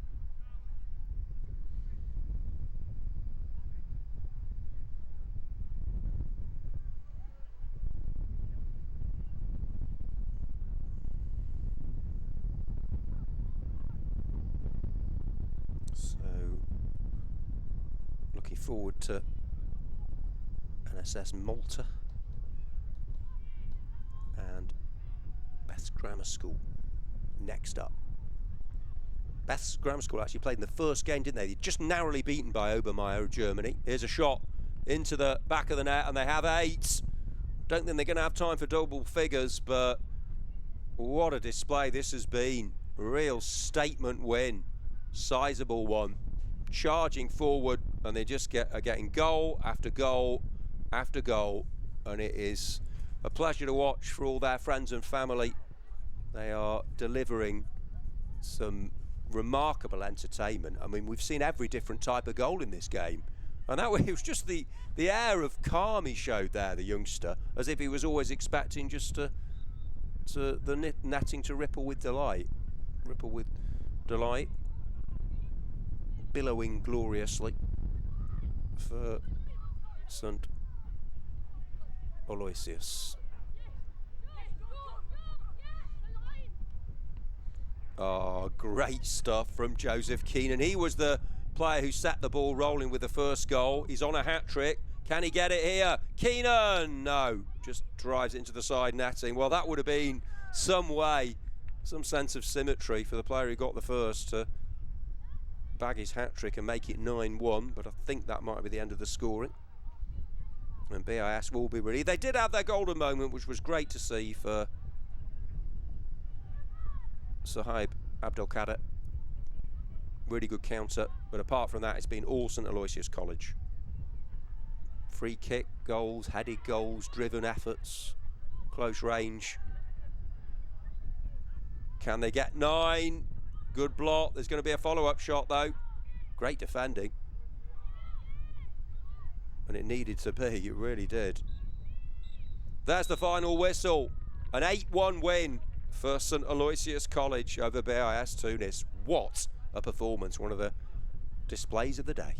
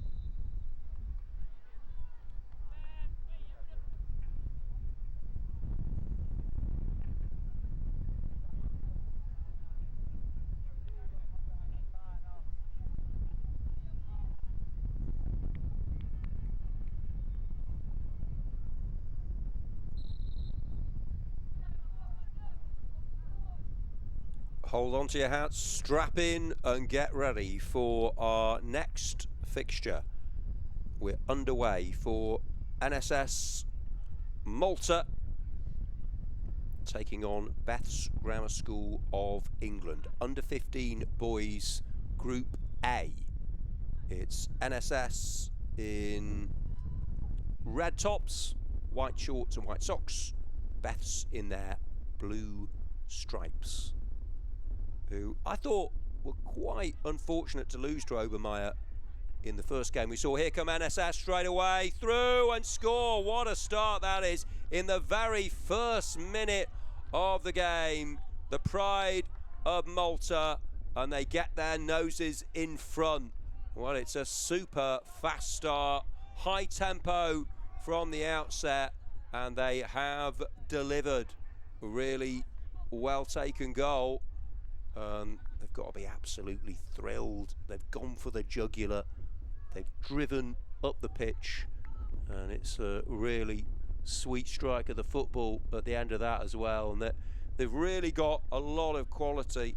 We saw in the game earlier on from NSS, Mangion and Declan Roosevelt Zammit, and the latter there showing his prowess. They combined so well in the earlier game, but great reaction. What a response from Beth, straight up the other end. Is this going to be one of those ding-dong, topsy-turvy tussles that goes one way then the other? I haven't really had a game like that, have we? You attack, we attack. But Beth's did look good. I mean, NSS we saw beat Park Lane of Czechia 2-0 in Group A on this pitch. Beth's kicked us off with a 2-1 defeat to Obermeier, but might have gone their way, winning a right wing corner there after great work from Timmy Davids. But Zammit waiting again. He's so menacing. Great bit of ball carrying from Andreas Mangion. NSS Malta with the early advantage. Great to have your company on YouTube.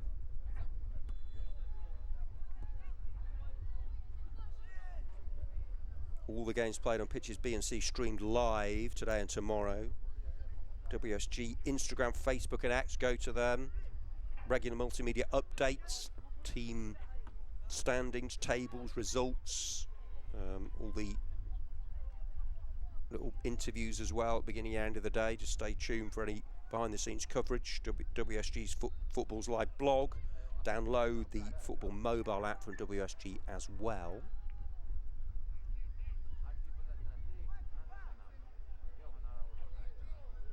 The World Schools Football Cup never ceases to entertain and deliver excitement. Here they come again. They want another goal here, NSS. They might just get it. No.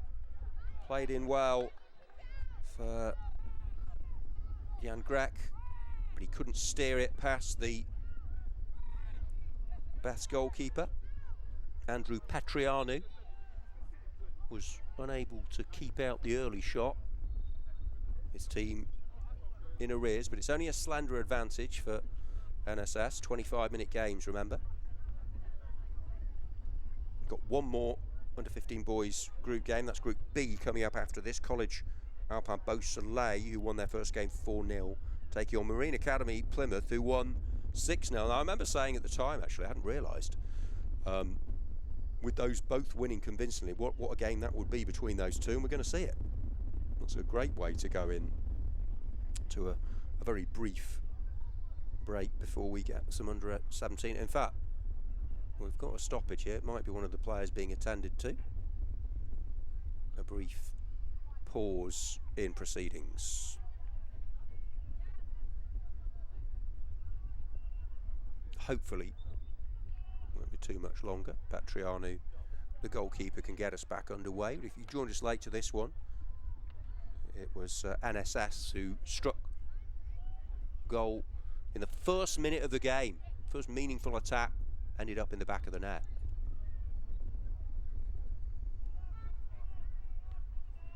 A proverbial swelling of the onion bag. Zammit has been excellent what we've seen so far. Declan Roosevelt Zammit. This team led by Paul Zammit.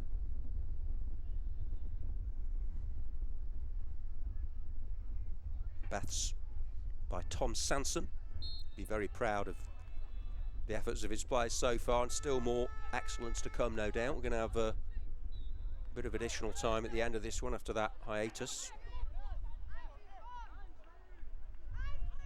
Zammit likes to loiter in the slipstream, just in that rear view mirror, ready to seize on a momentary lapse.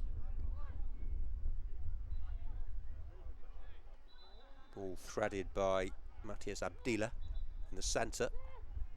Good, patient, passing football, and then they explode into life. It's a nice little cushioning of the ball by Benjamin Magro.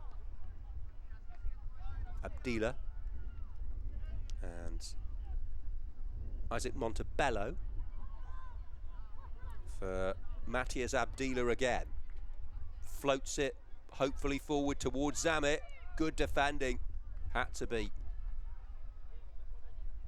Great work at the back there. Feel they can't really afford to concede a second here, although they were 2-0 down on Obermeyer earlier and came back into it. Abdila, we're seeing a lot of the ball, isn't he, in the early stages of this game. And he's linking up well here with Grek, who might have scored moments ago. And here's the shot. Oh, rasping drive just over. Wasn't far from number 2 there. Jake Velagalea belting it. Real clatter. Generated good power on the ball, didn't he? But might have just grazed the crossbar. They did go up the other end well immediately after conceding, but most of the play has come deep inside the Beth's Grammar School half. Can the English team show some bounce back ability here? It's back with the NSS Malta keeper, Nate John Grek, playing their way out from the back. Went for a long ball. They do have that pace in the forward line, of course, to exploit. Furthest forward player there actually was Enzo de Freitas Romao, who gave a really good account of themselves in the win over Park Lane earlier in this group.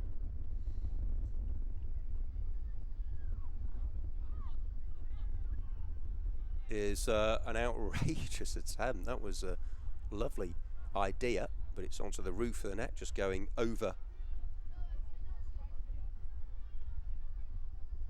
Andrew Petrianu's goal.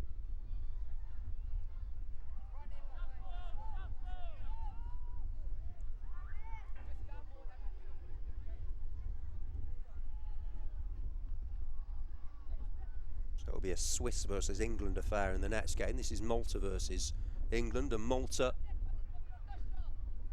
are in the box seat. I think he was trying to hook that back for Enzo de Freitas Romao there, Jake Velagalea, but wasn't able to curl it. Might have taken a deflection. No, in fact, it is a goal kick. Went straight off the boot of Velagalea. 9 gone.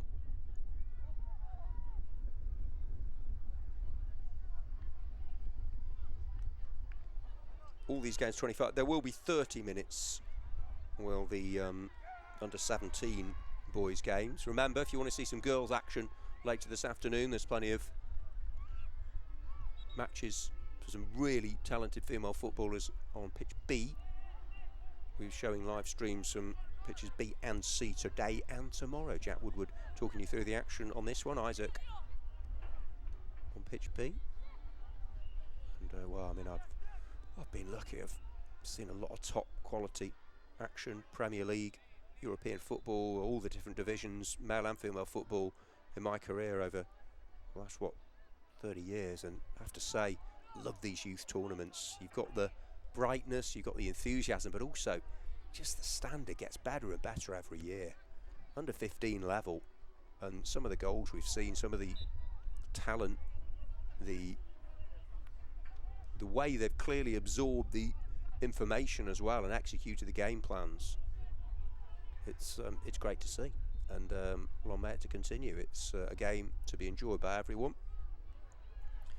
and these youth tournaments going from strength to strength. 11th minute, 1-0 to NSS Malta.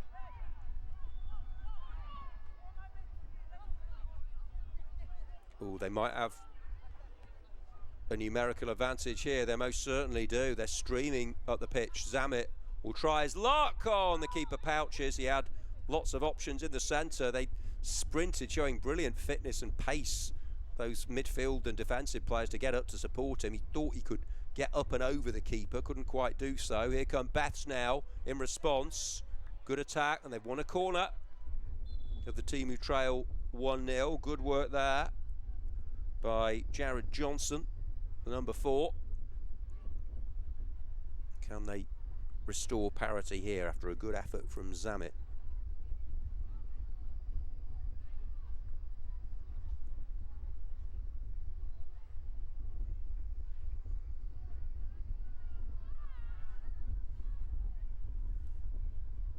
Right wing corner for Beth's Grammar School. 1-0 down. Oh, and it's in at the back post. They have levelled things up. Really well done. And they've shown fabulous character here. Both Divjot Lal and Jared Johnson, who won the corner, were there at the back post. Not sure he got the final touch. They both celebrated, but it was a really good swinging delivery. The seeds of doubt, the seeds of doubt rather, were sown, and there they were from close range to make it 1-1. Really good stuff from Beth's Grammar School, because NSS Malta were 1-0 up, having scored in the opening minute of the game, creating chances, but they stopped them from scoring a second, and that was really good. And you have to give a lot of credit to Jared Johnson, the player whose work ethic won the corner with a breakaway, and then it was taken over. Johnson was there, Lal was there at the back post as well. It was bundled in. No chance for Nate John Grech to keep it out, the NSS Malta keeper, and we're back where we started, with a level scoreline. Midway through this game, two excellent teams, and we have got our desire. In fact, since the first game, which uncannily involved Beth Grammar School, we haven't seen a particularly close match, have we? And we've been crying out for one of those. I thought Beth's Grammar School and Obermeyer, as that header hits the base of the post from Enzo de Freitas Romel, could have been a restoring of the lead rapidly, but it was would have been a fantastic effort to score from where he was, but it hit the post. But yeah, we've been crying out for a close match, and we've got one involving Beth's Grammar School again. Was there a foul there? Ball almost crept over the line actually, but he didn't look too impressed. Noah Cap there, who was tracking back, thought the NSS player went down too easily. We've got two guys down on the turf. Let's hope they can get back onto their feet shortly.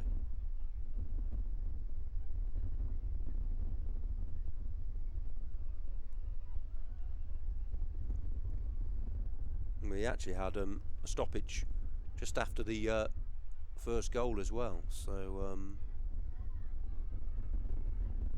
just taking every precaution. Let's hope it's nothing too serious and we can resume what is a really absorbing, engrossing encounter. It was NSS Malta roared into an early lead but pegged back by a spirited Beth's Grammar School.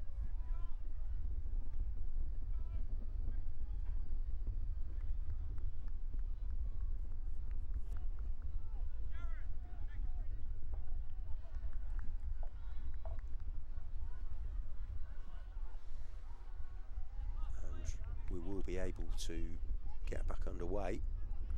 10 minutes plus whatever stoppage time they decide to add to go in this game.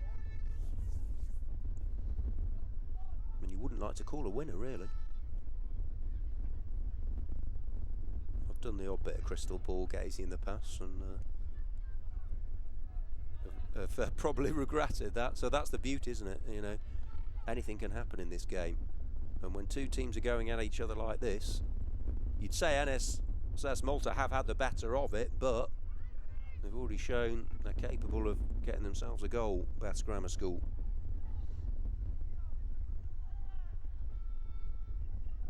Great work in a tight spot, playing their way out of trouble for Timmy Davids.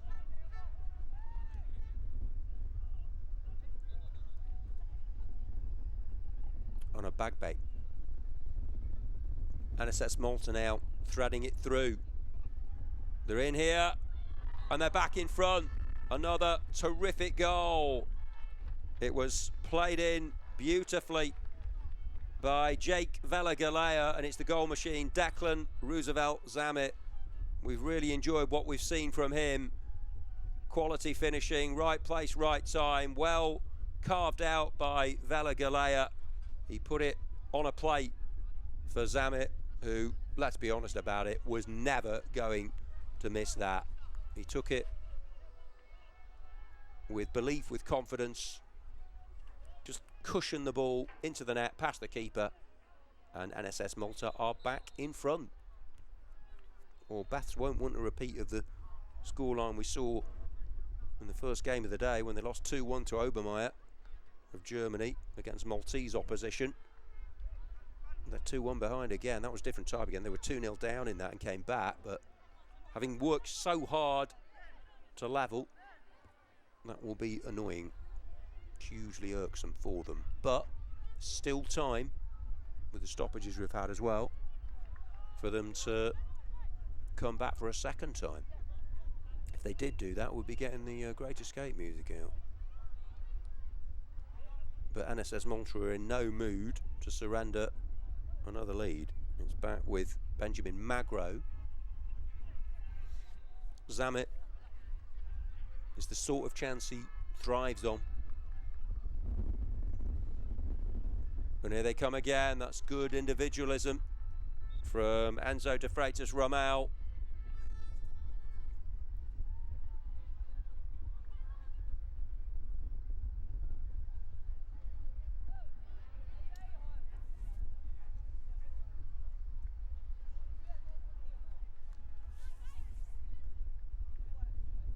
Corner kick.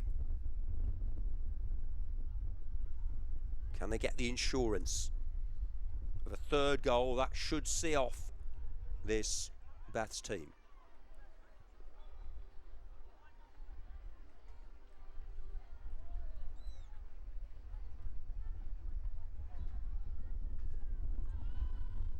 Just inside the penalty area, that's lifted towards the corner flag.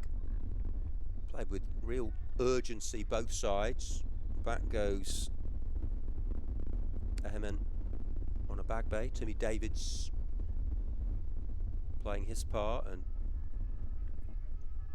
Jaden Johnson. They've got some really good individual players, but they'll feel NSS Malta, given the way they've applied themselves and the quality they've shown, they are good value for the lead.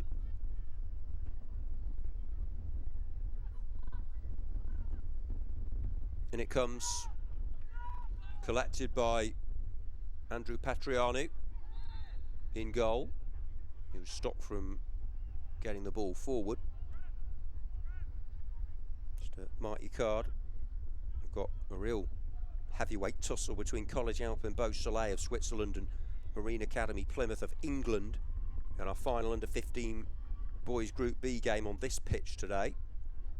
We step up an age range to under 17 after that.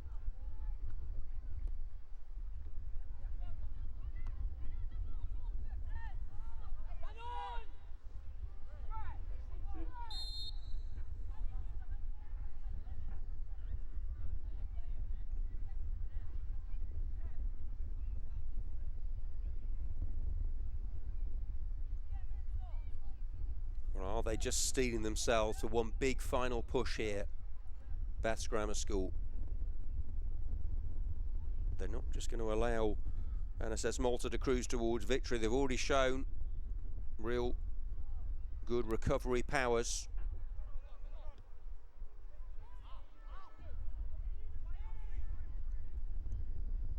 But they need to get it into the NSS half of the pitch.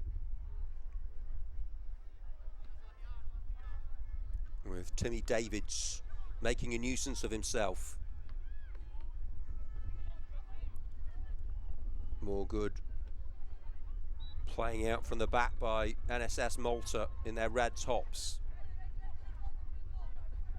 But they know they're in a game here. Magro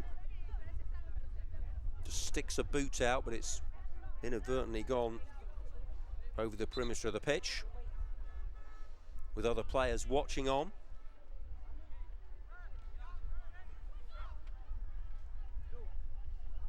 Well, it's got to 1:30 already at the Football Salute complex in Barcelona. Time's flying by. The World Schools Football Cup, powered by Finvesia. Part of the World Schools Games event series.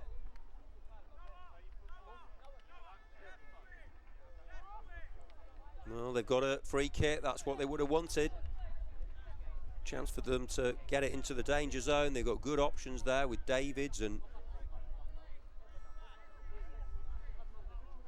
on a Bagbe. Manveer Singh Jeeta then to take the free kick. High, hanging, awkward. And Johnson's there trying to win it, and the shot is squeezed away, but lack of conviction, just couldn't get it from under his feet there. Just closing down. Was Noah Cap. 2.5 minutes, but they might put a bit of additional time for the 2 stoppages we had in this half. So it's going right to the wire, this game.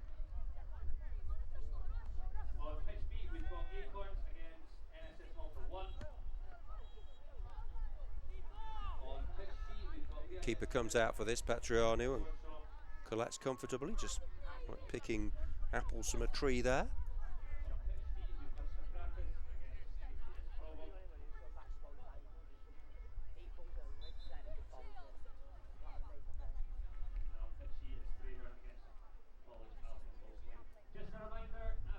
Well, we had a massive win for St Aloysius College, 8-1 against BIS Tunis in the last game. But this has been a much tighter affair. Hasn't been cagey though. They're both really attacked well. NSS Malta probably had the better of it as this comes into the mix. 90 seconds plus stoppage time for Beth's Grammar School to find an equaliser for the second time.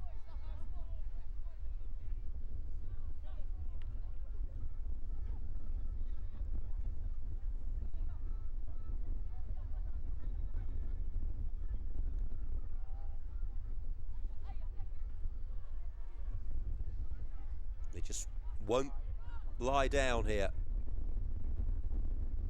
Can't get to the ball. Third would seal the deal. Clinch all the points for NSS Malta. They're probably heading for them anyway, but you just don't know.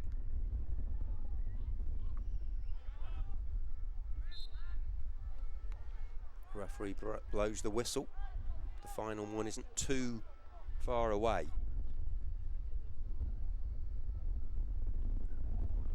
With a really good Group B tussle to come after this one.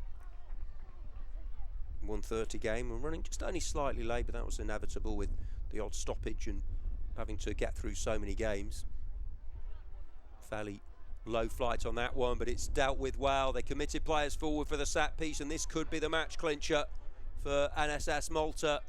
Zamit plays the pass. He'll get it back, will he? No. Was hoping for the return pass from Clavin Borg. Here's a good drive. That's a really decent, sweet strike of the football, actually, by Benjamin Magro. Stoppage time reached. Could there be a little twist to this tale? No is the answer to that. There's the final whistle. NSS Malta beat Bath Grammar School by 2-1. Excellent game, that. Was close.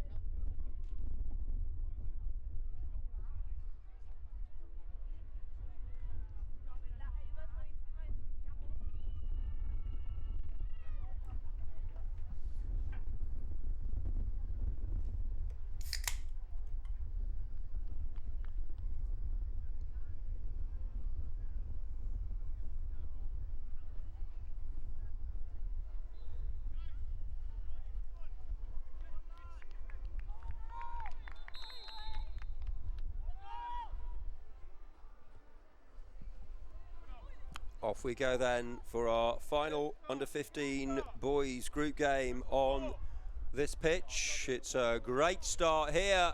Wow, nearly had a goal in the first 15 seconds of the game. So positive from Marine Academy Plymouth of England in their navy strip, right out of the blocks. You could still hear the shrill sound of the referee's whistle in the lunchtime air of the football salute complex as they got in that inside right channel. Players gone down. No penalty given, but well, they're really on the back foot here. Our College Alpine Beausoleil of Switzerland there in the blue, having to do quite a lot of defending in the early stages. Marine Academy Plymouth in the navy with those early attacks. Under 15 boys Group B of the World Schools Football Cup here in Barcelona. Chance now for the Swiss side to do some attacking. Marine Academy Plymouth, led by Chris Watmore and Adam O'Brien, they won 6-0 in their first game of the day. We saw it here, it was their second on our live stream on this pitch, as their keeper Ruben Lane collects the ball in his orange goalkeeping outfit, and they were, yeah, full of swagger and certainty, and goals to dispose of Socrates Educa International School of Spain. They're up against the Swiss side, who are no mugs themselves. We saw them put BIS Tunis to the sword, hit 4 goals against them in their first game. So this really is an interesting one. 2 gone. 25-minute match. We'll go up to the under-17 boys Group A and B for the rest of the day after this one. For now, though, let's see who can get the better. It's certainly Marine Academy who've settled into the game the better. So cross comes in. Harrison Pitt doing his thing.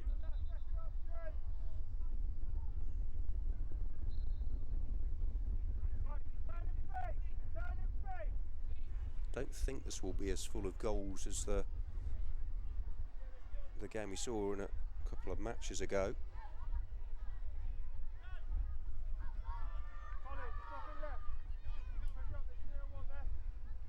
And St Aloysius College of Scotland hit 8. Highest scorers of the day we've seen on this pitch. Having to do some defending now, Marine Academy making their mark on the event. They've threatened so far, though, some of their thoughtful build-up play.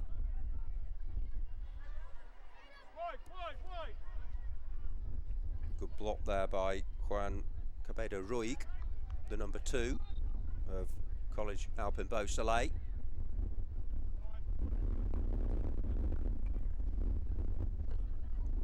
It's a neat little back heel, wasn't it? For Harrison Pitt to try and latch onto. Now it's going to be Riley Braddon to mop up. And Ruben Lane, the keeper, gets there first. Stanley Hepburn was one of the earlier goal scorers. Harrison Green, number 5 as well. Aidan Hobbs for Harrison Pitt. They look a good side, don't they? Leighton Crawford forward. Plymouth's finest.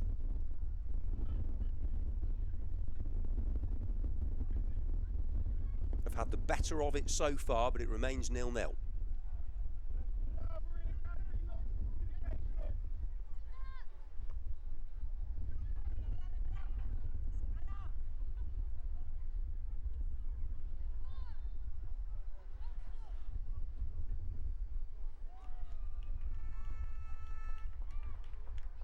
Hasn't been constant sunshine, but still pleasant enough day. You can see those flags flapping vigorously. It's been a brisk breeze at times. Oh, and here's a snapshot. It was going wide. The keeper couldn't take any chances, though. It's a decent effort there from Darren Cute, who played well in the earlier game we saw, and deciding to put it away. Ruben Lane probably was of the opinion it would have drifted wide, but wasn't gambling. So it's a right wing corner for the Swiss team. Pile driver of a shot, not troubling Lane, who's going to strike first in this one, I wonder. Plays it short for Leighton Crawford, and now Riley Braddon. Simple pass, just nudged upfield intelligently. Oh, it's a lovely attack, this. with Joseph Clinton playing in Archie Collings, showing an abundance of enthusiasm to get to the ball, then trying to win it back. But here come College Alpin with Julius Sadine. Away by Marine Academy, who exploded forward straight away. They had a chance. I made it on about 14 seconds, forcing a save from the keeper. Since that, things have calmed down somewhat. You wouldn't say they cancel each other out. You'd still say Marine Academy have looked at more likely scorers, but College Alpin, Beau Soleil have got something to say about that, as Ruben Lane is tested. Billy Harkin. Seeing a few different players here. Of course, 11 versus 11, the squads are so important. The fringe players who maybe don't get to start, as it's played back by Stanley Hepburn for his keeper Lane. But yeah, you're going to get your fair share of action, given they come upon each other all the games so rapidly. Not much respite, and it's about, more than anything, pacing yourself through a tournament like this. The flag was raised in its luminous colours, just rippling in this early afternoon wind.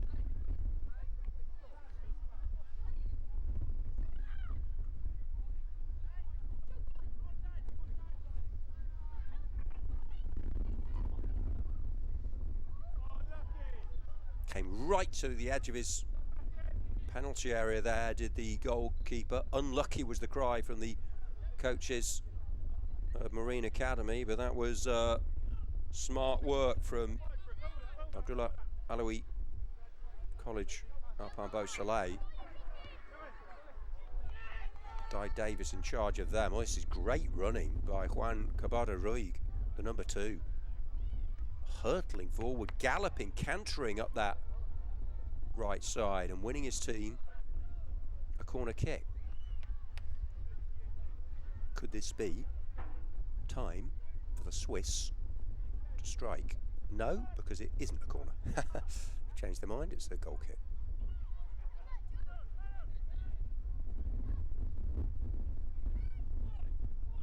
The clock tells us it's just past the 8.5-minute mark.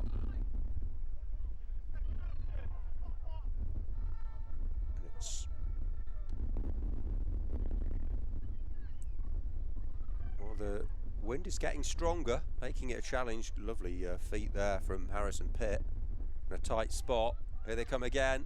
Low ball. They've manoeuvred it beautifully here. Marine Academy, and there's the shot, off balance and into the net. And it's the English side who strike first. Delightful goal, really. They worked the ball in a difficult scenario, kept it moving, and they have the deadlock breaker. Marine Academy hit the front with a really well manoeuvred goal. They've had to work hard for it, roll the sleeves up, but with the breeze picking up, they got the wind in the sails. The team from Plymouth. One to the good. It's a good team goal, that. Quite a few of the players involved. No chance for the College Alpin keeper to get to that one. Good power and direction on the shot. Up the other end though, what a reaction when it's saved again. That was drifting wide, but Lane again getting a glove on it. Julius Sadine, the College Alpin number 12, sprinting upfield. Well, Marine Academy haven't had it all their own way by any means.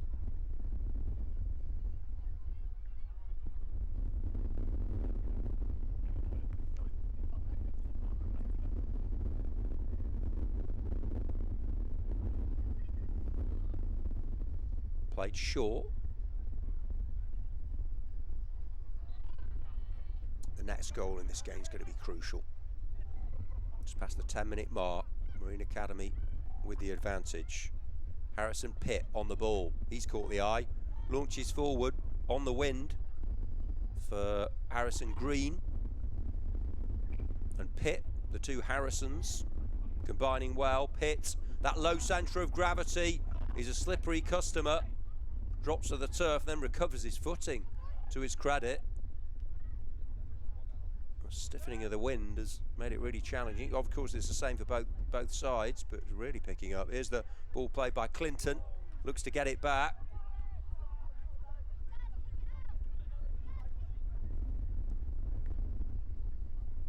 Hepburn for Wilcox. And you can probably hear on our effects mics how strong the wind is. You can see the flags.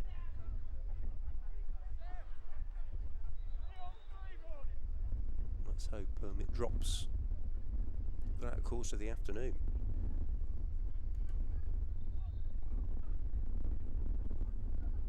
One thing you can't control is the elements.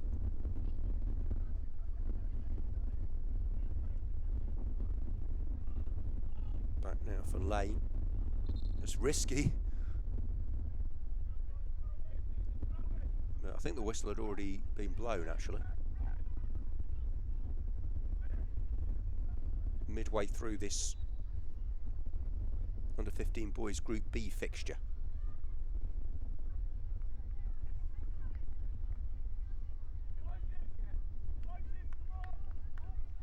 Used to the wind picking up in this part of the world. At least we've got some sunshine.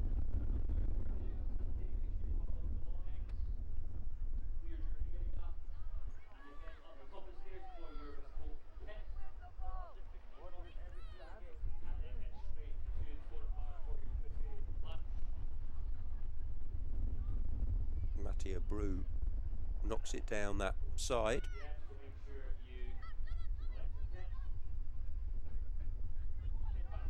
Over the top, chance now for number 2. Keeper comes out. It's a very tight angle now for Joseph Clinton. He did well to go round the keeper, but just took it towards the byline. Sort out a teammate and wins his team a corner.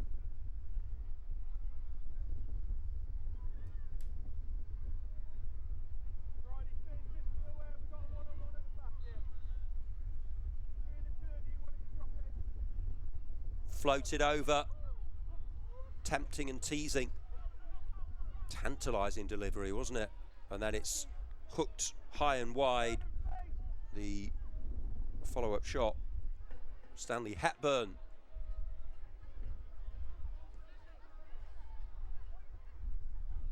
Hoping for a Stanley stunner, but he sliced it wide.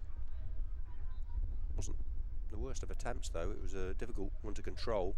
High bouncing ball up the other end.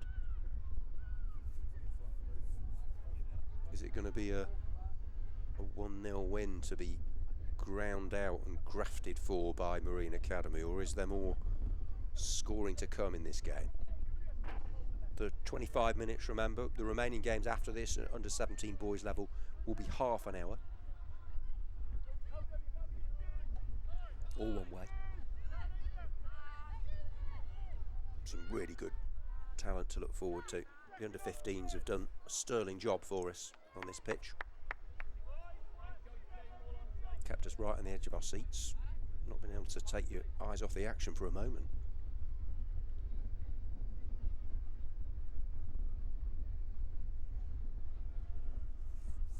We've had moments of wizardry, of sorcery, of tenacity at the back. Seen some comfortable wins, long-range goals, set-piece success. Put them all together and you've got a real feast of football.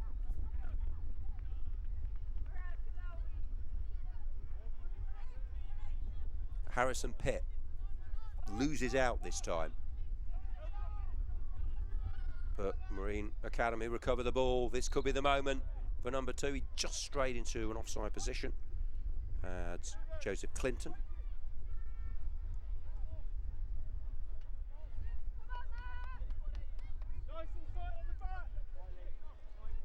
Nice and tight at the back is the cry from the coaches.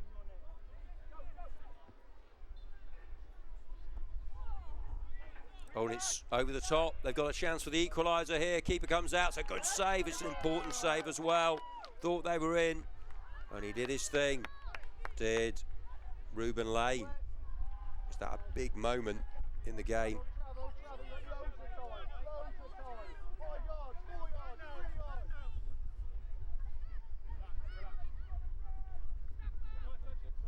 And it's up the other end and pulled wide by Clinton. How often does that happen in a football match? Keeper makes a save, goes up the other end and his team score. Clinton nearly did that. That would have been points in the bag, I think, but he just drags the shot wide of the target.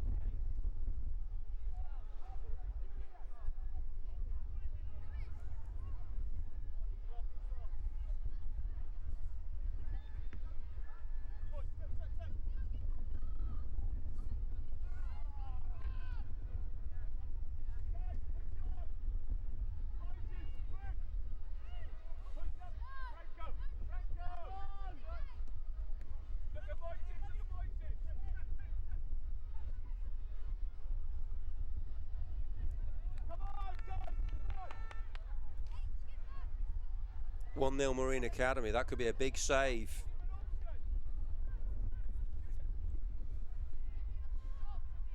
From Lane. His team 1-0 up. Sometimes, you know, yeah, they won the first game 6-0. That was a huge margin of victory, but sometimes 1-0s. I remember playing as a kid and also covered thousands of games as a commentator, and sometimes those 1-0, I mean, it's not a smash and grab, is it? They played some really good football. They might have had more than the one goal, but when you just eke out a win in a fairly tight game, they're probably more satisfying than the really, really big wins against a team you're just far superior to anyway. It's finding a way to win different types of matches and also trying to deal with the situation and close a game out. That's where you need your keeper, you need everyone to know their jobs. Here comes Harrison Pitt. Oh, it's opportunistic. That's brilliant. And that's surely all the points from Marine Academy. He's had an excellent game. He's pulled the strings, he's darted forward, he's played the passes, Harrison Pitt, and then he was ready. Moment of hesitation was fatal in the rear guard of the College Alpin Beausoleil defence. It was tough for the Swiss, but the English side are going to win this game. Harrison Pitt, the number 7, puts them 2 goals to the good.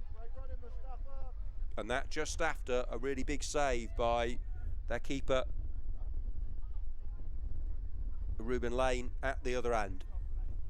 They've gone up the other end of the pitch. They almost scored, and then they did, through the talented youngster Harrison Pitt, with that blonde hair shining in the early afternoon sun. Well, they are absolutely loving their day at the Football Salou Complex, Marine Academy. On this pitch, they've been flawless. 6-0 and now 2-0. They've not conceded a goal, they've scored 8. And there's still time to come in this game to make it an even bigger scoreline in their favour. Harrison, the happy hot shot. Here he is on the ball again. He's controlling this game, isn't he? And he's had a really good game as well. Joseph Clinton swinging over the cross. It's behind. And time running out for the Swiss, who haven't rolled over. Marine Academy have had to play some good stuff, but they've been decisive. 2 good finishes. I've seen them in this position of strength. Next game due to start at 2:25, so we should get a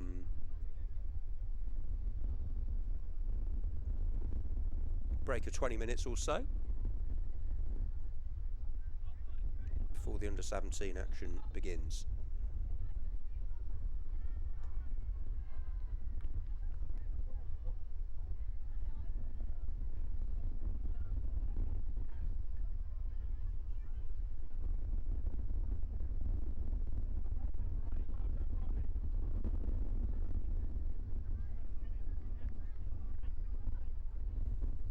4 minutes left.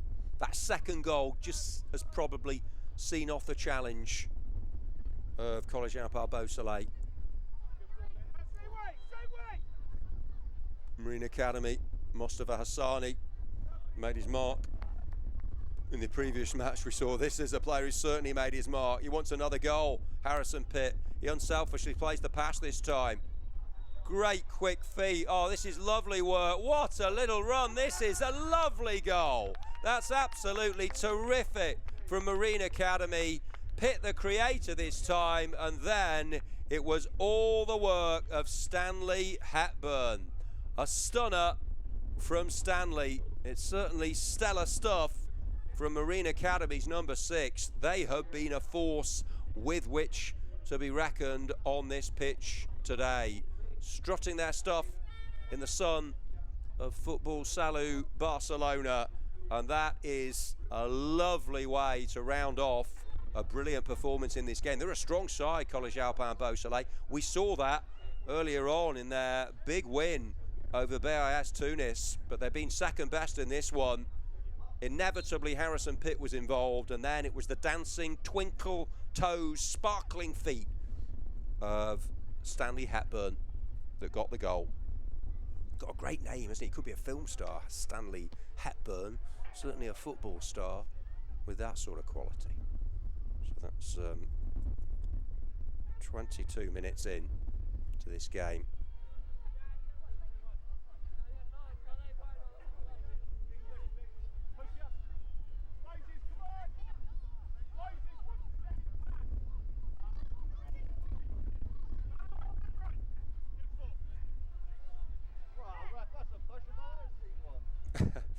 Just heard one of the coaches say, "Ref, that's a push if I've ever seen one." But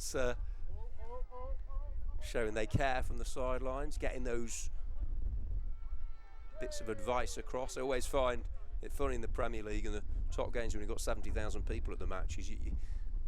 They're always shouting at the sidelines, but the coaches just can't be heard, surely. But in these games, they can, of course. And I love the way the players listen to the instruction and put it into the grey cells, and it's about thinking your way through a game. They've done that.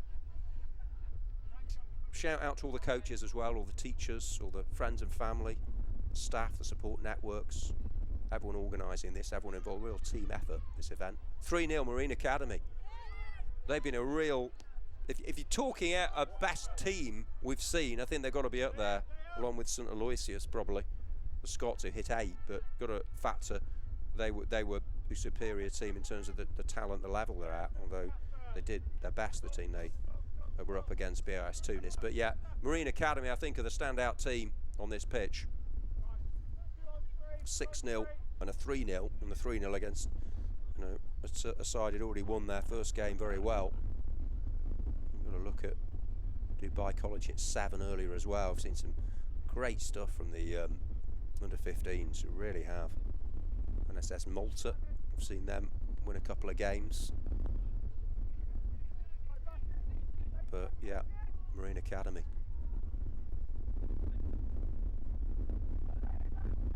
Great performance from them.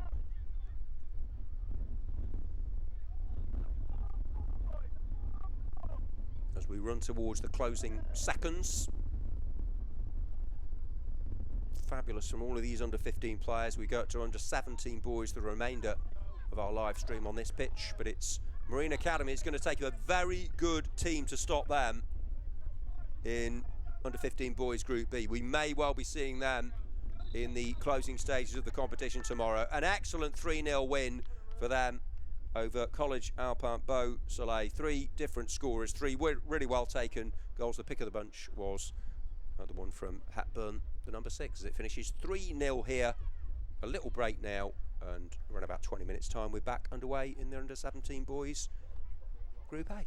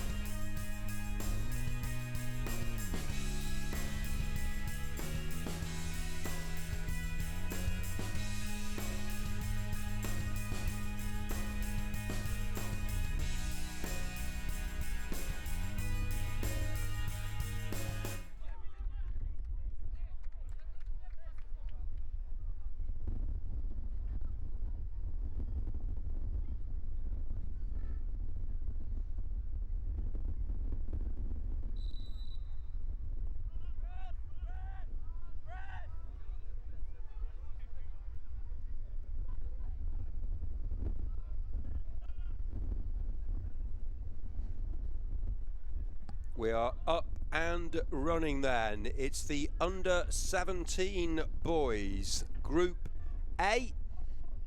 And for your delights, we have BIS Tunis of Tunisia up against Akademia School Warsaw of Poland.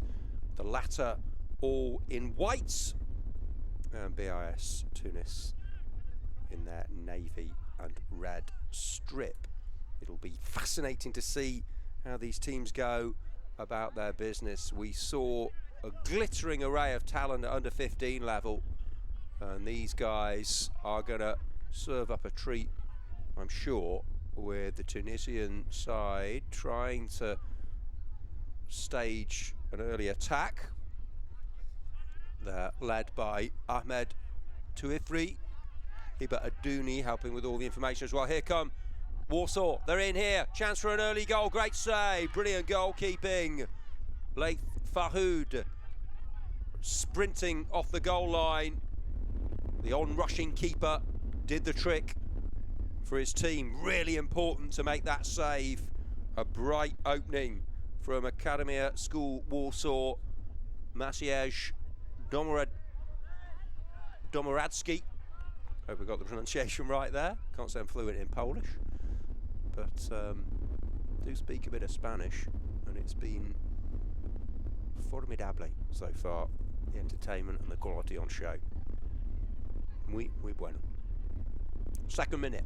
Warsaw getting to grips with the surroundings quicker here at a windy pitch C, the Football Salou Mediterranean Sports Hub in Barcelona. Joy to be here, providing the action, and great work from the team at the scene as well. Live on YouTube. It's under 17 boys all the way from now until dusk on pitch C. Jack Woodward talking you through the action.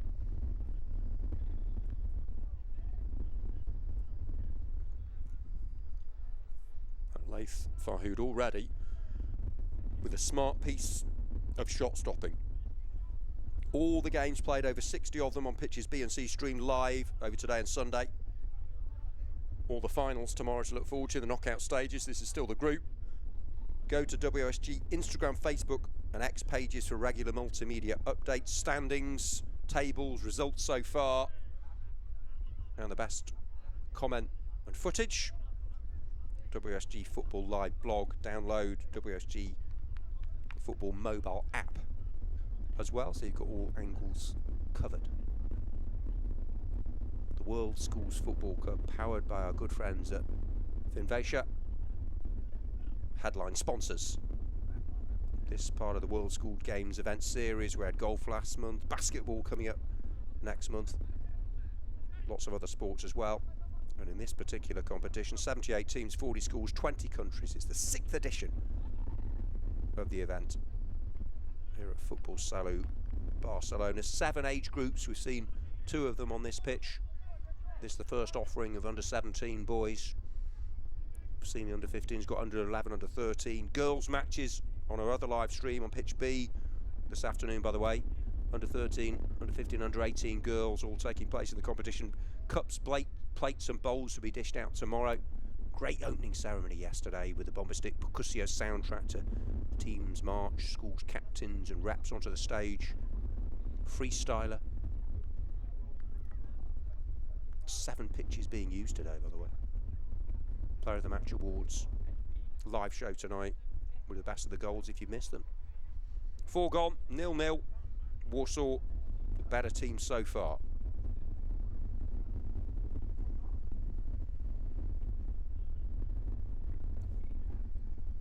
Wind has dropped a little since the lunch break, but still it's blowing around.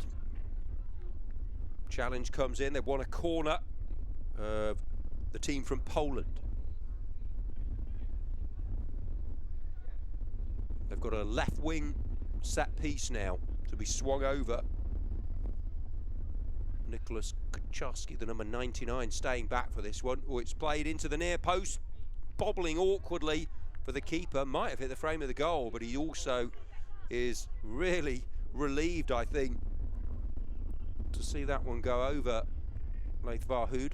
His outfield players are safe. Al Jarrah, Muaid Elkout, Adam Hayuni, Adam Mamria, Baez Elkout, Giacomo Fusato, Lex Netsimana. Been up all night practicing these, by the way. Mayam Elkout, Ahmed Garbi, Bara Hani Abdul Kader, Kamal Mamria, Mohamed Aziz Sinui, and Faris Cooley.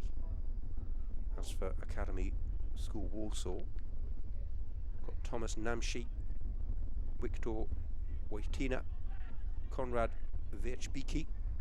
As they play the ball forward now, maybe this is an opportunity for them to seize the lead. No, solid defending. Michael Stankovic, Harry Walker, Min Don and Go. Here's the shot, blasted in, really good strike for Michael Stankovic, the number 10, also wearing the armband proudly. Hammering that one.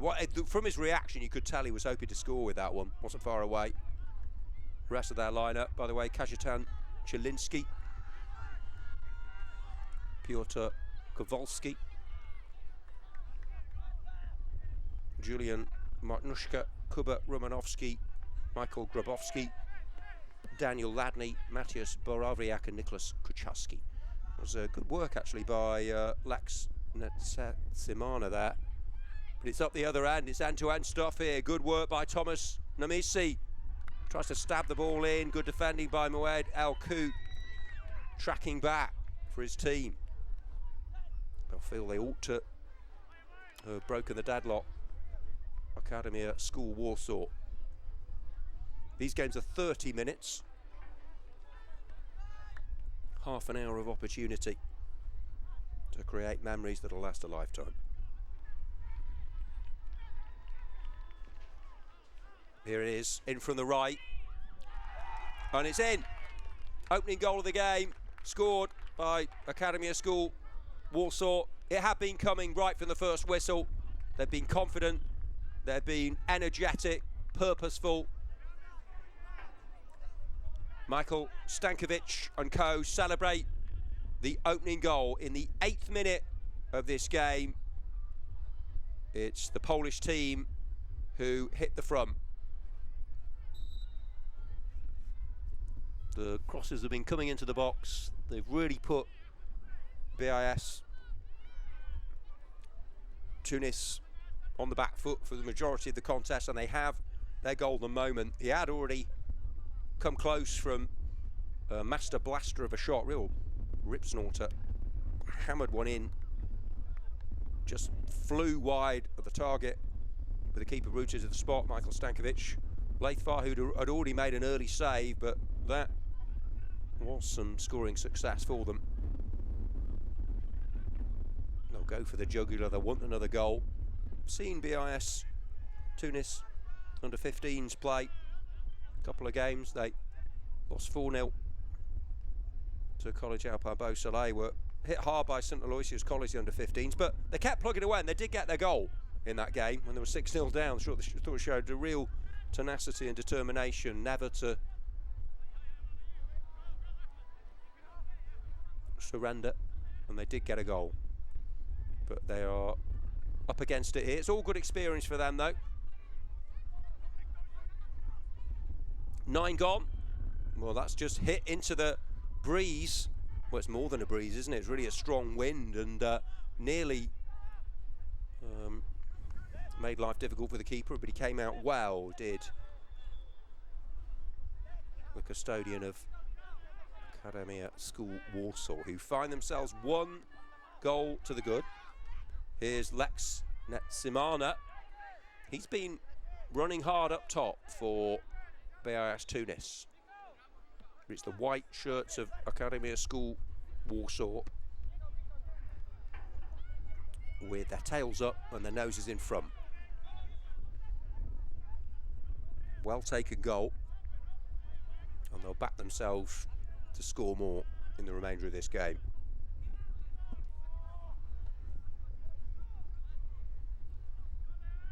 Kicked off 2 local time. Ball slotted upfield there by the white shirts, who've been streaming forward impressively so far. Keeper gathers. He knows he's got to maintain his concentration levels.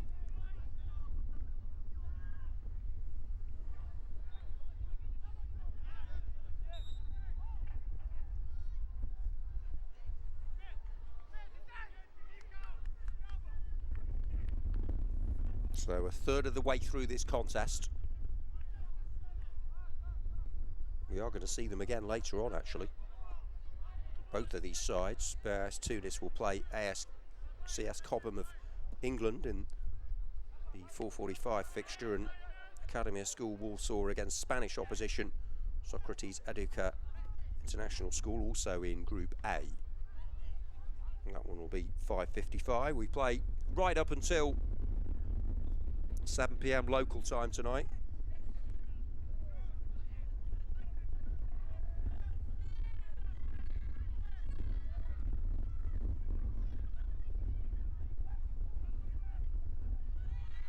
Building down the right side then, the team in the darker strip.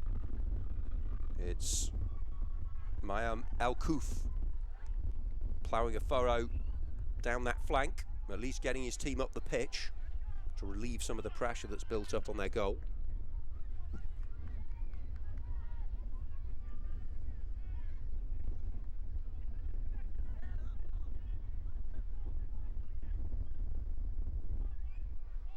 Good to have so many continents represented in this event, giving it a global, worldwide, international feel.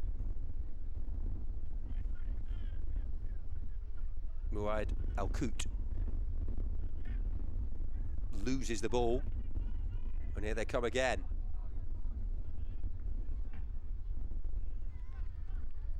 They've already shown a bit of finishing worthy of the legendary Polish striker Robert Lewandowski. This team from Warsaw.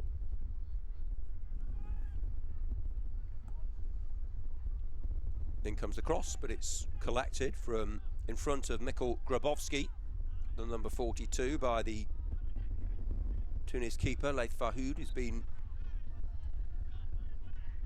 pretty good so far. Nothing he could do about the goal. His team have at least got a free kick, albeit in their own half. But might be a possibility for them to get a few players forward here, just to perhaps get... So in fact, it's just inside the Warsaw half of the field. 11 against 11, 30-minute matches. Under 17 boys in Barcelona. Low flight on that one. Oh, it's a good shot on the turn. That's a brilliant goal. That is wonderfully taken. Fantastic. Lex Netsimana. It's a good ball for him. And you can see from the celebration, the keeper rushes right up to halfway. Lex, lethal, lovely. What a turn, what a shot. It's a brilliant equaliser from BIS Tunis. They've been on the back foot for the majority of this game, but they really came to the party there. You'll not see a better effort in terms of a striker's goal all weekend. It was really intelligent, the free kick. It was low into the breeze. He touched it, manoeuvred it into space, and it's an excellent piece of finishing. No chance for the Warsaw keeper. 1-1. They've absorbed the pressure. They've hit back. Real character and resilience. That's a good goal on 14 minutes. And it's an equalising goal.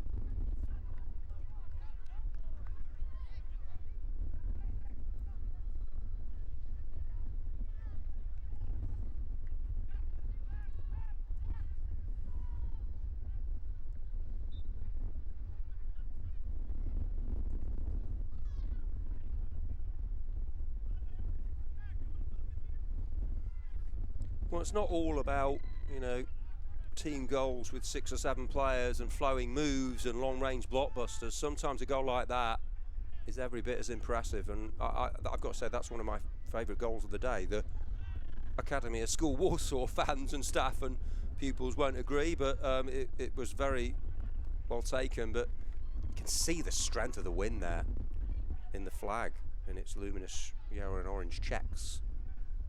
One of the volunteers really does need people to help out from all the schools, the staff, the families, friends, everyone on the scene, the WSG team, the production team, all hands to the pump, as it is for the players out on the pitch. But Warsaw will back themselves to go on and get the win. I love the way the keeper, Leith Farhood, has made good saves, actually sprinted half the length of the pitch there to celebrate with the goal scorer and his teammates, Lex.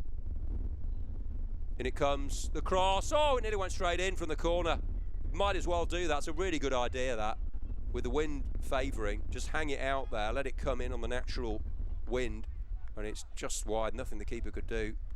And the team playing against the wind, though, have done well. It was a good idea, that free kick, driven low, powerfully, with that trajectory, just a few feet off the ground, and it came through for Lex, who did his thing.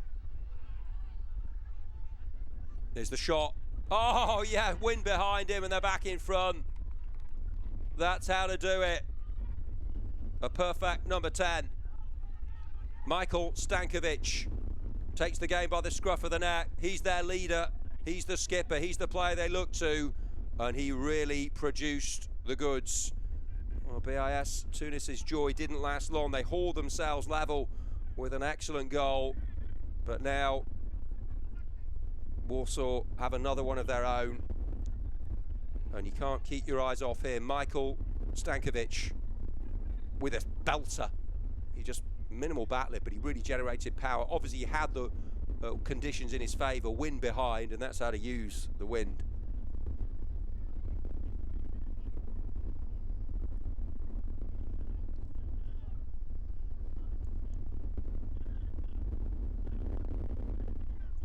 Forward by Adam Marmaria.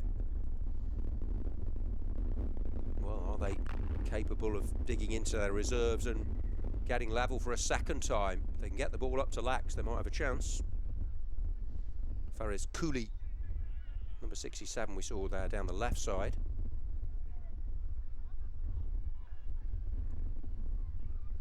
Well,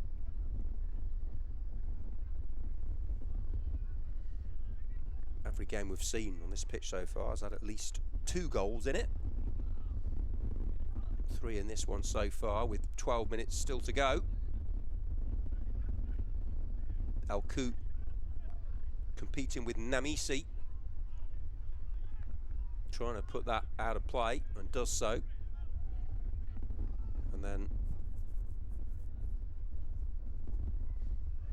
it's going to be a corner. It is. The ball just running away on the elements. Might be a shot straight from the corner, as we saw last time. Nearly ended up in the back of the net.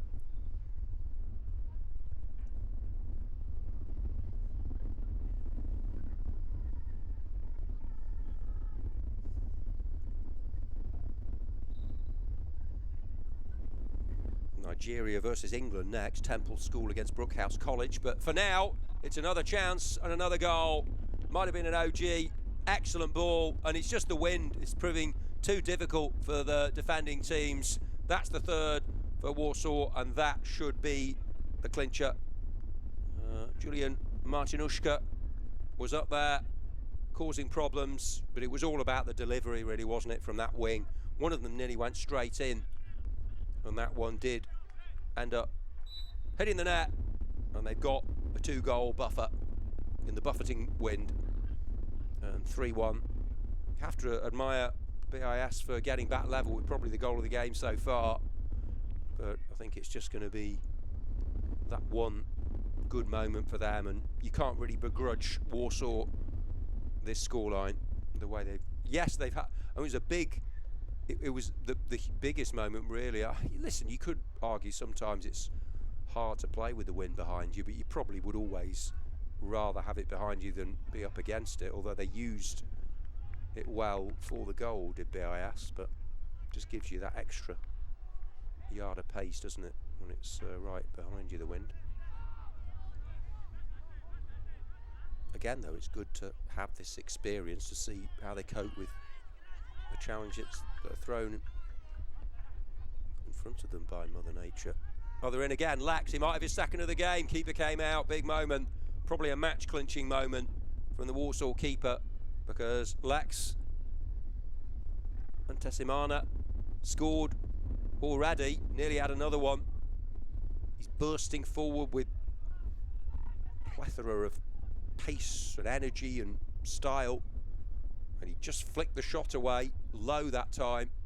A good save. If that had gone to 3-2, it was game on again, but as it is, 3-1 may become 4-1 here, but the keeper comes out to meet the ball.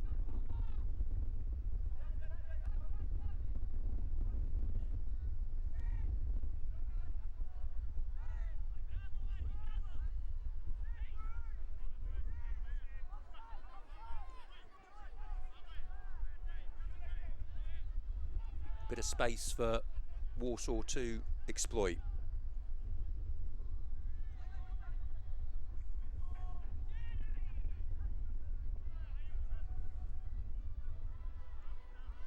Stankovic, can't keep him out of the action. You need your big players to come off, and he really has when his team needed him.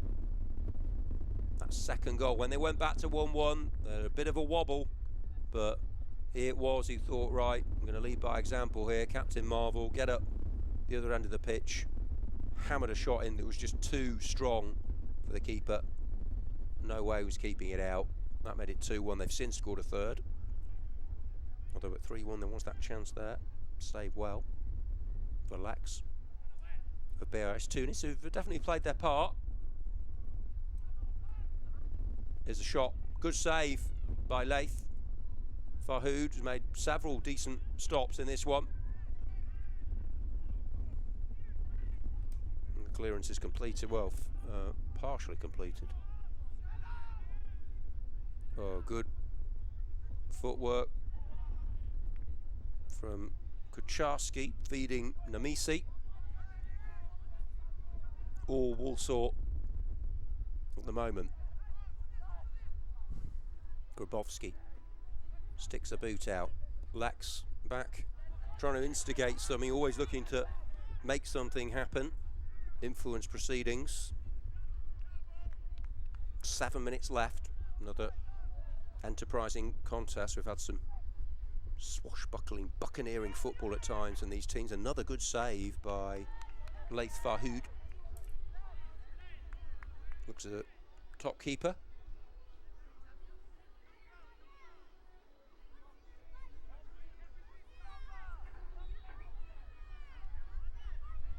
It's a rare foray for BAS Tunis. Stankovic, star player.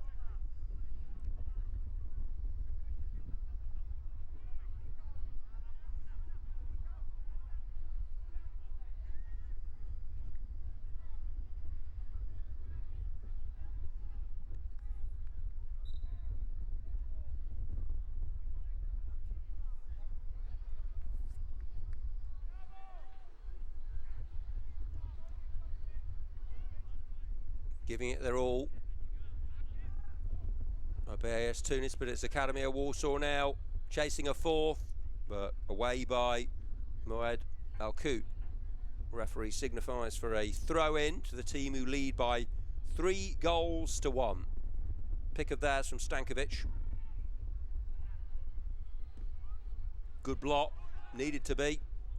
Follow-up shot is fractionally high and wide.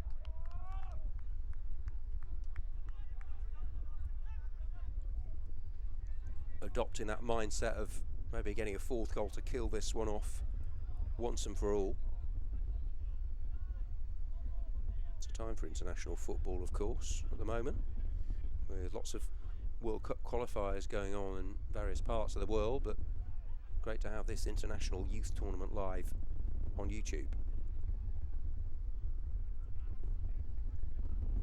For Sato, for Tunis. Al-Kout will take this throw in. They know if they could just get one now, they potentially could set up a grandstand finale. It'll be some comeback if they could achieve it. They've got, well, not so much Ben Nevis to climb as Avarice, to use a mountaineering analogy. But they have won themselves a corner. Giacomo Fassato, I think he's going to take it, although Ahmed Garbi's gone over as well. They'll get lots of bodies in the box here. Al-Kout's there, Lex is an obvious target. Mayim Al-Kouf and Kamel Mamaria. In it comes, right-footed from the right wing. Cleared acrobatically on the volley, it's back into the mix. Could be a counter-attack for Warsaw. Bit of head tennis. And then Lex with a snapshot. He it was who decorated this game with a wonderful finish to make it 1-1 earlier on, but that's as good as it's got for BAS Tunis.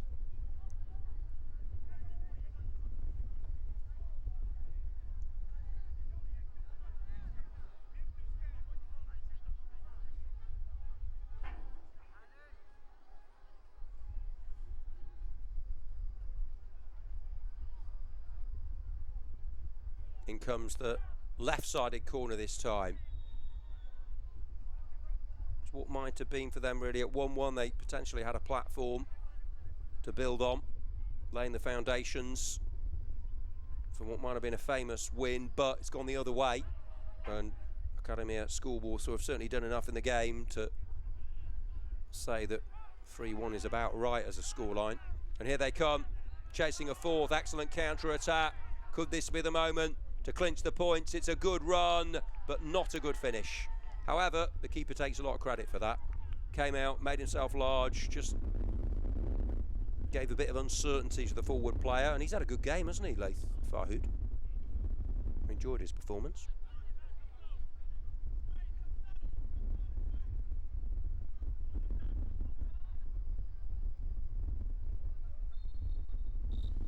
Referee blows his whistle and awards a free kick into the closing moments of a top tussle between Tunisia and Poland. It's Warsaw, the European team, who are going to get the win. Now Stankovic, with the wind behind, it's a two-player wall. I wouldn't want to be in that wall because he is going to hammer this. Still a very strong wind in his favour. He scored one from range. This is much further out. Three-player wall now. A dead ball scenario for Michael Stankovic, who's been the leading light for Academia School Warsaw. He was definitely going for goal, just got too much on it.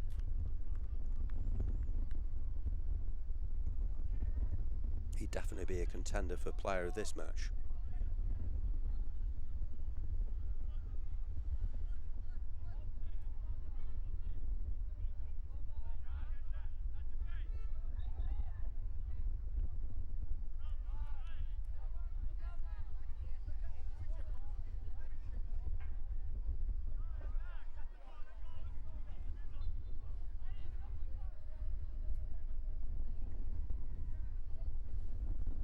Not long now. Probably wouldn't be time to get another one if BAS were to score here, but they did have probably the goal of the game from the number 9, Lex, who controlled expertly, pivoted and then just rolled it into the corner. It's a fantastic goal, but Stankovic scored another good one. They had two others, Academia School Warsaw, and this would just round it off. If they could get the fourth, they have won a corner. This will be the final action of this 30-minute game, with Temple School and Brookhouse College waiting in the wings.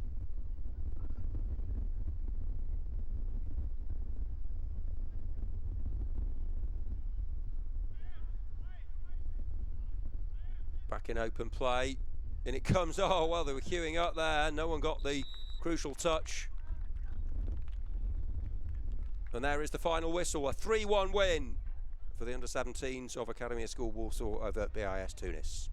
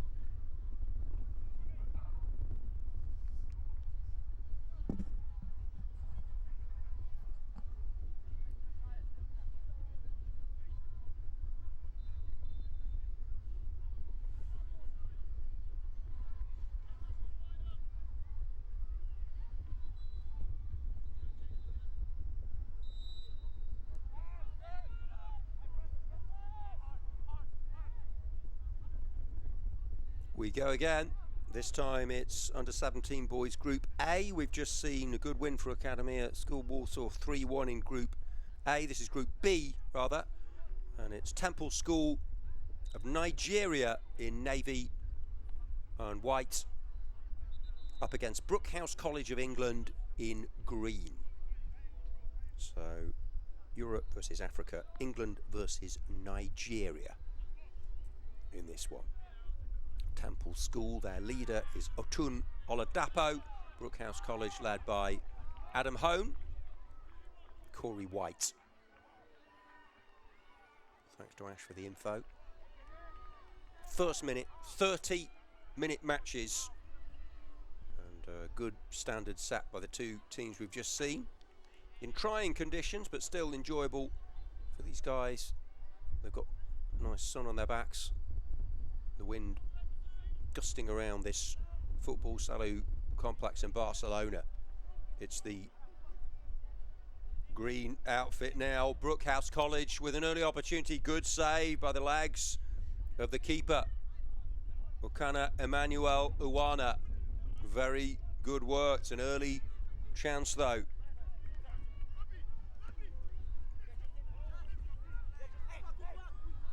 In the first minute. And what a great start this is. Brookhouse. Branimir Giopsaliev on the burst down the right-hand side.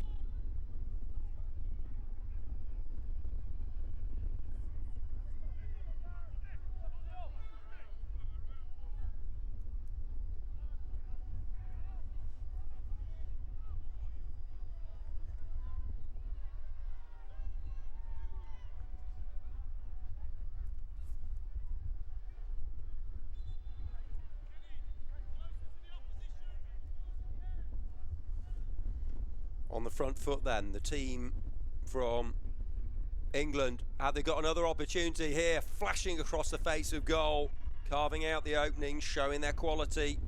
They're certainly here to try and pick up a win.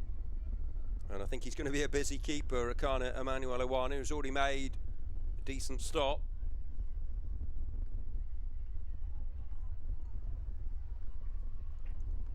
Smashes that away, but he can't get far in the breeze. And here's a shot. Oh, it's just over.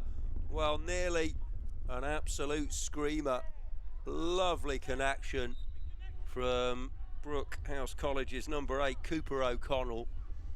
And we were nearly saying, oh, what a goal from O'Connell. As he lashed that one. When he met it, he must have thought, right, that's going in the top corner. Just too much on the ball. The wind carried it over the bar. Here come Temple School on the break.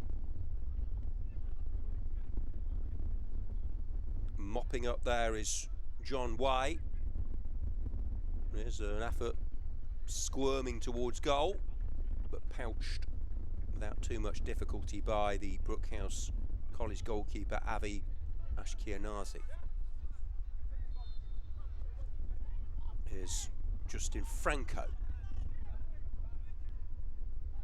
Difficult to play the passing game. Fraser Christie on the ball here. Tall figure.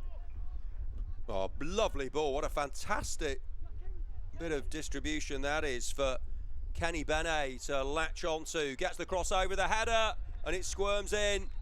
And that's the opening goal. It had been coming right from the first whistle, in all honesty, for Brookhouse College. Excellent initial pass.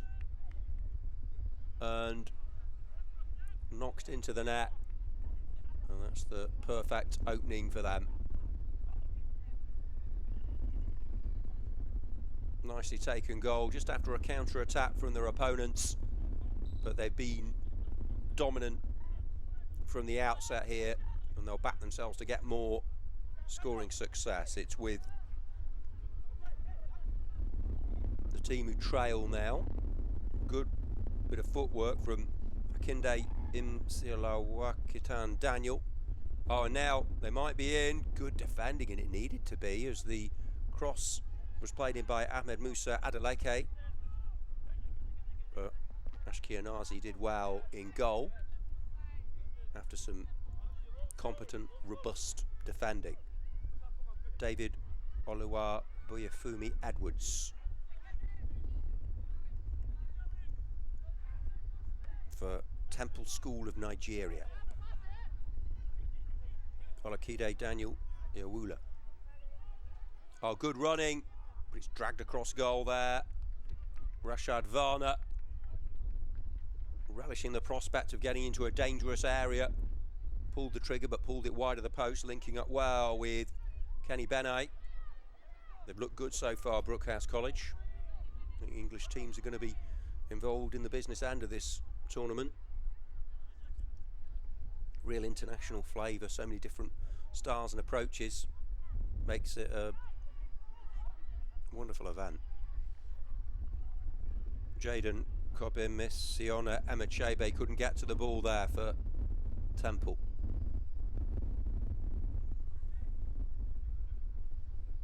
Brookhouse with the tails up and the early advantage.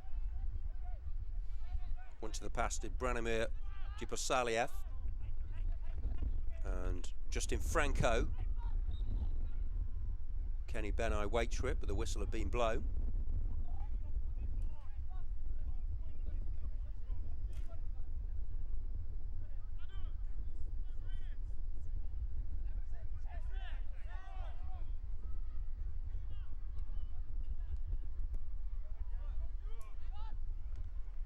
Seventh minute here on pitch C. Saturday afternoon fare from the World Schools Football Cup 2025, powered by Finvesia.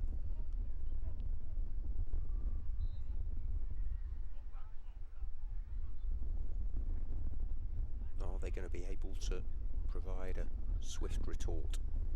Temple, they're going to have to do some more defending here though. It's Rashad Varner with Kenny in the middle. And he's picked him out, and he picks out the back of the net. Really good ball in. They've linked up so well, the number 9 and 7 already. Kenny watched the flight to perfection and steered a header into the back of the net.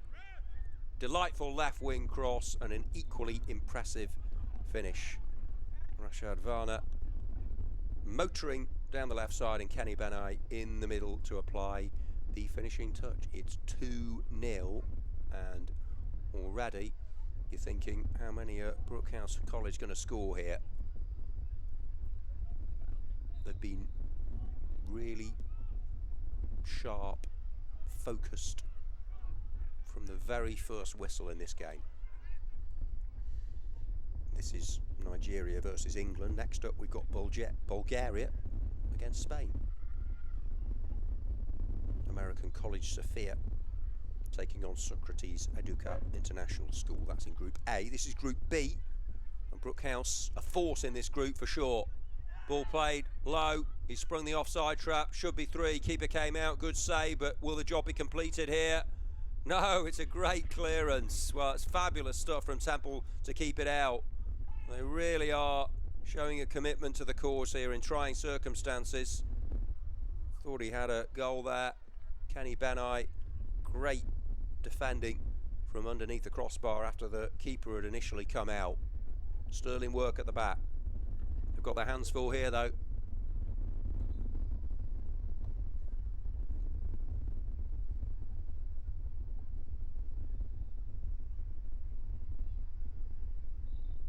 We have seen some spectacular clearances during the course of the day, both at under 15 and under 17 level.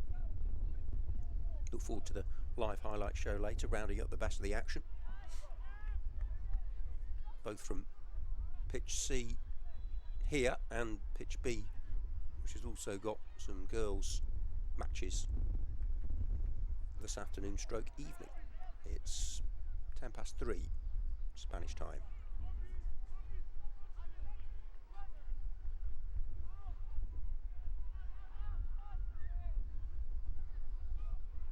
Good sliding tackle. The timing was exemplary. We've seen the full range of attributes from all of these players. They're being pressed back though. It's a big toss to win, isn't it? In the pre-match pleasantries, if you get to choose which end, you're naturally going to go with the wind behind you. 10 gone. 2-0 for Brookhouse College. Ball forward by Fraser Christie. Easy to put too much on it. In fact, some of these balls are really well executed. It's just the wind that's taking it away. He was trying to find Cooper O'Connell there. Caught the breeze.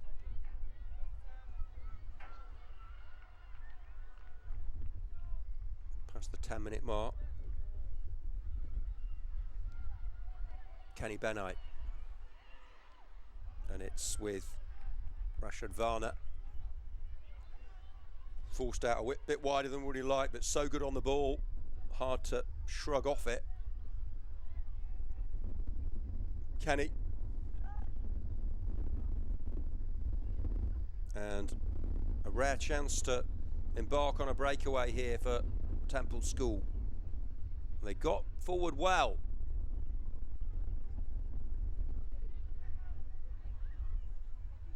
Just about retaining possession. Lovely bit of skill there by Adeleke. Sumptuous control. In comes across, met by John Y, just in front of his keeper, Avi Ashkianazi. Couldn't take any chances though. Steers it behind corner. That's excellent. Carrying ball from the back. They've had to do a lot of dogged defending here, but got forward well. A lot of it came from Adeleke Musa Ahmed. Right wing corner. On the edge of the box is Akinde. But he's got good options here. Swings it over, but very difficult from that right side with the wind blowing away. Carried it to safety for Brookhouse College. Brilliance from Brookhouse so far, but plenty of bravery from Temple School, and they've got it up the pitch. They've won another corner. Adeleke wants to take it. Can he pick out Osid Tadinma Chiwatalo Akore, the number 9 maybe? Also up is Joseph Akene Bedi Balugbu. Having a good spell here. Need to score any good spells though. And Brookhouse bring it away. And this is clipped forward. But again, we witness that one carrying away these blustery conditions towards the keeper. Ukana Emmanuel Iwana made a very good early save. Gia Saliaf. Adeleke. Ball won back well by Kenny Benite. Christie. And Justin Franco. Scampering down the right. Good work from Franco, moving in field. That low centre of gravity. Christie takes up the play. He's being pursued though. It will be a corner kick. Definitely best off with the corners, aren't you? If you can get the angle right, the breeze can really bring it towards the keeper and make life very testing, troublesome for the player between the posts.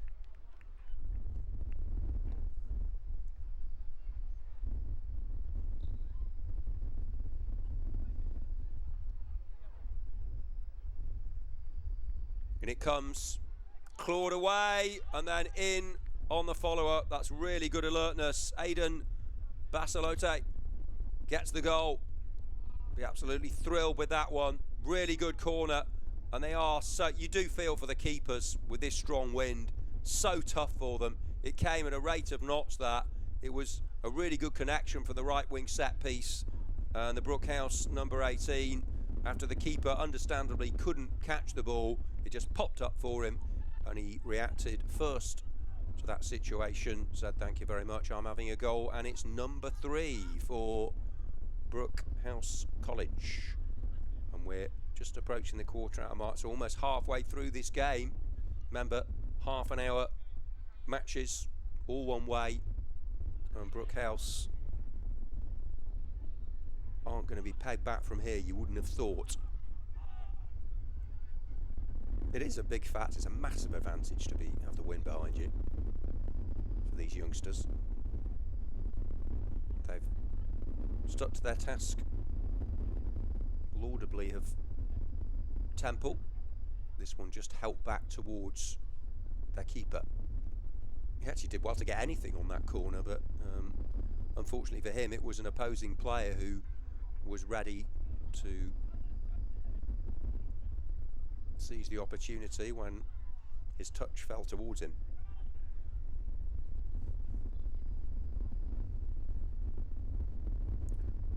Brookhouse College aren't going to just sit on the 3. They want a 4th goal.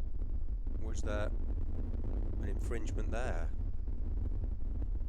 I think possibly given a free kick, actually, the referee. Yes. Good persistence from Christian Chapkanoff. And every set piece scenario, dead ball play is an opportunity if you can use the elements in your favour. From the corner of the box, the likes of Kenny Benai looking to get on the end of this one, just got the connection wrong. Too much purchase on that one.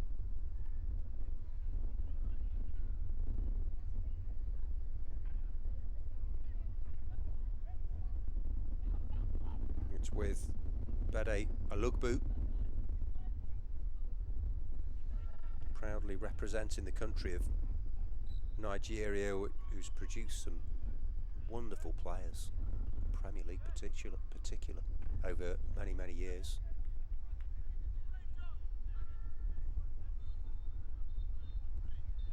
And they've featured impressively in quite a few World Cups as well, African Cups of Nations.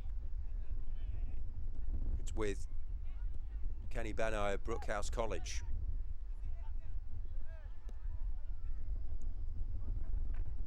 Sticking out a boot is John White. Lovely play by Cooper O'Connell. The balance was excellent. Christian Chapkanoff. Good feet into the danger zone now with Donald Chaonza. Is there going to be a shot at the end of this? There is, and it's pushed into the corner. That's a delightful goal. Clinical, classy, cultured from Cooper O'Connell. That was sheer ability. Set himself, waited, and then just rolled it, calm as you like, into the corner. And that's a really good quality goal from him. 4 for Brookhouse College, and the promise of more to come. He looks a top player, doesn't he? Cooper O'Connell. He's got his name very much on the score sheet.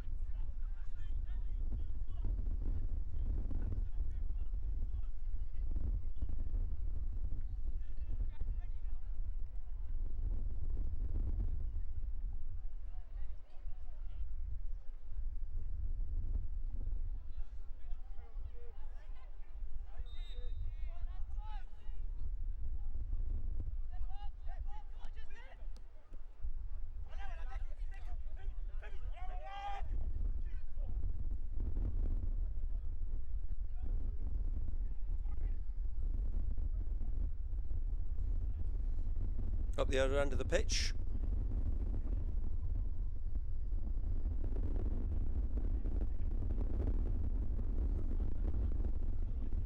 And there's no way back in terms of getting a result here, but still playing for pride, playing for their schools.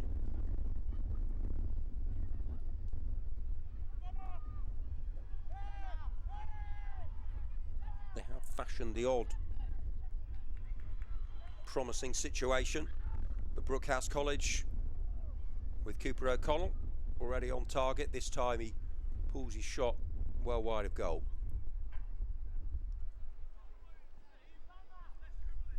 Still plenty of action to come, and also on our live streams, if you want to watch any of the games we've seen so far, you can scroll back and see them on this feed. Under 15 boys, Group A and B it was. We saw Marine Academy hit 6 in one of the games. Dubai College 7, and going even one better, St Aloysius College of Scotland scored 8 in one of the games. Brookhouse are halfway towards achieving that.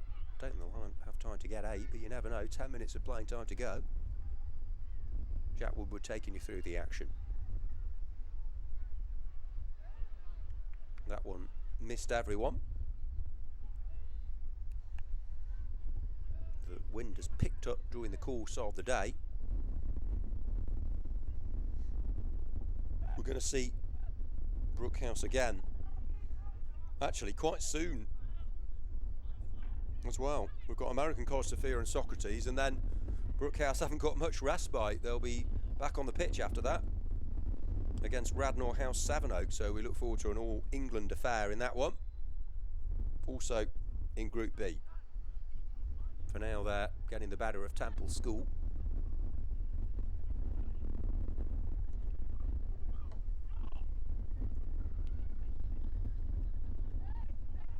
Here's Franco. Kenny Benai. And here he goes again. Oh, good save. Well kept out that by Ukana Emmanuel Owana, because Cooper O'Connell really is showing his authority, is imposing himself on this, getting better and better and better. He scored once. He might have had two since scoring.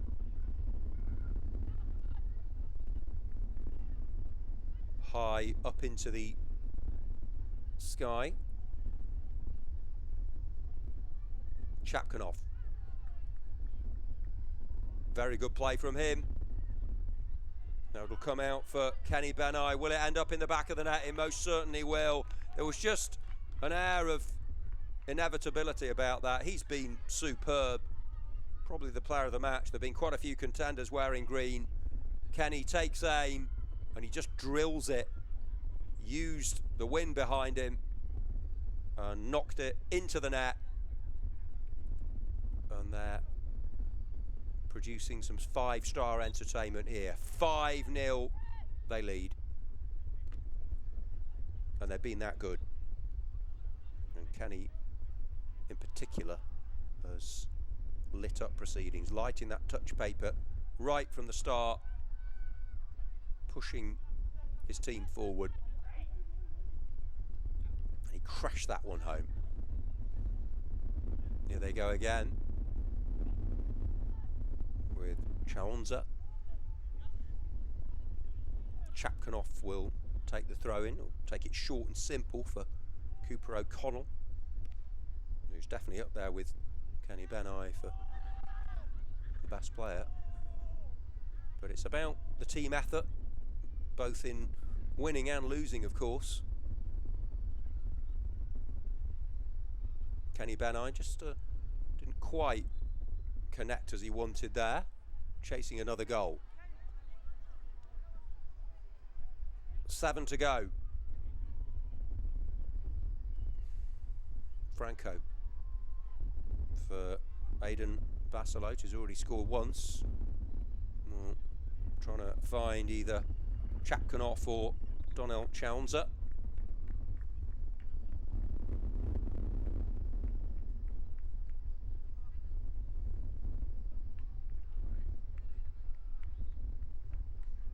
It's a champion performance, this. Whether they'll be the ultimate champions, we'll have to wait and see. Make sure you go to Facebook, X, Instagram feeds WSG to find out the latest standings from the groups, multimedia updates, the live blog, WSG Football, and download the mobile app as well. 63 games being shown live on a combination of this pitch and pitch B today and tomorrow.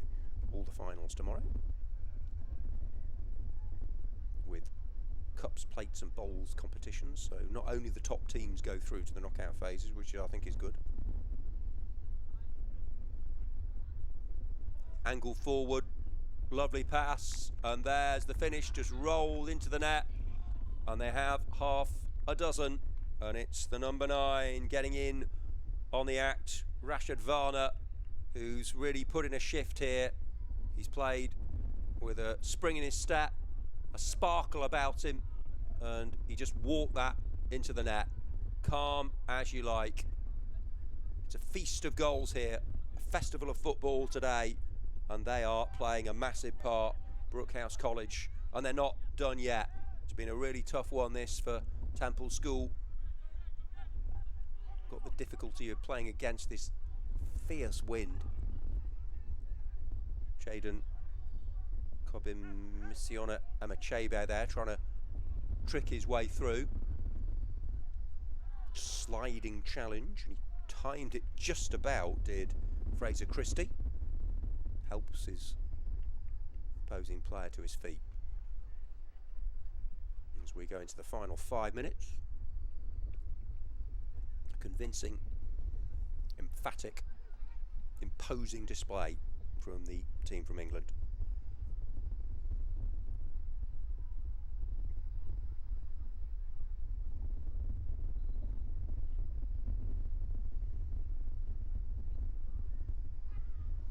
Christie again, launching upfield. It's a breakaway. It might be 7 here. He's got pace to burn, hasn't he? Rashad Varner sets himself. He's got options in the centre here. Tried to get the crossover, takes a deflection, and it's a corner. He's just stopped in his tracks. He lost a bit of momentum. Good defending. They didn't lunge in. It's a corner. Could have been worse for Temple School.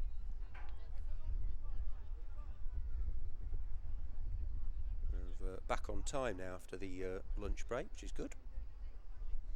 Time for everyone to have a siesta, isn't it, in this part of the world? But no time for that on a day of such action-packed game after game football. Can sleep after the weekend. Just over 3 minutes to go. Chasing a 7th goal here. It's been unrelenting from Brookhouse College right from the start of the game, and here's a shot fizzing over. Looking to pick out the corner there was Justin Franco, and he was very close to doing so. Probably a cross-come shot. It's one of those where he probably was going for goal, but if he pulled it a bit wider, he might have had a teammate getting a touch. In the end, it was almost caught between two stools of the shot of the cross. But they deserve a little bit of fortune to Temple School, I think.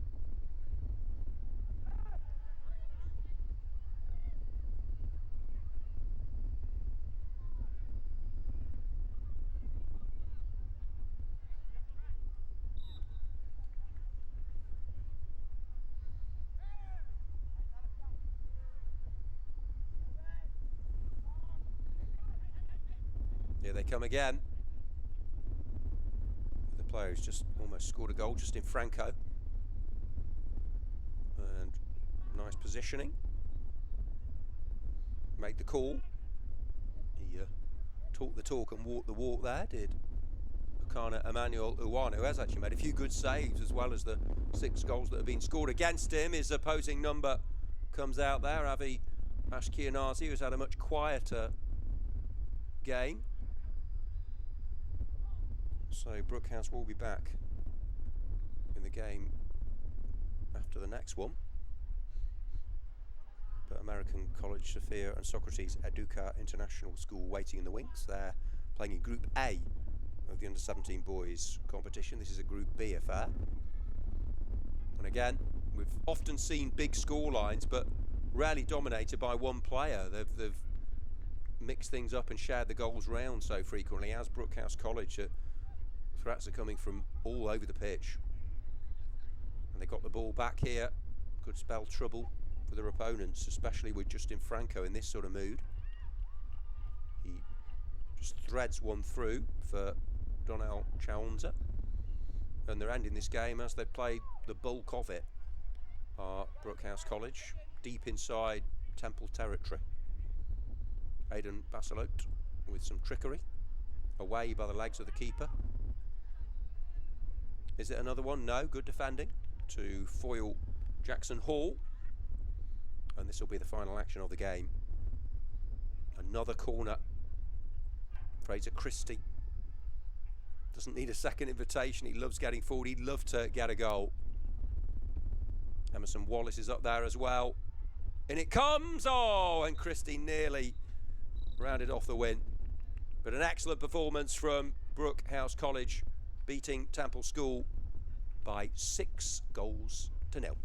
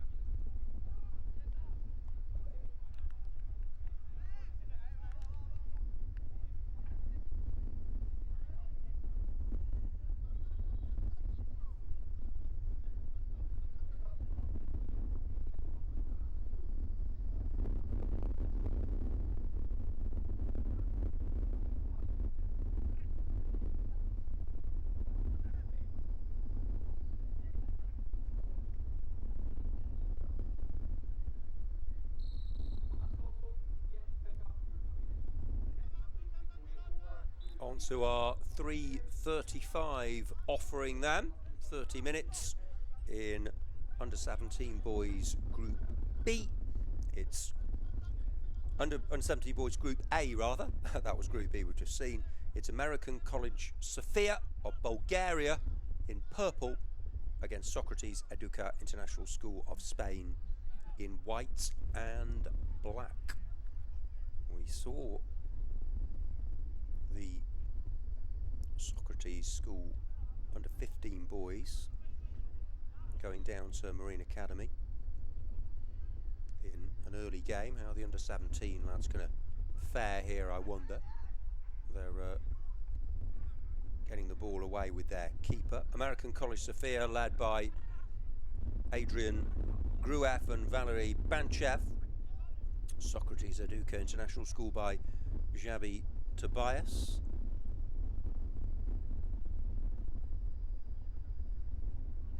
Who's going to grasp that nettle of opportunity? Carpe diem, seize the day. It's their chance to shine on the international stage, live on YouTube. And it's the purples now with good options with their number 10 Vasil Pandev getting to grips with the scenario in the early stage.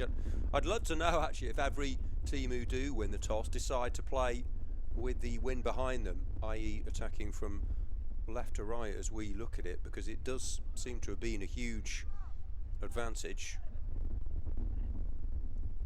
Sometimes when you're playing golf, in terms of control, it can be a disadvantage actually to play considerably downwind, even though you got the distance. So it depends what you're looking for, but it is very difficult to defend those set pieces when the wind's against you so strongly. Clattered clear by the keeper of Socrates, Maxim Kozuov. So Bulgaria versus Spain. Both countries have had some great talents, great role models. When you think of Bulgaria, you think of Stoichkov in the 90s and Petrov more recently. Too many to mention in Spanish circles. Best of the bunch have been Xabi and Iniesta, I suppose. Here's a shot. Well, it's an effort on target from the Socrates Educa number 9, GM Rofis. But Georgi Govedarov manages to claim. Touched back by Simeon Hira for the team in purple. Are they to have a purple patch coming up, I wonder, in this game? 4th minute, 0-0. Away by Lucas Bush. Difficult to get into a rhythm of passing along the ground when the wind is so strong. They've got a way down the left wing here. Early suggestion is this could be a close affair. And there's a foul committed. Great position now for a free kick. And there's a few players perhaps offering their services here. Set piece situation for, they're just looking to the sidelines for a bit of instruction, I think, as to who should take it actually. Is it going to be the number 7? Oh no, he's offering some advice. He's giving himself a huge run up here. I think it's the Socrates number 8, Luis Morales. He's just going to hammer it. And it'll be given double the impact, given the wind behind him. He places it. Oh, against the post, and then the follow-up header's brilliant. That's absolutely outstanding reactions. Quality from Paul Bernat. Take a bow. He was so good at responding there to the loose ball. The free kick clattered against the post. It came back out rapidly. Didn't have much time to think about it. Maybe that's a good thing. Socrates of Spain hit the front in this one. 1-0. And a very, very smart piece of finishing. That's a top-class header, it really is. Paul Burnett was, I mean, he just had to sort of pass the ball from the free kick with that favourable conditions blowing the ball towards goal. The upright came to the rescue. They'll say, well, that's what it's there for, will Sophia, but they were unable to stop the header from going into the net.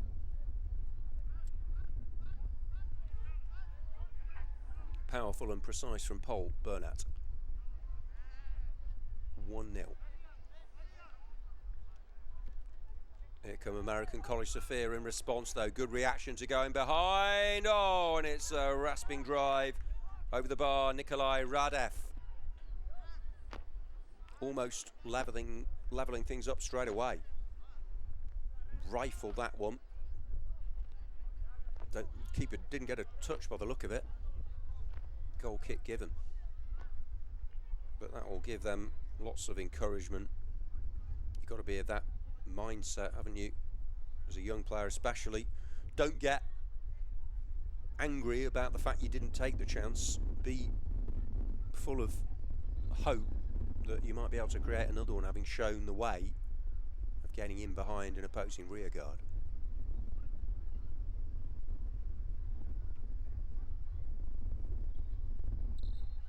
Good trickery here, but the whistle had been blown as it's knocked into the net by Toma Tomov. Vasil Pandev showing some subtlety in the build-up, but the play had already been pulled back, so obviously that one won't count. He blew his whistle a long time before the move was finished. 7 gone. Socrates Educa International School with the lead, given to them by the quick thinking and fine finishing of Paul Burnett after a free kick from Luis Morales was blasted against the post, came back out, and he headed it into the corner.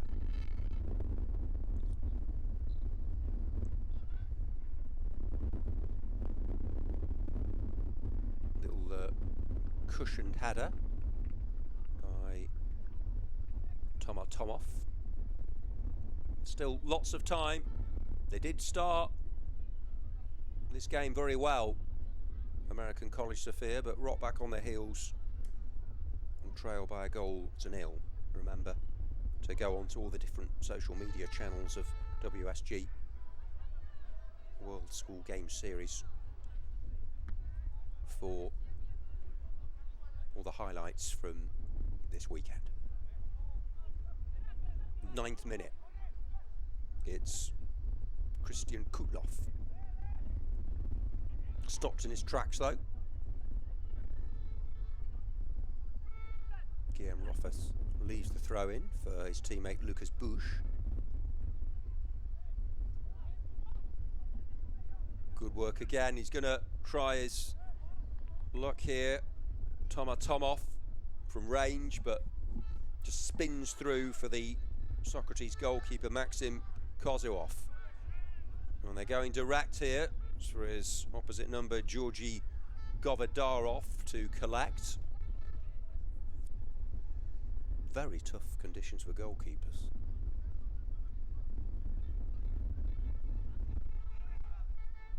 You might get a keeper or a defender scoring with a clearance from left to right as we look at it.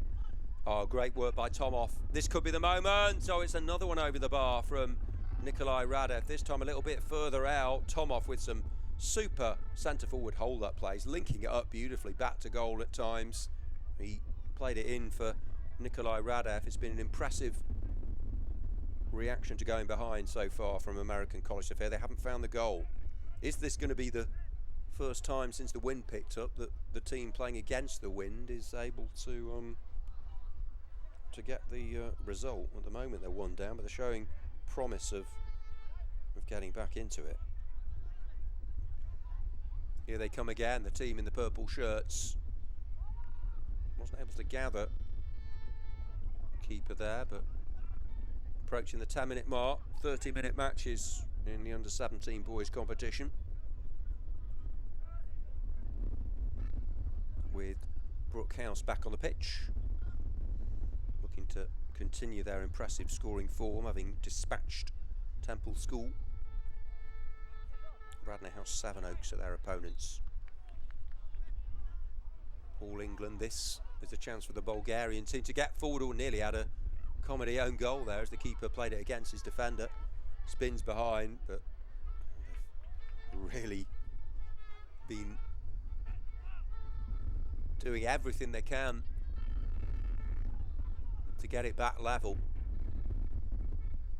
Could this be the moment? Kutlov's up there, so too is Radev. Just lurking on the edge of the box, Toma Tomov. I think they're going to have to take this corner again. Ivan Kovachev taking it. Vasil Pandev's up there. He just lost his footing there on the turf.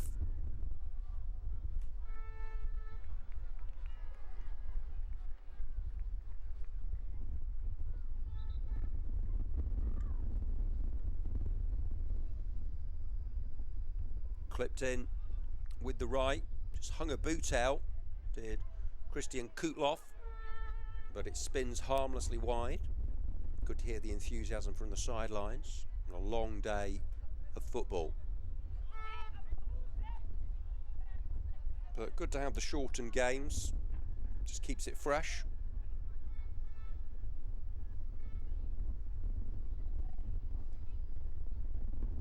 It's all the different ingredients for a paella of football. We've had some tasty goals for certain. It's been some delicious football.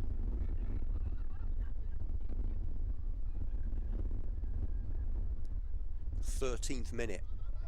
It's just a slender lead that Socrates have. It was a brilliant header from Paul Burnett after a free kick had hit the base of the post and just bounced up for him.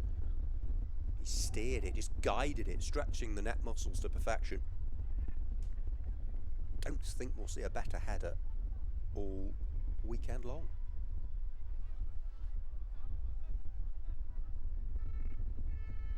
Could we have our first 1-0 of the day on this pitch? Yet to have a scoreless affair.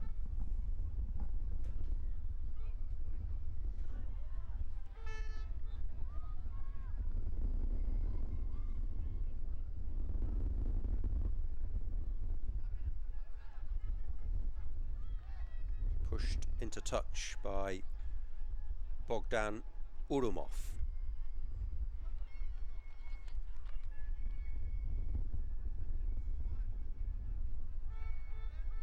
Lechkov, the midfielder, is my favourite Bulgarian player.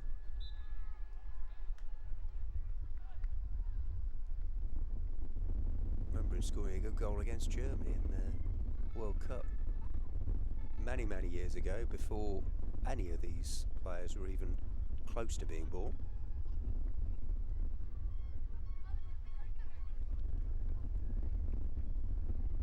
This is the World Schools Football Cup, powered by Finvesia, our headline sponsor. Our Socrates Educa International School powering themselves to victory. They're going to have to do plenty of defending in the remainder, I think. But they have taken their chance when it came. That was the crucial thing. Made the most of a set-piece situation. Up goes Kalin Christoph. And Pandev sliding the pass.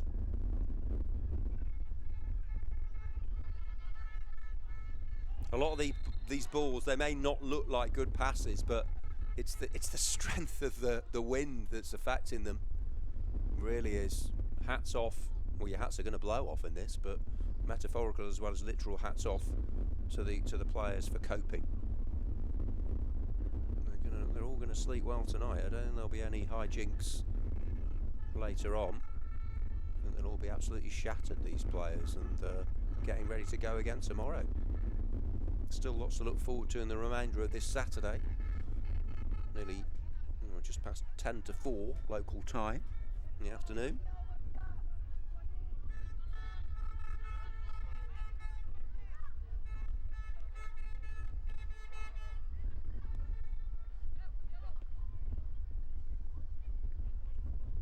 Kutloff. He's got forward well down the left. Here he goes to prove that point. Hugging this near flank. And Nikolai Radev, who's had a couple of chances but has swung them over the bar with his left boot. He's won his team a corner. Could this be the moment for American College Sofia to level things up? They've been chasing the game since the Socrates opener early on in the contest. Played low, good idea that really, but then they couldn't keep it going.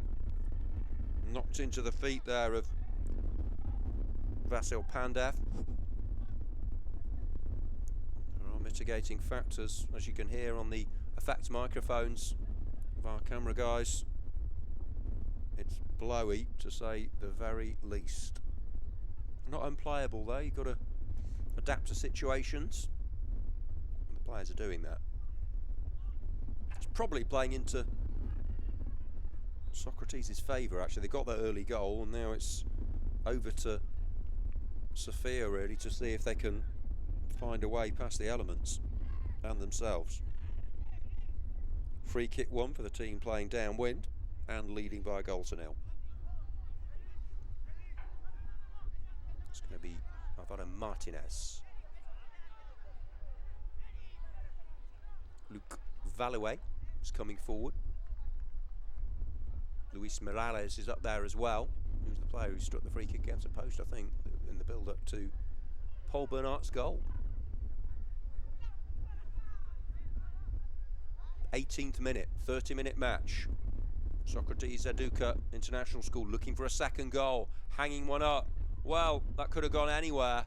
And then the follow-up effort driven in with a right boot there of Johan Mestre.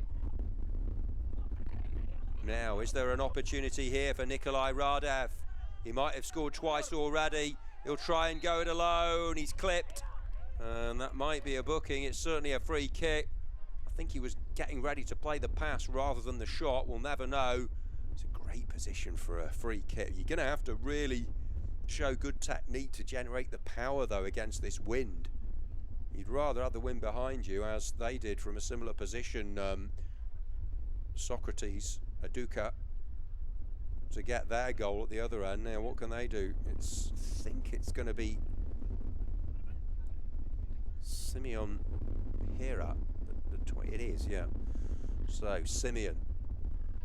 Can he produce a memorable moment? Here he goes. Wall did its job. It was definitely a shot, but repelled. It's one of those with the wind blowing again. Maybe he would have been best off just hanging one up there and causing the concern in the opposing rear guard. Decided to try and find a way past the wall. He was unsuccessful in that mission.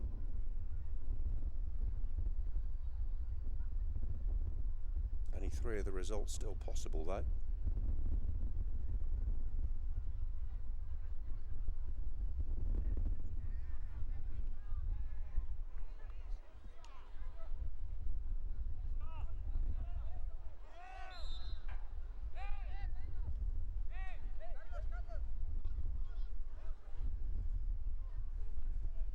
Just over 10 minutes remain.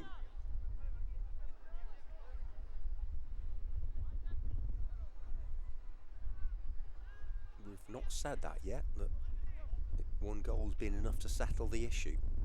Might well be that's the case here. Going to be forced into a change possibly here are American College Sofia, but all the schools with nice big squads, players to choose from. With head coaches who are able to shuffle the packs. And we've seen quite a few substitutes make a huge impact off the bench. He fell to the turf. Did he think he was impeded there? Tomoff. Nothing given by the ref. And is this just starting to run away from American College Sofia? They've not been able to test Maxim Kozłów too much. Really good ball retention there. Now, Kalin Christoph gets the crossover. More fine hold-up play from Tomoff. Christoph. But the door's slammed shut in the face. Ball worked by Urumov. Bit of space here for the team in the purple shirts. Could they go all the way? Got themselves to the byline. It's put behind for another corner kick. Luis Morales was watchful. Didn't lunge in. No risks taken. Security first.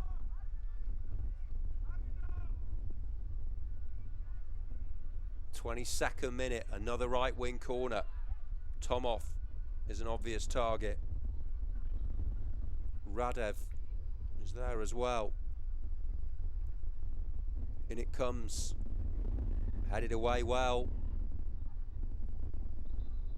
Danger hasn't gone yet. Christoph hoping for a counter here. The white and blacks nicely held up. But good defending and goalkeeping, that really good from Radev and Govodarov. It's just been hard to create clear chances against this wind.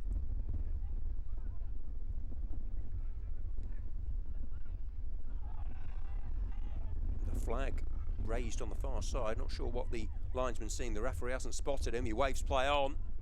And here come Sofia. Sure, they've got the whole of the Bulgarian capital behind them, American College Sofia. Watching on our YouTube live stream.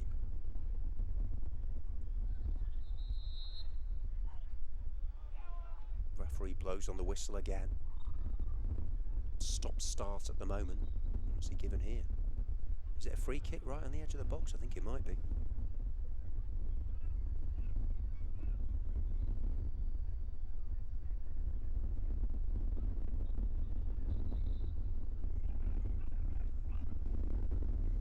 Seems to be a little bit of uncertainty as to what's been awarded. Yep, it is. Set piece. He's going to have to retreat. Here's Paul Burnett, the goal scorer. Is his goal going to be enough to get all the points in this group game? It's a good ball in, but the breeze took it again. Christoph tries his luck. And Vladimir Vernadziev was aiming to pick up the loose ends there. Hoping to be the cunning fox in the box for the Bulgarian side. Great work here by Simeon Hira. Fall to the ground. Free kick. Taken quickly. Space for Christoph to exploit. Christoph keeps going. And away by Socrates. They would have, with the conditions, they would have thought, let's get that early goal, and they did it. And they have been, I wouldn't say they've been clinging on, but they've defended well. This will be a big scout for them if they can get the win against a very good side. But the threats keep coming with even Kovacev. None of these games are just fizzling out, are they? They're going right to the full-time whistle. All of the teams, even the ones who've been heavily beaten, to be fair, but this is still on that proverbial knife edge. The lead it's been dangling, hanging by a thread, but hanging it still is for Socrates Educa International School. Got the goal early on in the game. winning a free kick just outside the box. It was blasted in, hit the post from Morales, rebounded back for the astute Paul Bernat with the adroit, adept header. Intelligently, cleverly done into the corner, and that's the only goal of the game, and neither keepers really had to make much of a save since that. Although, best chances for American College Sofia to Nikolai Radev with his left foot, just hasn't been able to hit the target.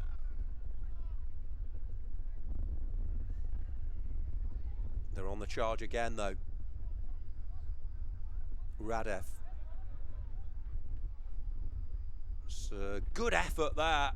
Generated good power, and the keeper's just pushed it wide. Simeon Hira. Well, I thought the keeper got a touch there, nothing given. Don't know whether there was an infringement or an offside there.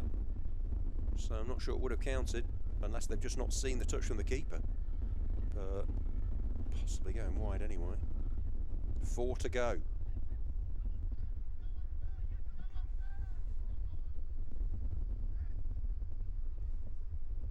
It's not been full of goals, but in many ways this has been one of the most intriguing games we've seen on this pitch, purely because of the nature of it. The team that's done most of the attacking hasn't been able to find a way through. It's been almost a quintessential classic smash and grab from Socrates Educa International School.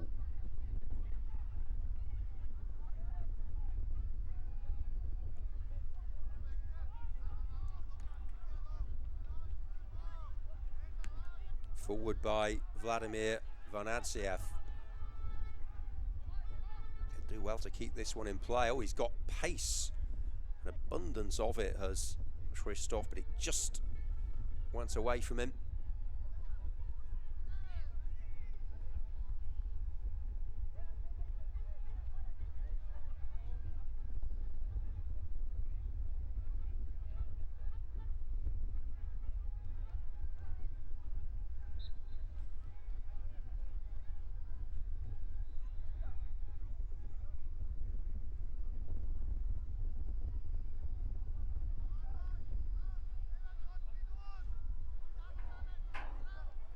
It's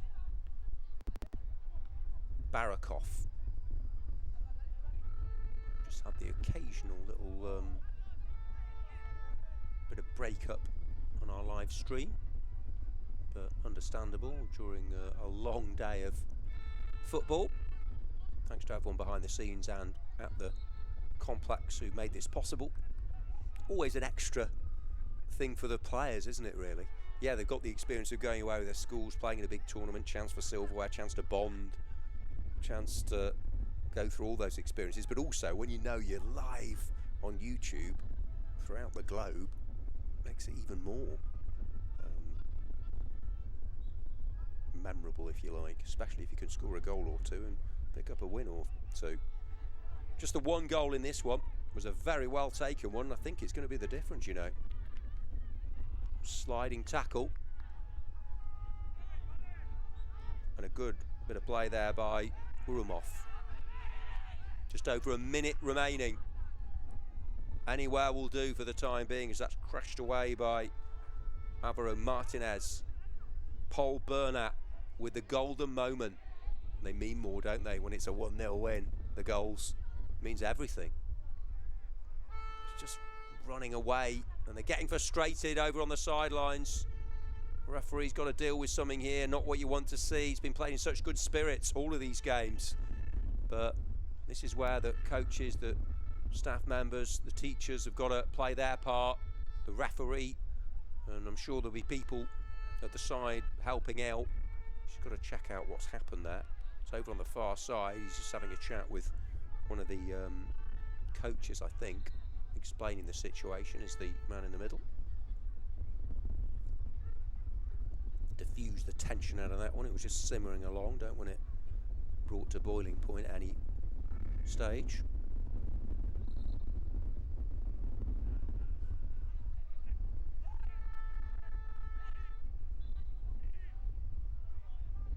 Brookhouse and Radnor House coming up after this.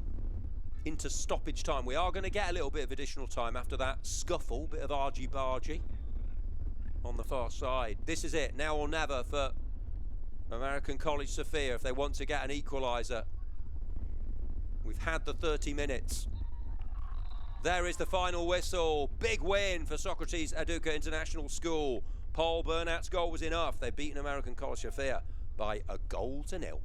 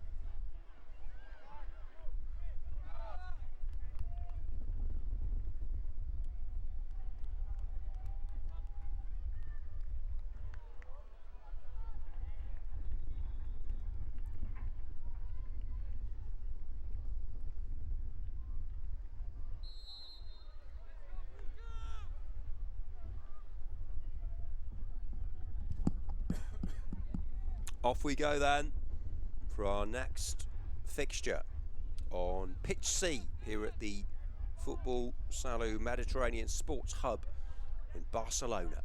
It's an all-England affair.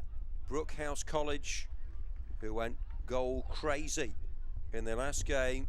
We saw them get the better of Temple School Nigeria with some phenomenal free-flowing football.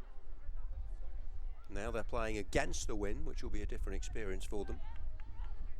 And they're up against Radnor House Sevenoaks. First chance we've had a chance to see them. It's Brookhouse in green, Radnor House Sevenoaks in black. This is Group B of the under-17 boys competition. And here they come with an early attack. And while he just stumbled, should still complete the job here and does. For one awful moment, I thought he was going to fall over the Brookhouse number 11, but he kept his composure and he finished the job. And it's the dream start to this game in just the second minute of it. We've already seen them score for fun against Temple School of Nigeria, and they are off and running in this one. It's Christian Chapkanoff, the scorer. Just seemed to stutter, but he ran forward, didn't panic, and slid it home from close range. And it would be the first time, stopped a little bit, but the first time the team playing against this strong wind has won. Now obviously there's still a long way to go, but they've definitely headed in the right direction. And quite a few early goals. Seen 3 different type of games for the under-17 so far. We saw the full scope as well, the full gamut of the under-15 matches beforehand. But in the under-17s, we had a good game, excellent goals, with Academia School Warsaw deservedly beating BIS Tunis 3-1. Then a big win for Brookhouse against Temple School. They dominated from start to finish. And the most recent game, a tight affair, Socrates Educa International School won by the only goal against American College Sophia. The only game on this pitch we've seen with just 1 goal. And this one has got off to a dream opening. Couldn't have scripted a better beginning, the Brookhouse creative writing department.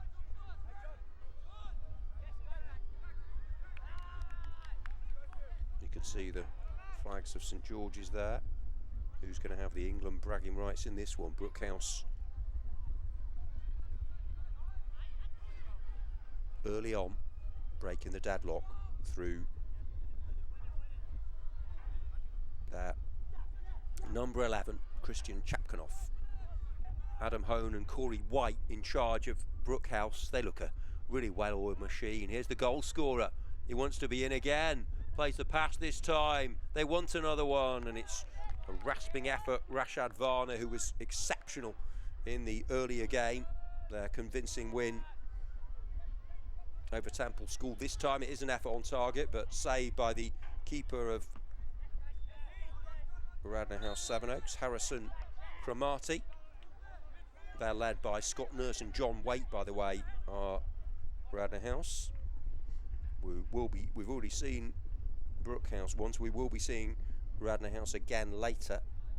In the game after the next one, actually, taking on NAS CBS at 5:20. This is the 4:10 game, and it's Brookhouse already in the ascendancy, but having to do some defending here. Legitimate challenge on the edge of their own penalty area, but they dovetailed so well.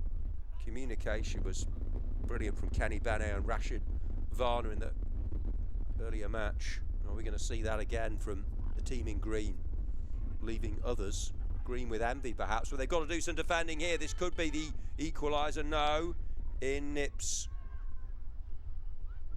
John Y in the nick of time, and then it's blasted in low and true past the keeper. That's the leveller, and this is living up to expectations, this game. It really is an all-English affair, and that is how to strike a football. It's a really sweet hit, that. It's a terrific ball striking. Win behind, still had to do the job, and did, to make it 1-1. Very good indeed. From the way he was celebrating, I think it was Oliver Manship with the strike. Here's the Brookhouse goal scorer, Chapkanoff. But yeah, what a hit. Those bright boots of Manship used to good effect. Outstanding from Oliver. And a twist in the plot. First it was Brookhouse, so 2 goals in the first 5 minutes of the game. We've seen some really good reactions to conceding goals from teams. Says everything about the way they've been prepared by the coaches. Certainly, when you've got the win behind you, it's well worth striking the ball towards goal when you're anywhere near it. Because it just, if you get the connection right, it's very tough for the goalkeepers, and there's no way Avi Ashkianazi was keeping that one out. I've got a feeling this is going to be a goal-filled affair, and I wouldn't like to call a winner. 2 English schools on the international stage. Who will reign in Spain in this one? You wouldn't say the... Well, they've been almost the third factor in every game, haven't they? The elements. It was purely a lightish breeze at the start of the day, but it's got stronger and stronger. 7 gone. 1-1.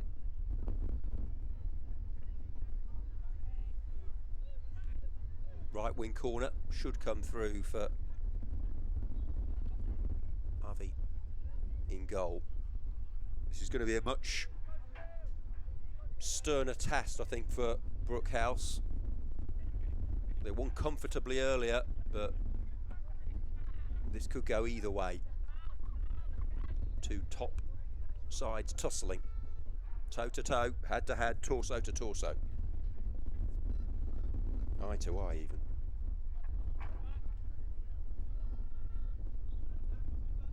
Enthralling, absorbing entertainment in this youth tournament, which gets bigger and better every year.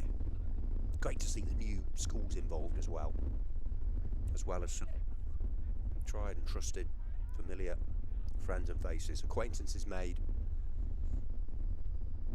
football played, a wonderful time had by all. Jack Woodward talking you through the action, live on YouTube, on pitch C on this long but rewarding Saturday in sporting footballing terms. Just another shout out and reminder, as Facebook, X, Instagram, WSG, regular multimedia updates, football live blog, downloaded the WSG Football mobile app for all the standings in the groups to see where these teams are. Great running again. He wants another goal here. Does Chapkanoff, and he's still going. Can he find a way past the keeper? Lovely play, but it's away in the nick of time. Chapkanoff, so tricky, so sharp, fleet of foot, quick of mind, but it's obdurate, stubborn defending.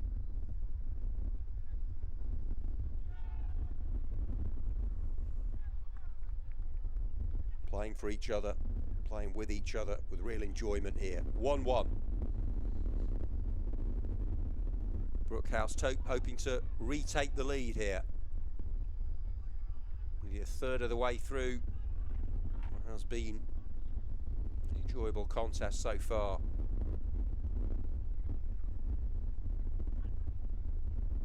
Two of the better teams we've seen all day. Crunching challenge. No quarter asked or given. It's been a high octane stuff this so far, isn't it? Really high tempo.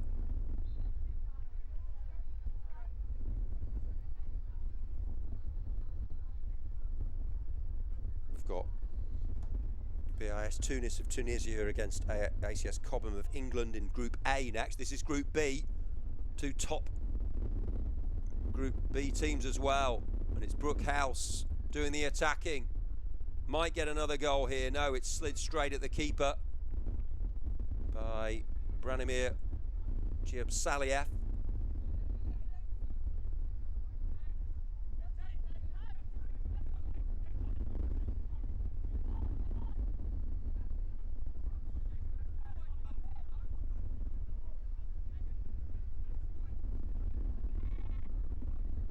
Nice bright sunshine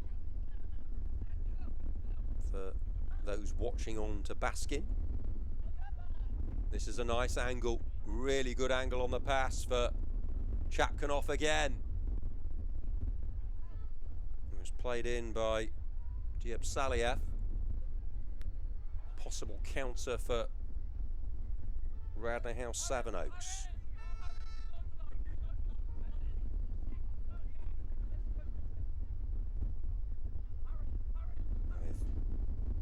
Oliver Harris, the number 10, with the throw in, trying to pick out the run of Zach Tucker. And Jack Schofield sets himself under the watchful gaze of players who've been featuring on the other pitches. Fans, friends, family members, staff members, organisers. Been a really good crowd on this pitch, offering words of encouragement, lifting the players when they've needed it. That's just dealt with. He's looked good. Fraser Christie at the back for Brookhouse College.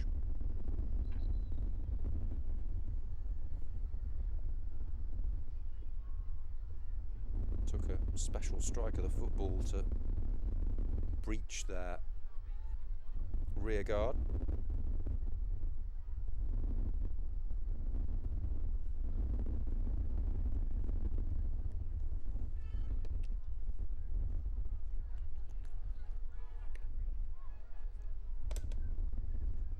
Thirteenth minute.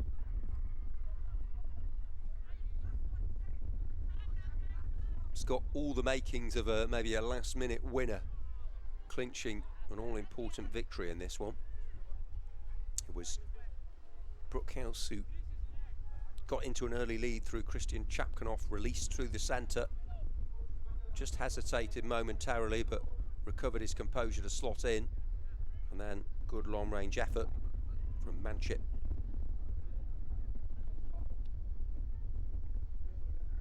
For Radnor House Sevenoaks.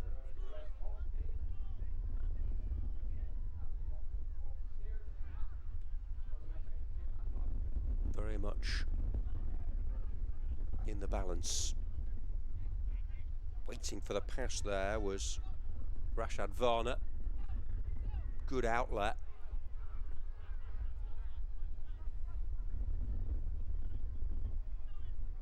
Exploring every avenue.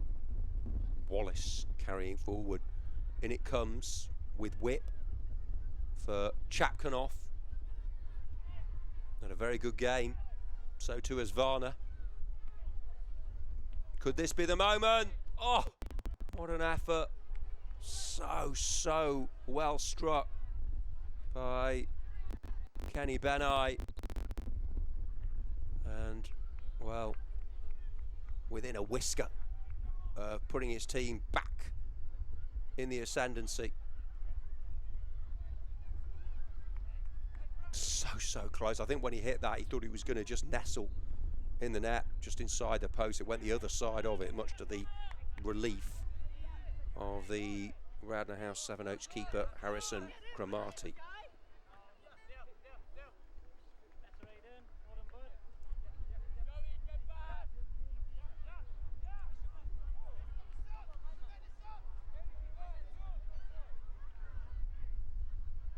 Approaching the midway point of the game. More trickery, more sharp build-up play by Brookhouse College. They've certainly been the best team, I think, against the wind so far we've seen since it really picked up.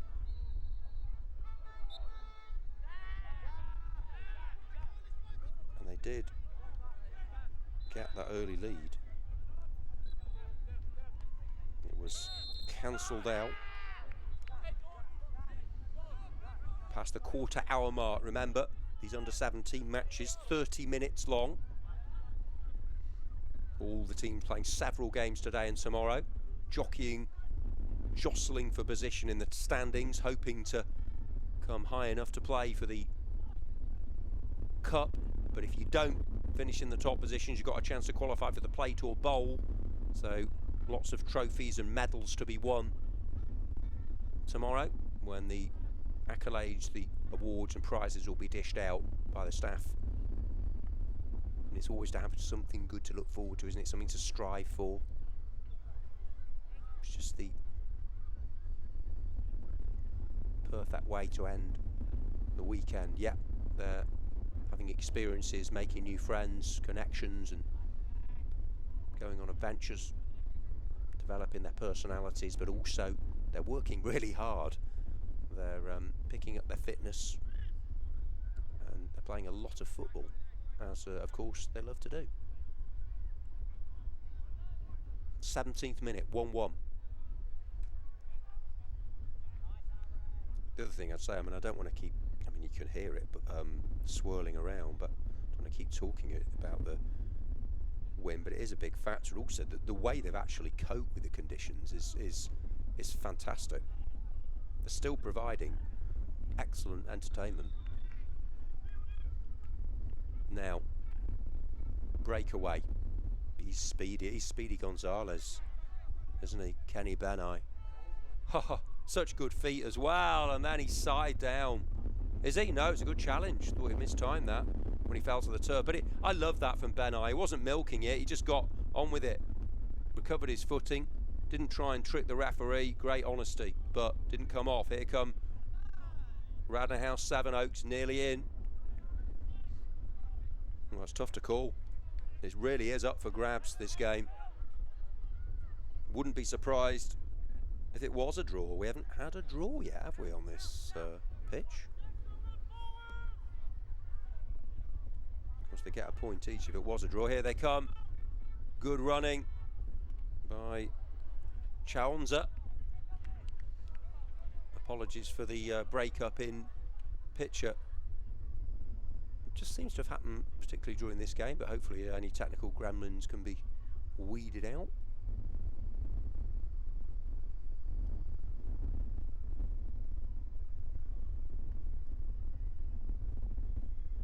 To go. 1-1. It's beautifully poised, this game, it really is. Nice footwork. Chaunza playing their own little private game, weren't they? Cooper O'Connell, low ball, could have gone anywhere.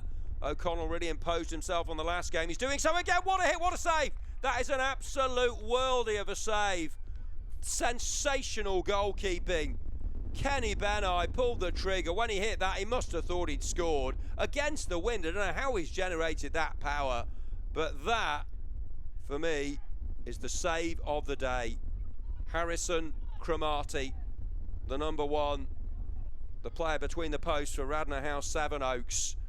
It's going to be hugely significant, that, especially if his team get a result here. They come from behind. How on earth has he kept that out?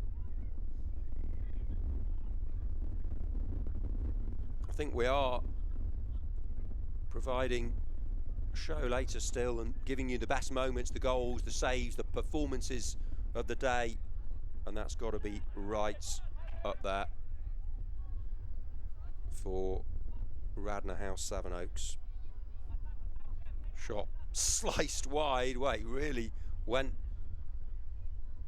for it there, didn't he? The number 9's already scored once, Oliver Manship with a low shot. This time he went a bit higher. High wide and not handsome, but still he's had a good game.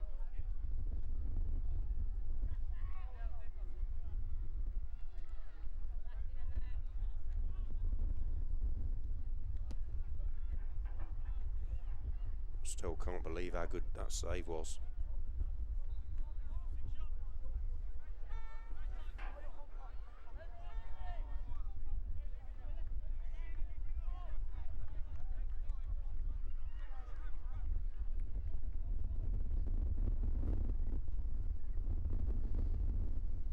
foil Kenny Benai. Agile, strong, stellar shot stopping from Harrison Cromartie, all in blue, giving Brookhouse the blues. But they've attacked so well against this driving wind with 10 minutes to go. And it comes again, and that one just drifts wide.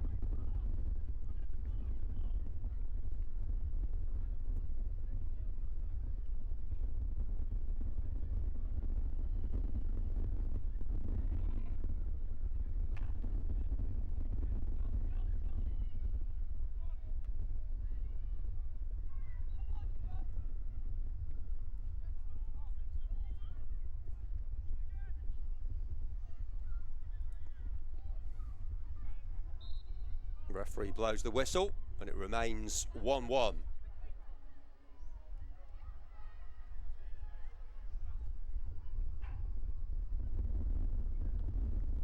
Are we going to get a winner here?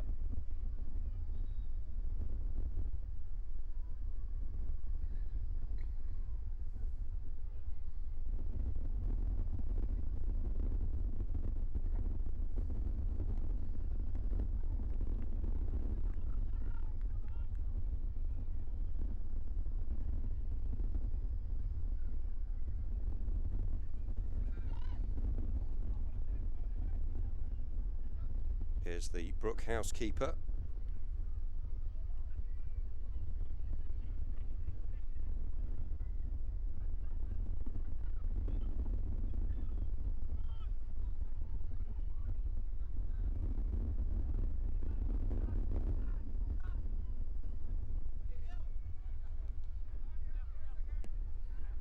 It's they've kept plugging away, have Brookhouse.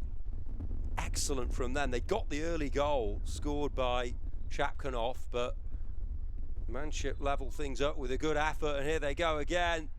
And well, they keep carving out the chances, keep producing the good football in trying conditions.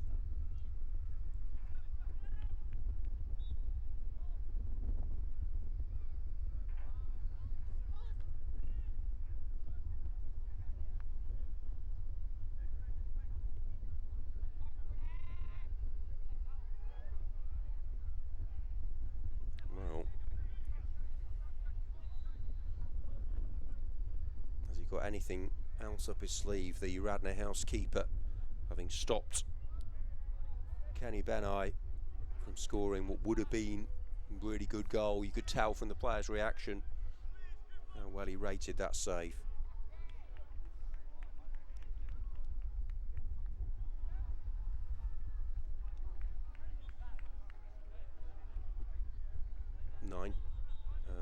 Well, I'm going back. I thought it was 25 minutes, having had all those games earlier on, but it's 30 minutes, of course, under 17. So still plenty of time for either team to find a winner. It's Brookhouse who've done most of the attacking in this game. Another pass, this time for Donnell Chaonza, who's pacey. Good speed from him to feed Aiden Basilet and Theodore Boath with the ball into the middle.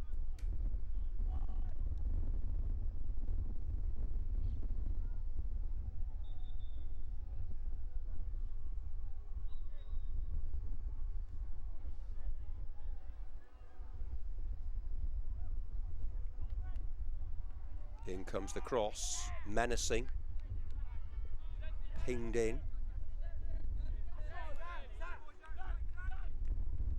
There's been a zest, a real punch to the play of both of these teams. I think if there were still conditions, we would have had a real feast of goals here in this one with so much talent on show.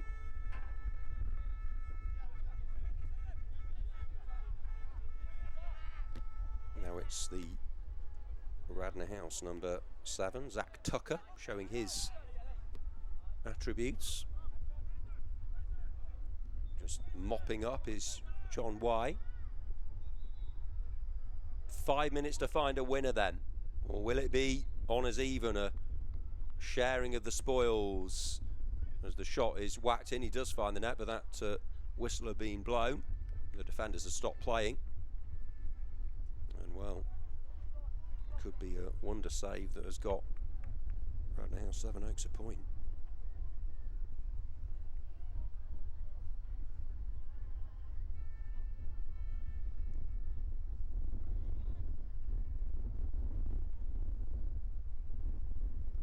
BS Tunis and ACS Cobham pitting their wits against each other next.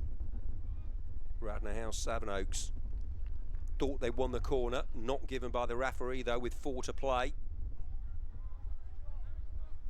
They would have hoped when they got level that would have set them up to go on and win the game, but I think they'll probably take the point if that's what they get against a really top team. But it's not over yet. Ball through the centre and out he comes. Harrison Cromarty.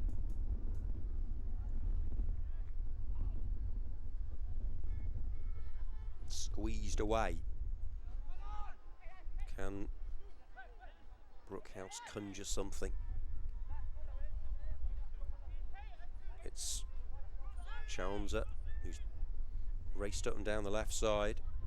Aiden.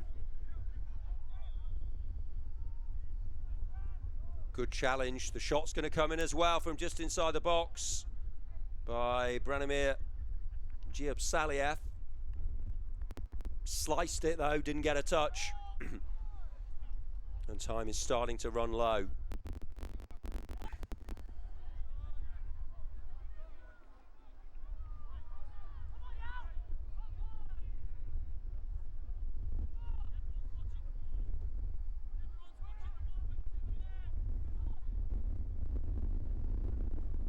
Next up is the 4:45 fixture.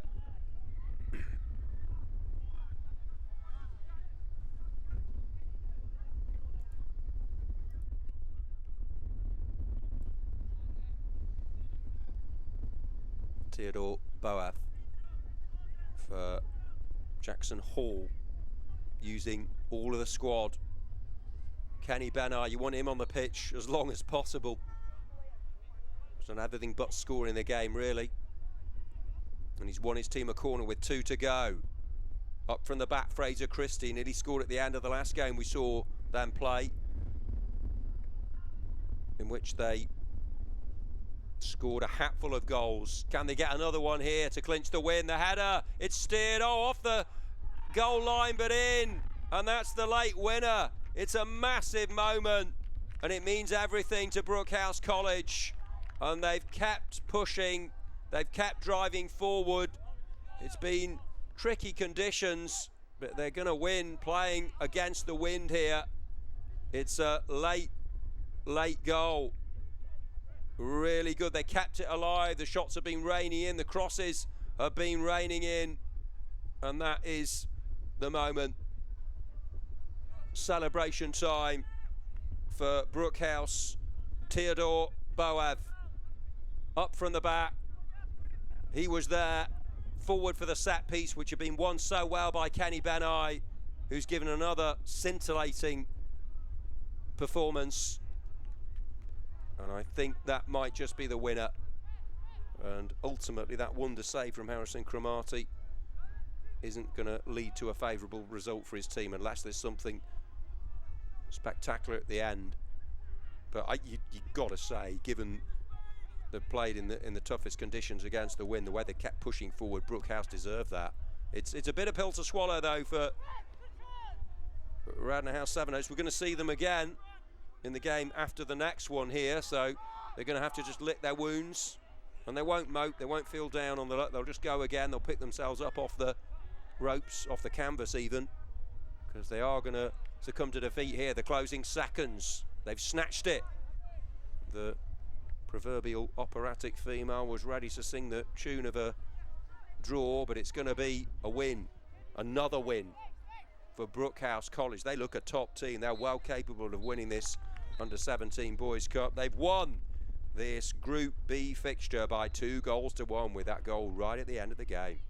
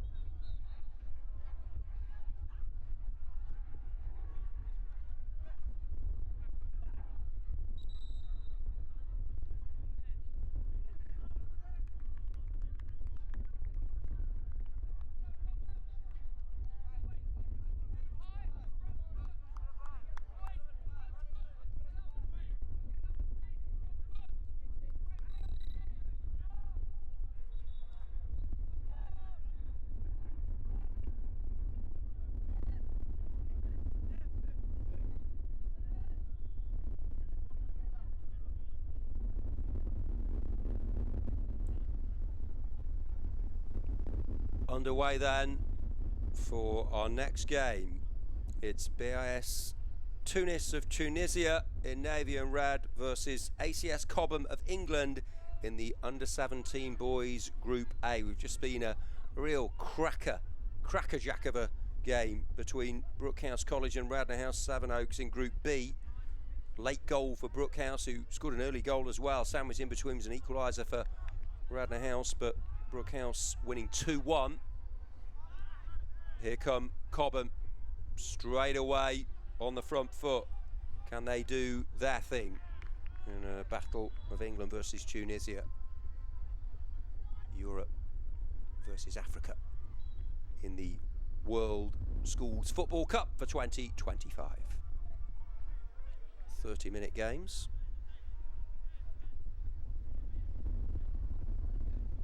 Cobham led by Stuart Lake, Sebastian Padley, Jack Rossi. Isieno providing the info as a contact. And here they come on the attack. Was there a tug back there? The referee surely will be awarding a penalty, will he, for that one? Looked to be a blatant tug. Yep, he has pointed to the spot. And they can have no arguments, really.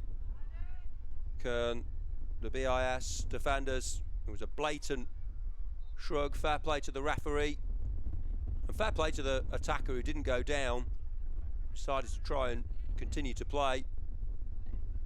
And who's going to take this? I think it's going to be left for Matthew Walsh. Cobham then with the chance. It's the number 10, Matthew Walsh. Well, he's really animated on the goal line. He's the keeper, can't get to it though. Walsh, a perfect 10 from the spot, just sweeps it in majestically. Excellent from the ACS Cobham forward. And after just 2 minutes here, they race into the lead. Tug back for the penalty. Walsh was given the ball and was able to drive it low and true along the turf. And the English team hit the front. Congratulations. Always a few nerves. I'm sure he's well aware that this is going out live throughout the globe on YouTube. Worldwide recognition and acknowledgement for that beautiful bit of spot kick taking. And I'm sure they practice, the lads, but you can practice all you like in a game scenario, in a World Schools Cup. You've got to show your mettle. He did so. They want another goal here. They might just get it. Out comes the keeper. Great save. Really good goalkeeping there by the BIS number 1. Very good work. Laith Farhood. He made really good saves actually, didn't he? Earlier on, but they can't keep them out. And Cobham just keep charging at them. Did make the initial save, did the keeper, but couldn't prevent it from going in on the follow-up. And already they have 2 goals here. The team in green, they're going to rack up a cricket score at this rate. They are strutting their stuff with real panache. And tough on Laith Farhood, but more scoring activity. A couple of goals in the first 4 minutes then for ACS Cobham. Got some very dangerous forward players, clearly. That penalty was nicely taken, as was the goal from open play there. Pablo Scott Rodriguez taking the accolades. It's another good save. He's made 2 decent stops here, the keeper, but they keep reining in on him, and a third. Well, he's been very busy indeed. As Laith Farhood, if it hadn't been for him, it could be 3 or 4 already. As it is, they're 2-0 down.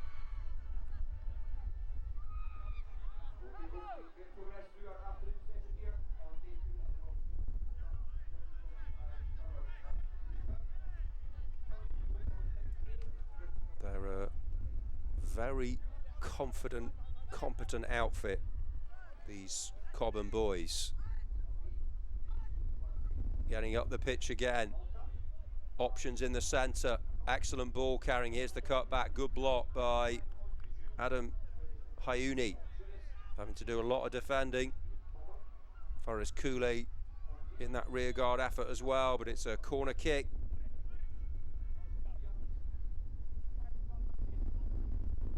We've already seen a team in darker green in this under-17 boys competition in the other group. Brook House pick up a couple of wins on this pitch. Slightly lighter shade of green, but ACS Cobham, another English team, going well here. Cross asking questions, and then, well, if you save that, it's amazing. Not sure whether that hit the post or the keeper. That's brilliant goalkeeping. Sequence of saves.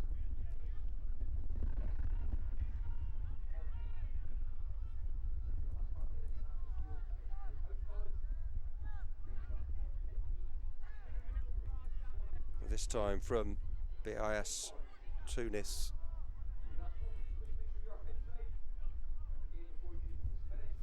Keeper Laith Farhood. It was a low, skimming, powerful, forceful drive, but he still managed to save. Oh, and there's a good block there. Shots are raining in though, relentlessly. It's chance after chance after chance for Cobham. They've only had 6.5 minutes. They've had 6 or 7 good efforts at goal. They're averaging an opportunity per minute currently.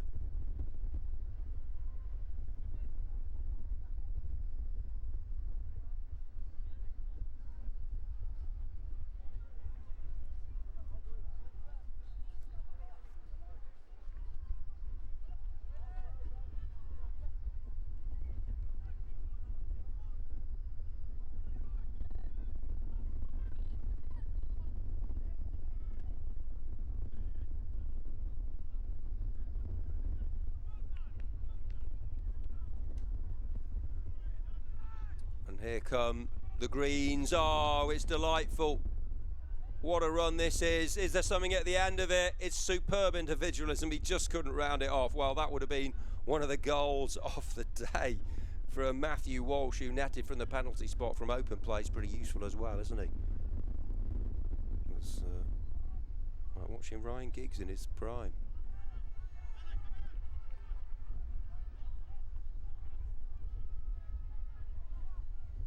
Perhaps as it's an English team, we should say Paul Gascoigne.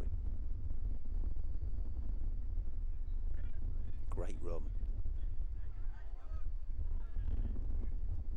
2-0. And the keeper's been brilliant.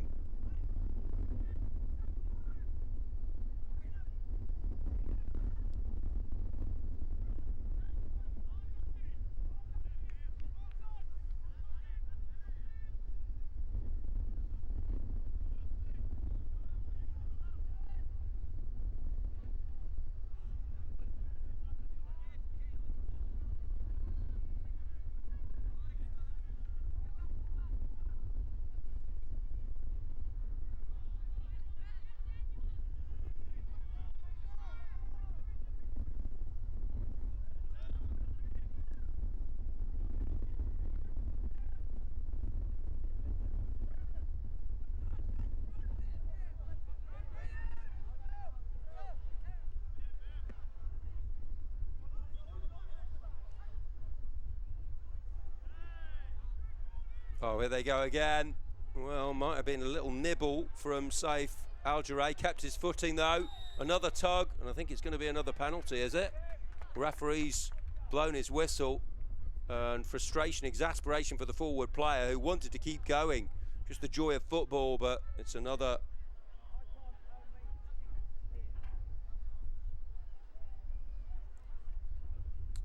Well, he's made some stunning stops as Laith Farhood, but well, interesting that it's not going to be Walsh to take this. Actually, penalty taking duty for Casper Bartlett, and the same result. The number 9 does exactly what Walsh did earlier and finds the back of the net. They have a third goal, 2 of them penalties, but they are showing some really good qualities here. ACS Cobham, they are well and truly putting BIS Tunis to the sword. Played some dazzling football. It's 3-0. It could be double that, but for the excellence of the keeper, who nonetheless couldn't keep that one out. 3-0. 3 different players on the score sheet. 2 early penalties. Referee's just blown his whistle, actually. I think we've got... they were too quick with the restart there.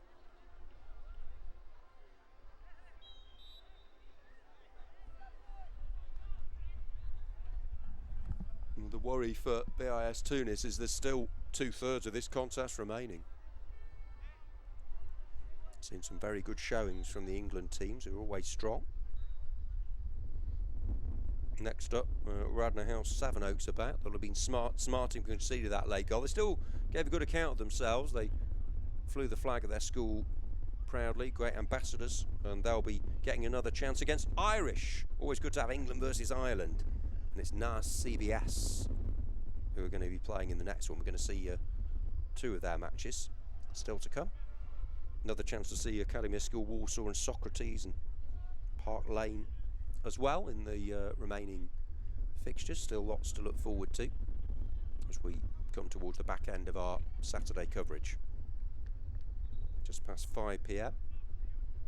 in Spain, but do everything late in this part of the world. I'm sure the players will be tucked up in bed nice and early though, ready to go again tomorrow. But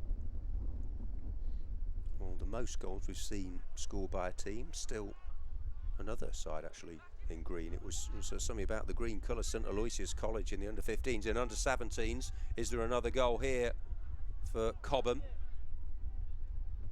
It's rolled towards goal by Matteo Sconfianza.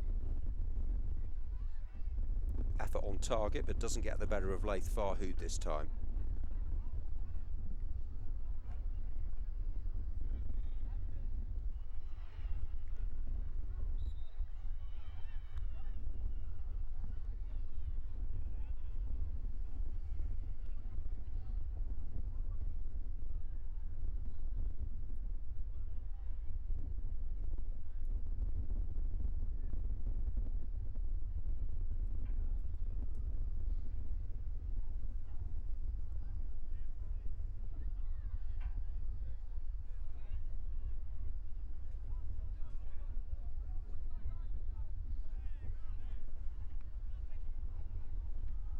Rare bit of defensive work has to be done by the dominant side. Trying to get up the pitch when they can, BIS Tunis. Before they come again. Good options in the middle, and one of them, well, how did neither of them get on the end of that? Unbelievable. First it was Pablo Scott Rodriguez, and then Matthew Walsh. Both already on target, but neither on that occasion. Great raid down the right. Playing some gorgeous football here, Cobham.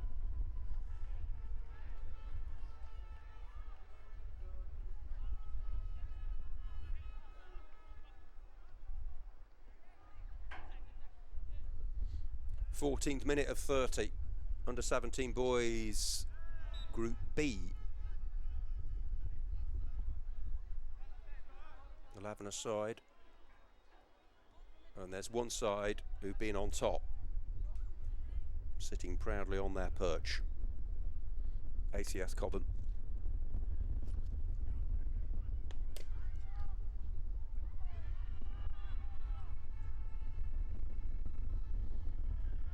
Just allowing the ball into their penalty area. Their loyal following, hoping there are a few more goals up the sleeve, and they might come here. Brilliant run, and then unselfishly played in towards Pablo Scott Rodriguez. Slides a simple pass, and the number 8, the master of ceremonies almost. Now it's an effort driven forward by Jackson Bartlett.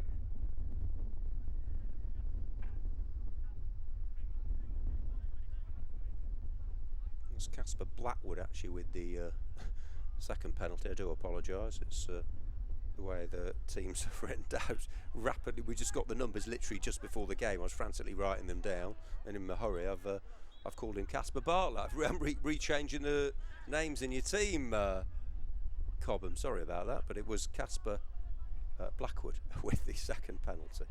Jackson Bartlett with the chance there, so he's on target. Pablo Scott Rodriguez, and the first pen was scored by Matthew Walsh to make it 3-0 for the team from England.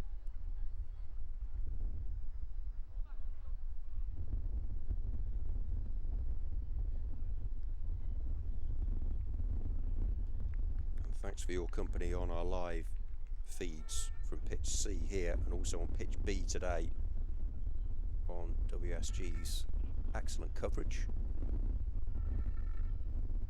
World Schools Football Cup, part of the World Schools Games series throughout the globe, giving youngsters the chance to shine in a team environment.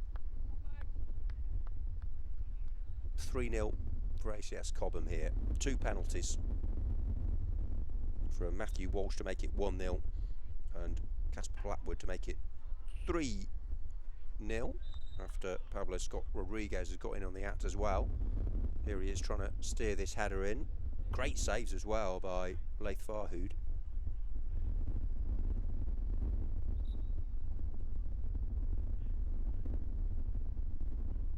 Thanks to everyone feeding all the information to the commentary team as well, much appreciated. All hands on deck. But a windy Football Salou Complex Barcelona, 6th edition of this tremendous event. Here they come again. Should be 4, and is lashed in low and true. Well, that's something really good. Hit that of the football. Always going in. Don't think there was ever any doubt.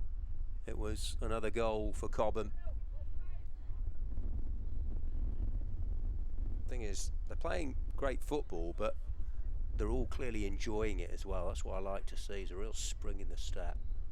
Like the way they all enjoy the goals together as well. Pushing for more success.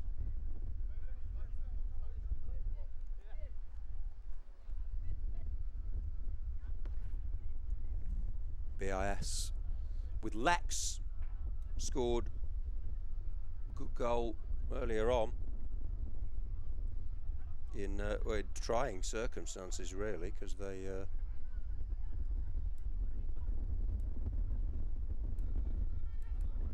lost the game, but it was nice to see him. In fact, he scored one of my favourite goals of the day, did Lex Tazimana. Low free kick, driven deliberately so into the strong wind, back to goal, controlled it, pivoted, turned it, and then placed the low shot into the corner. It's a fantastic goal. Scroll back, watch it, brilliant. It was actually, just looking back, the 12:30 game against St Aloysius College, who ended up winning 8-1.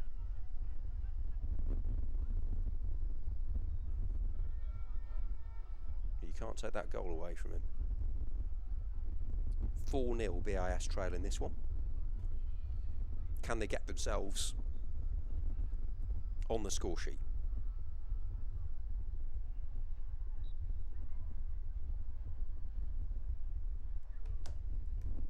Oh, it's a dangerous delivery, and it might be knocked in. It's a good opportunity, probably their best of the game so far. Fares Cooley ghosting into a position, prodding the effort towards goal. But, well, it's a mark of a good keeper, isn't it? There's a very little to do as Oscar Kjellberg. And they've gone right up the other end there. Well, that's rapid, turning defence into attack.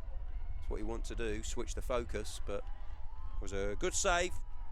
They always speak to goalkeeping coaches and say, well, yeah, we've just got to drill into them. If our team are dominating a game, don't let your focus slip. Keep going through your procedures. Keep your mental edge. And that's what he did. He'll want to keep a clean sheet. Here's the score of the 4th Cobham goal with the cross for the scorer of the 1st, Walsh. That was from the penalty spot seems like a while ago now. 20 gone, 4-0. Coasting towards a big win. Next up, it's the return of Radnor House Sevenoaks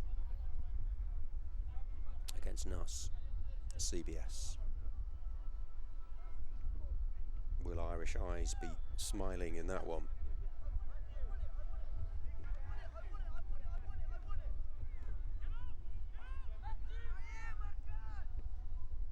Matthew Walsh, low ball.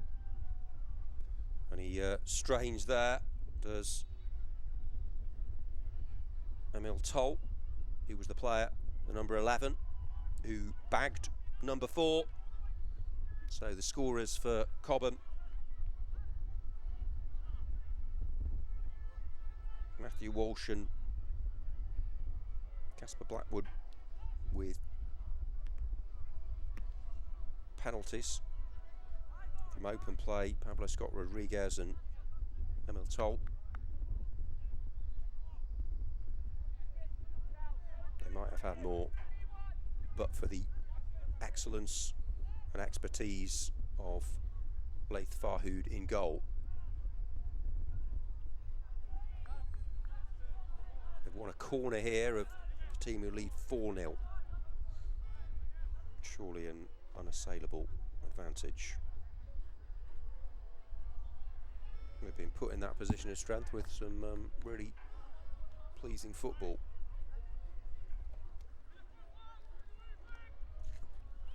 Constantly giving headaches to their opponents.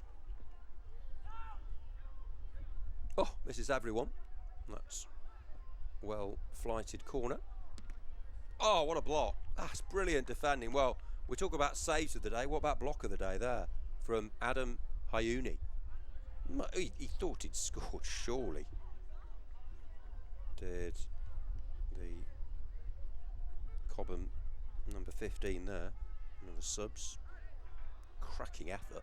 Somehow, Adam Hayuni got in the way of it. Didn't know too much about it, but fair play. He was brave, determined. Great stuff in adversity. It's been one of the most impressive aspects of the day, the way the teams who've been dominated, been having to do a lot of defending on the wrong end of heavy scorelines, have kept going. Great stuff, BIS Tunis. That one's over the bar. Max Allison, number 12. It's another effort, this time from Walsh. He might have had a hat-trick, but he's got high standards clearly. He was hoping to find the corner, but pushes that well wide. But good appreciation from his teammate there for having a go. That's what you want to see. If you don't execute as you want, the support of those around you can certainly give you a lift.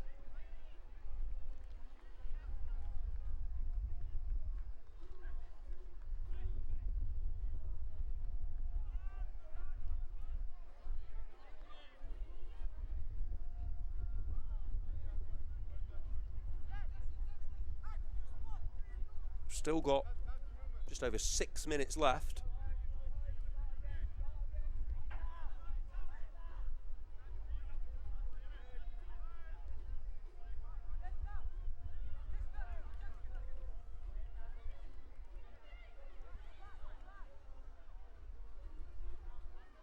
Yes, Tunis just hoping to have that one chance.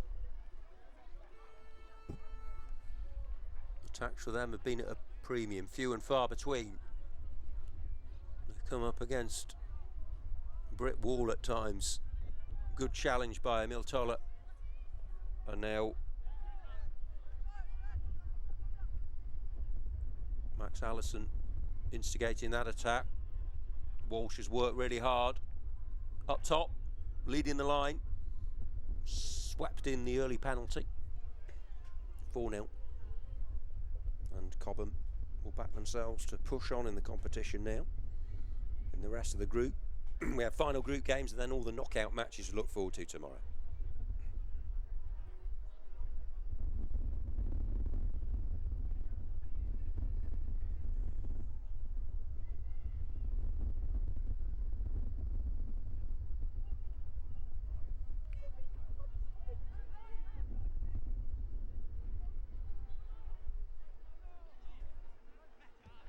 Here's the shot, another good save. Blasted in. Hoping for 5. But Laith Farhow, well, if it hadn't been for him, we might have been getting our first double-figure score. It's a bit harsh on BIS, actually. They're never all going to go in, are they? But he's made 5 or 6 really top-class stops as Laith Farhoud, the BIS Tunis goalkeeper.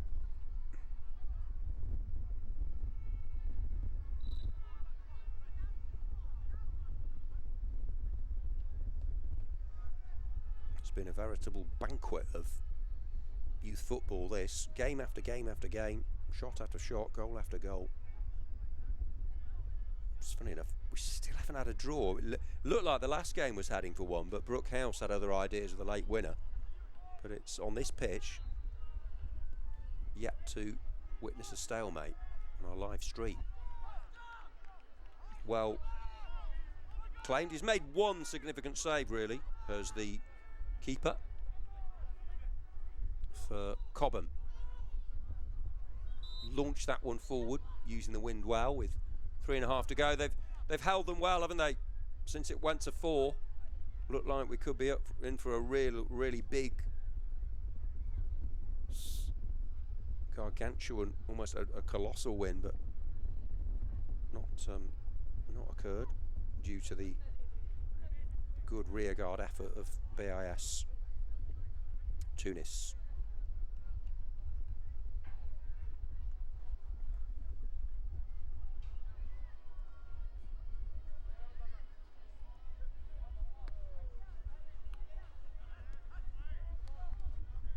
Pinging the passes now, lovely movement. Is that the finish at the end of it? No, that would have been a delightful team goal.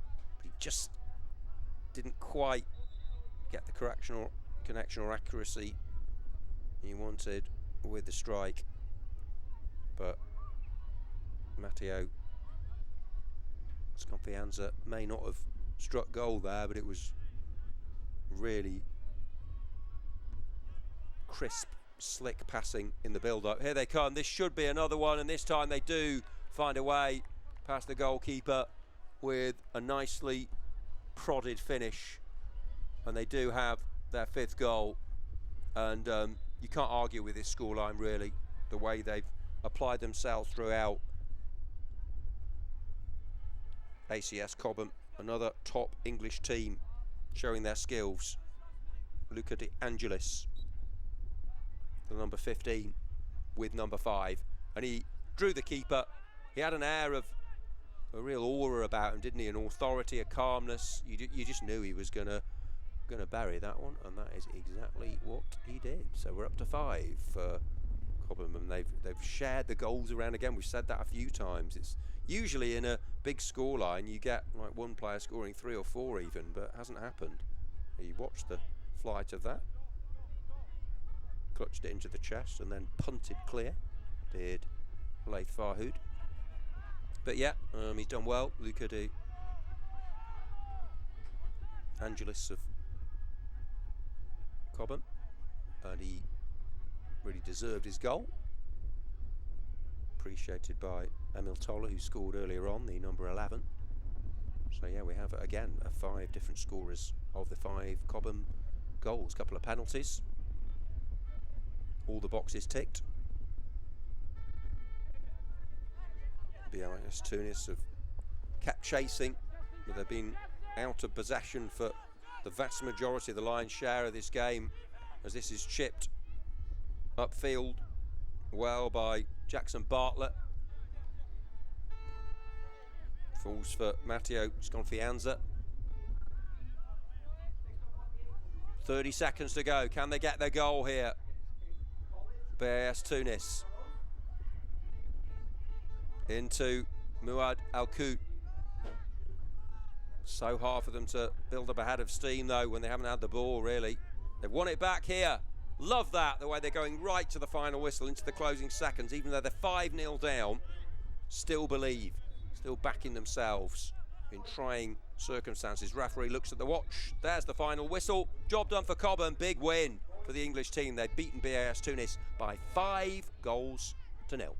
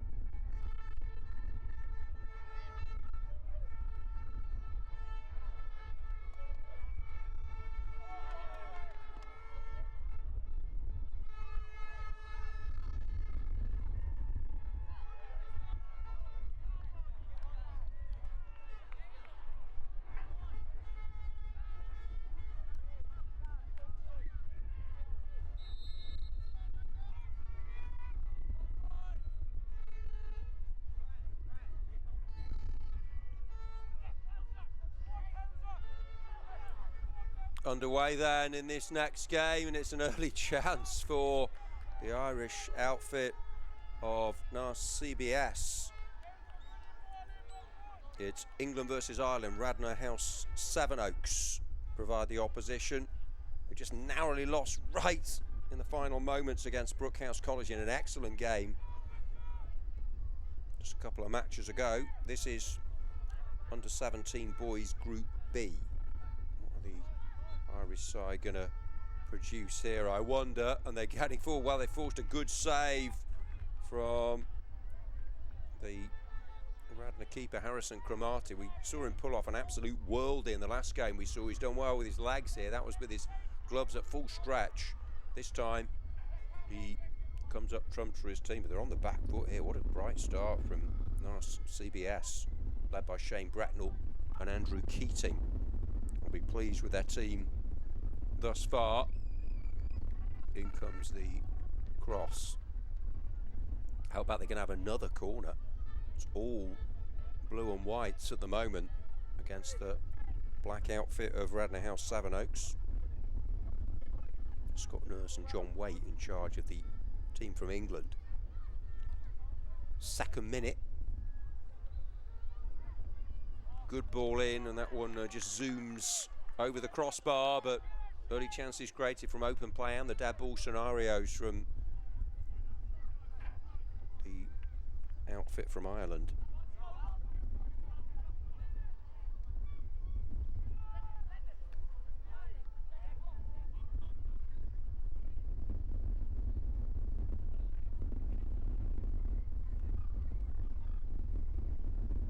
Haven't really got out their own half yet. Radnor House Sevenoaks. Chasing shadows. Strong wind here. Max Sargent at the heart of that attack in the centre for the blue and whites. Jaden Bradley. Here's the shot. Minimal back lift from Sargent there. Thought he'd try his luck. But they're going to have a real game on their hands here. We saw them give Brookhouse College, a top side, a run for their money. Came very close to getting a draw against them, but haven't conceded. That's the positive they can take. Just want to get their foot on the ball. They've been unable to do so. Callum Cowser and Jaden Bradley again, seeing lots of touches, the number 3.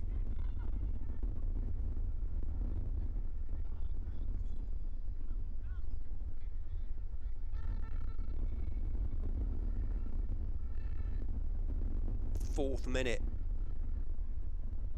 All they've done really so far, the side in black have been defending, but the key is, if you're made to look ordinary, if you can't get a grip on the situation, make sure you don't concede, and they haven't done that. You've just got to weather the odd storm, and they've really charged at them of NAS CBS.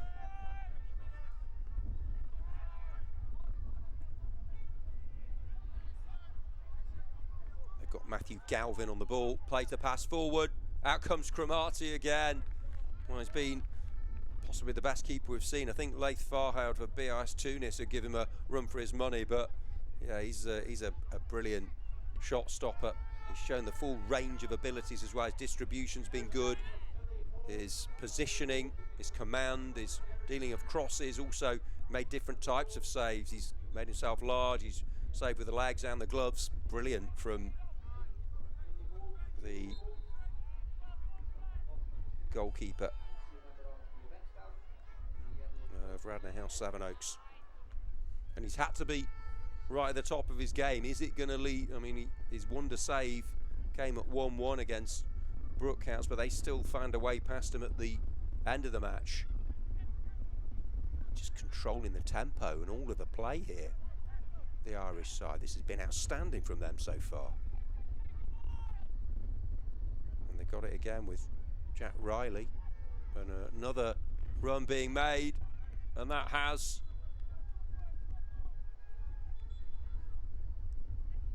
nearly broken the deadlock. So close. I thought that had cracked inside the post, but it just hit the back boarding. Great run by Jaden Bradley. He's been causing all sorts of problems with his bursts down the left. 6th minute, utterly dominant so far, but they just can't find a goal. Can't even launch a counter-attack. It's coming again with just dictating it, isn't he? Callum Cowser alongside Max Sargent in the middle. Approaching 6 minutes, 0-0. Still a couple of games to come after this one. Is there something here? No. Good defensive work by Ben Harrington with his keeper Sean Burke getting the ball away, but eventually now it's inside this part of the pitch, and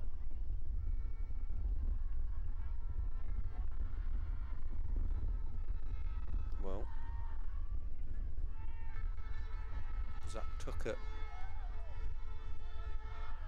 couldn't quite instigate something down the left, and it's back with the opposing team and Jack Riley. Riley, slaloming run. Oh, what a run this is. Might go all the way. Plays the pass. Should be the opener. Another great save.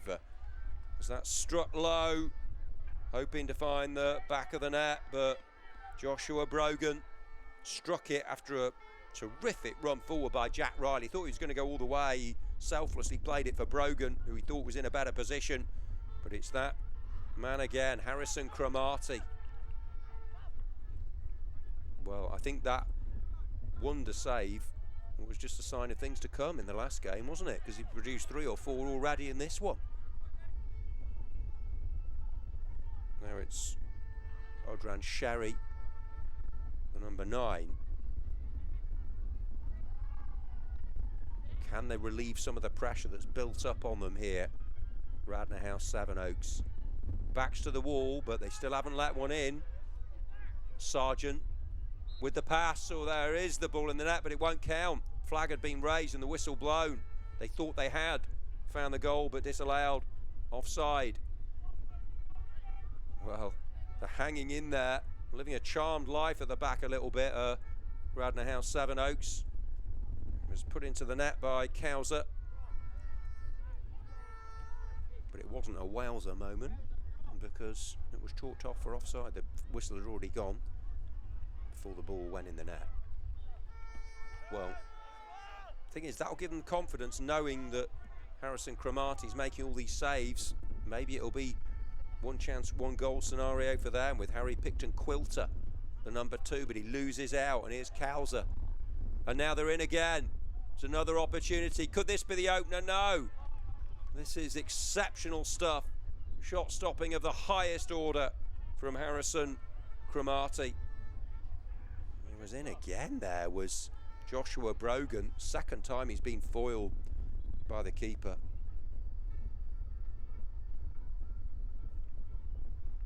I think what he'll have been really hurting. Such a good save in that game against Brookhouse, but to concede late on was a real heartbreaker for him.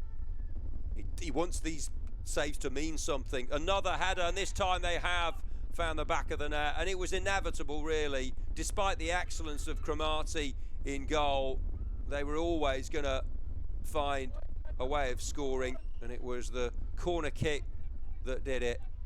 It was hoisted over to the back post, and there came the finish for the team in white and blue. Jubilation, inspiration, celebration. Really well done. Got players who can hurt the opposition. As Odran Sherry, it may have been, who got the final touch. Certainly celebrated wildly. He had plenty of players forward from that set piece. Was pinged over magnificently bend, swerve, curve and dip on the ball, and there he was to put it in past the keeper. 10 gone, 1-0. It's just been wave after wave of attacks.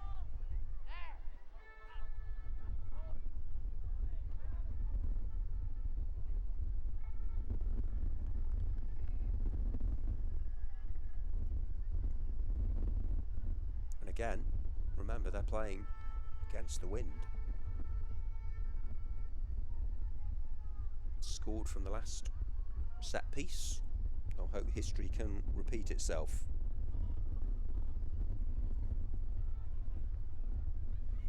Remember, they tested the keeper 3 or 4 times, even more than that before the goal. Left wing corner this time. But the likes of Sherry waiting to try and get on the end of it. Blasted forward but cleared. Just wonder whether the direction of the wind might have changed a little bit. But here come Radnor House Sevenoaks now. A rare raid forward for them. And Oliver Harris carrying the ball upfield.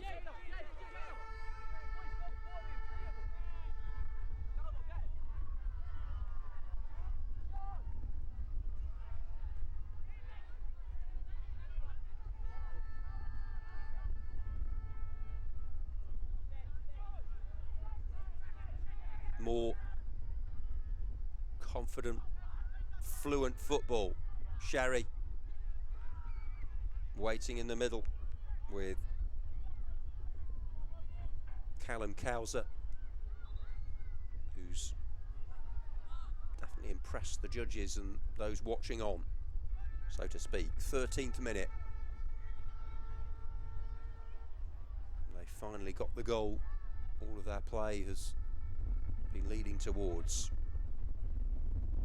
More terrific football. Here's the cut back towards Sherry, who didn't know too much about that actually. It was Jack Riley who knocked it in. Riley, who's not been able to take a couple of scoring opportunities, teed one up there for Sherry.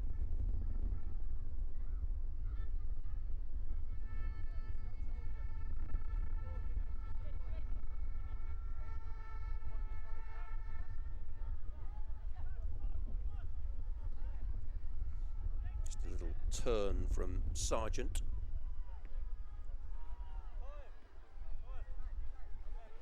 Stroking the ball about with elegance here, this team. It's with Abella there, the number 2, getting involved in that attack, but this has been, I have to say, one of the best showings so far of how to manipulate the ball, how to use the space, how to create opportunities.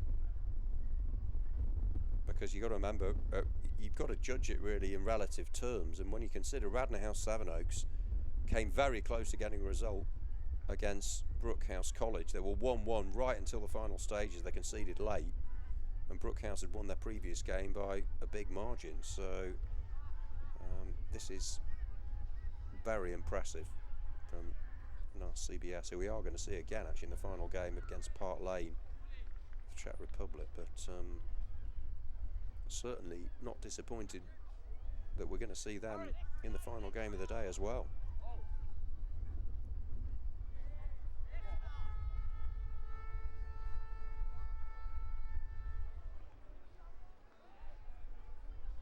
I think we need a replacement line person here, possibly. Yeah, just gonna, or maybe they're swapping sides, but yeah, thanks to all the officials for doing a brilliant job. Volunteers running the lines, also the referees, everyone involved in the organisation. What is a very smooth running event, and you know, so impressed that we can keep up to time with all this flurry of matches we're bringing you. We're pretty much on the button for a finish around about just after 7 local time, with more to come tomorrow.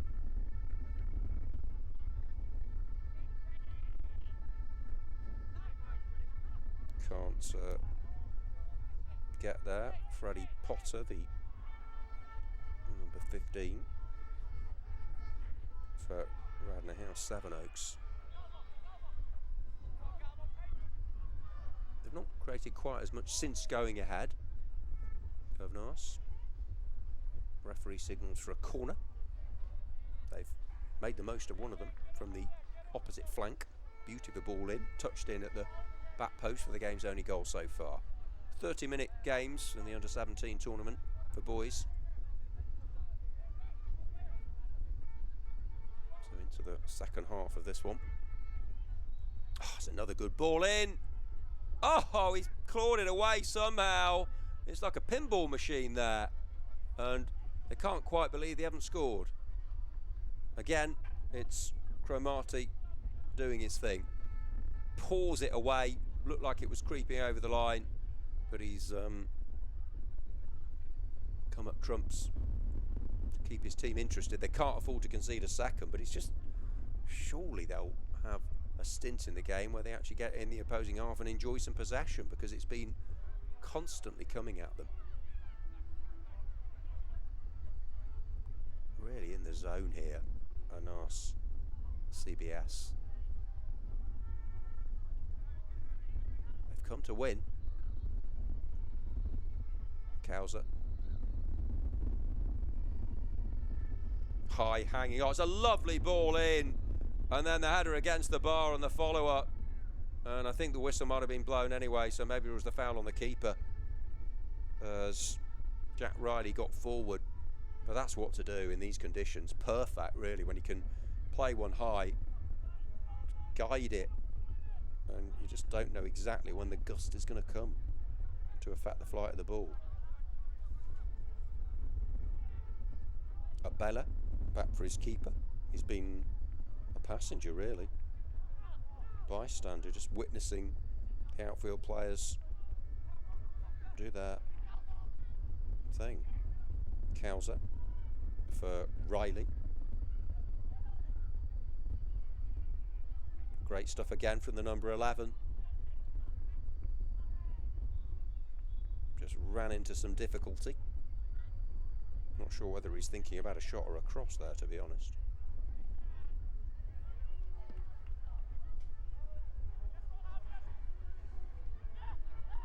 Just restricted to belting the ball up the pitch. Now, can they get their foot in it? But he looks a really good player, doesn't he? Gabriel Abela on the right side. Well, there's not a weak link, is there? They're all excellent. By Kauser towards Riley. Bossing this one. And the team in blue and white.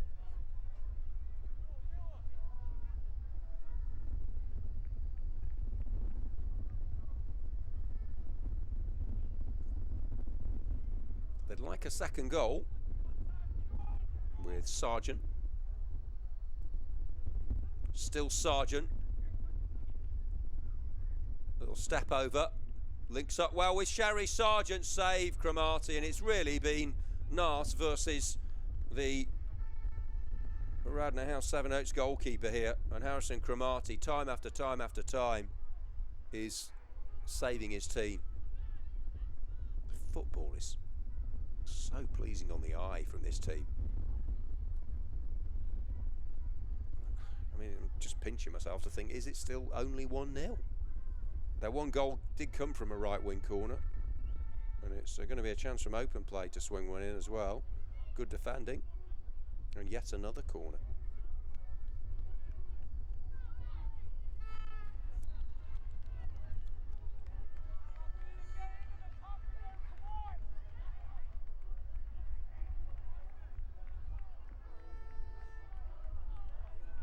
And it comes again, and this one does go in. And really, it's the set pieces that have given them the goal. It's Sherry again. He's just unstoppable, isn't he?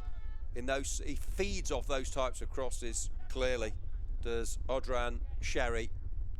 And he's the toast of his school tonight. No doubt about it. Great ball in.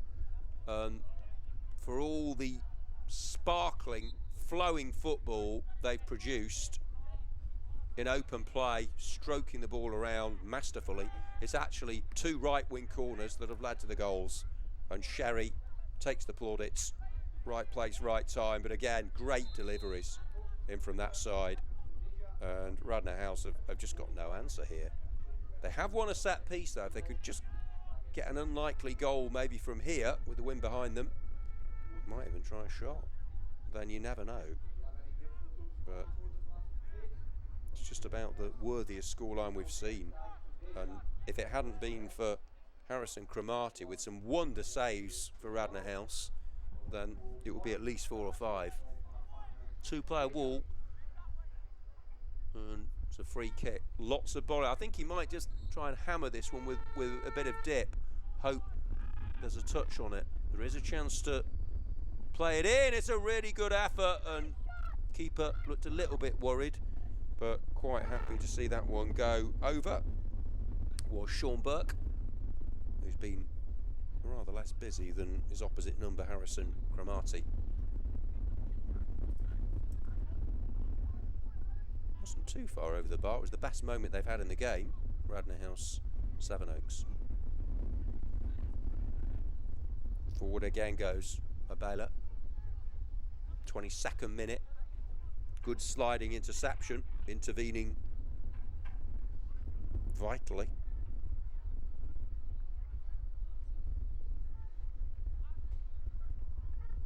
But danger has come from all sorts of different types of situations.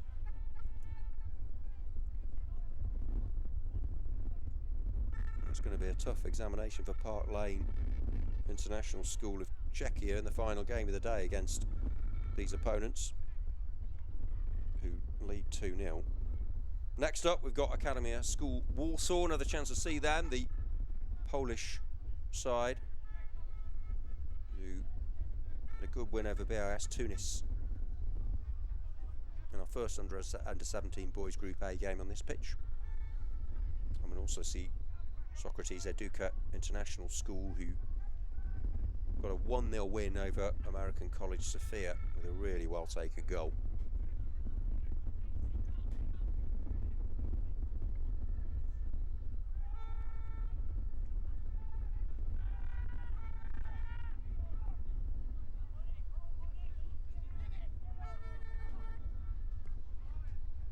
Here they come again with Matthew Galvin getting involved. Job not quite done yet.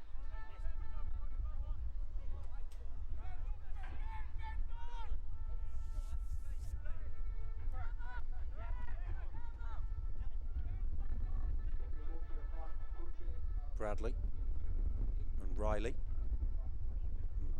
Bit of a mess of the clearance. Sherry showing nimble footwork, but it just ran away from him. Second touch wasn't quite as good as the first. Helped by Riley in towards the driving force, Sargent. Sherry's in again. Great defending. That's really good stuff, and it needed to be, because Sherry was poised and ready to belt that one in.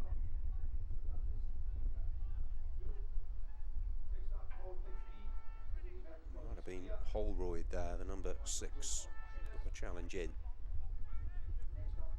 All working hard for each other. Radnor House, Sevenoaks, but 6 minutes away from defeat. And it has been the delivery from the right side and the left boot that's really caused the problems. Again, it's for Sherry. Just keeps picking up the space, and they're not able to sort out his run, and he'll be disappointed, given what we've seen so far from him, that he didn't just get less on that and guide a looping header inside the post. He's proving the match winner. Great feat from Kauser. This would be some individual goal. Well, I'm not sure. I think that was a cross, to be honest. He skipped away gleefully from a couple of challenges. Just couldn't find a teammate at the far post. Maybe he should have gone for goal. It's been an inspired performance, this, from our CBS.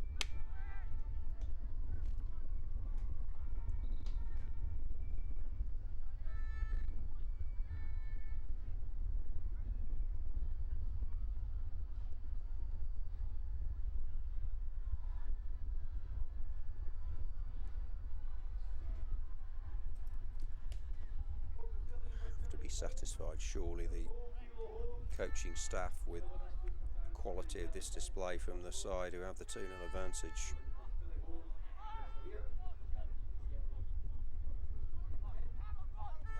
The 2-0 lead, though, isn't one that can't be overcome. However, at this stage, with the way the game's going, even the eternal optimist who looks at it through those black tinted spectacles would struggle to find a way through. Was there a foul there? No. Just got a slight connection with the ball, with Matthew Galvin looking to trick his way through. Some clever footwork. Sargent really has been barking out the orders, hasn't he? And leading by example with the quality of his play. Galvin, cross is clutched by Cromartie, who definitely doesn't deserve to be on the losing team again. He's a keeper who's produced some absolutely spellbinding saves to be admired right out of the top drawer in this game and in the previous one, particularly this game actually. Although probably the best did come in the last game, that one at full stretch.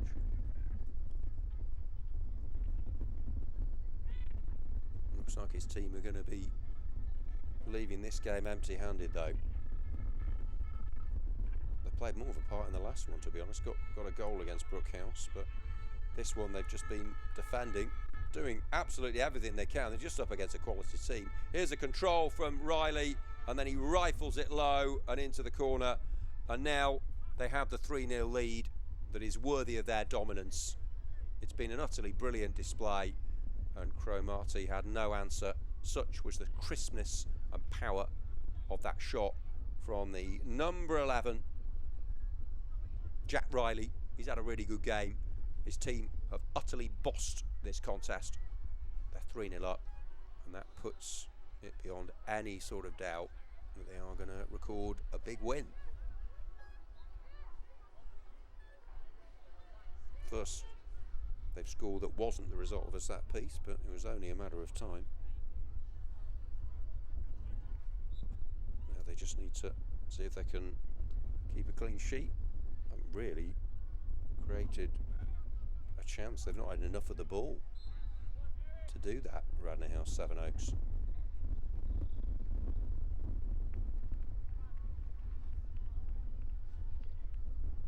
It's going to take a really good side to outwit our CBS Ireland.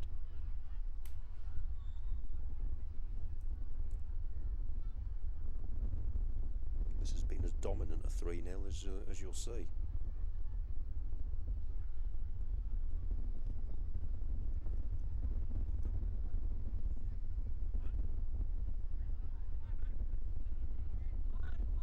Last 90 seconds or so.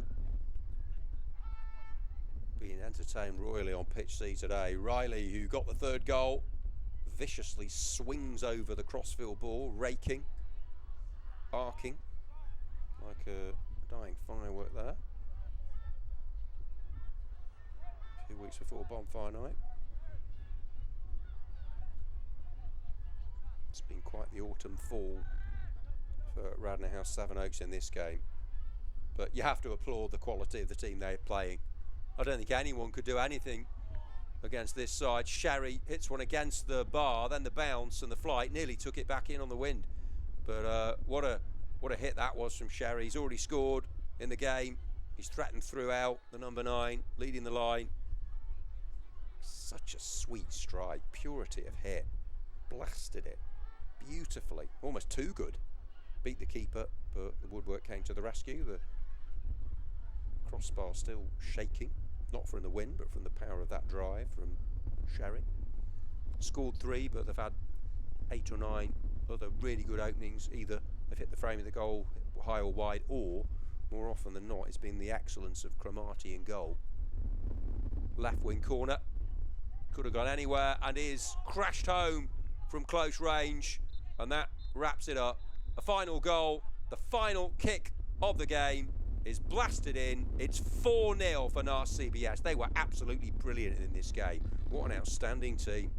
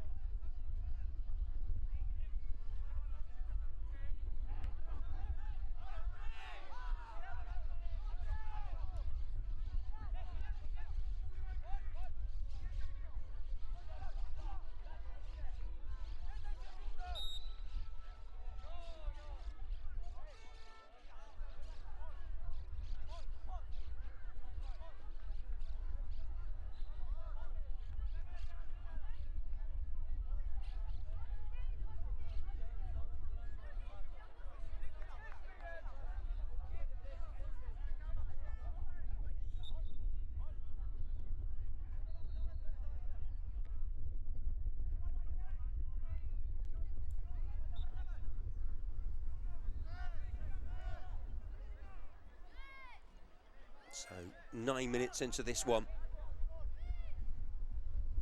The goal from Michael Stankovic, separating the sides, an absolute screamer. Free kick from just outside the box from the number 10 and captain. Here's a free kick. Oh, well, keeper did really well to pouch that one. In fact, as he pushed it wide, that was destined for the corner from a long, long way out behind the wind, nearly levelling things up. Set piece success from Academia School Warsaw earlier on, and nearly from much further out, using the conditions to good effect. That's a great save, it really is.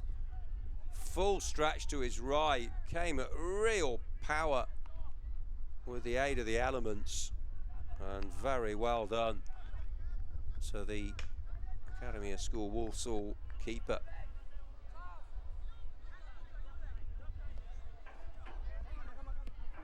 The Pole with poise and prowess.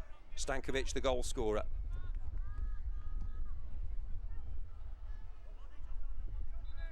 Really was a superb bit of dead ball play after a run through the middle of the pitch. Was curtailed, referee gave the free kick just outside the box, central position, and Michael Stankovic did the rest, driving it into the net.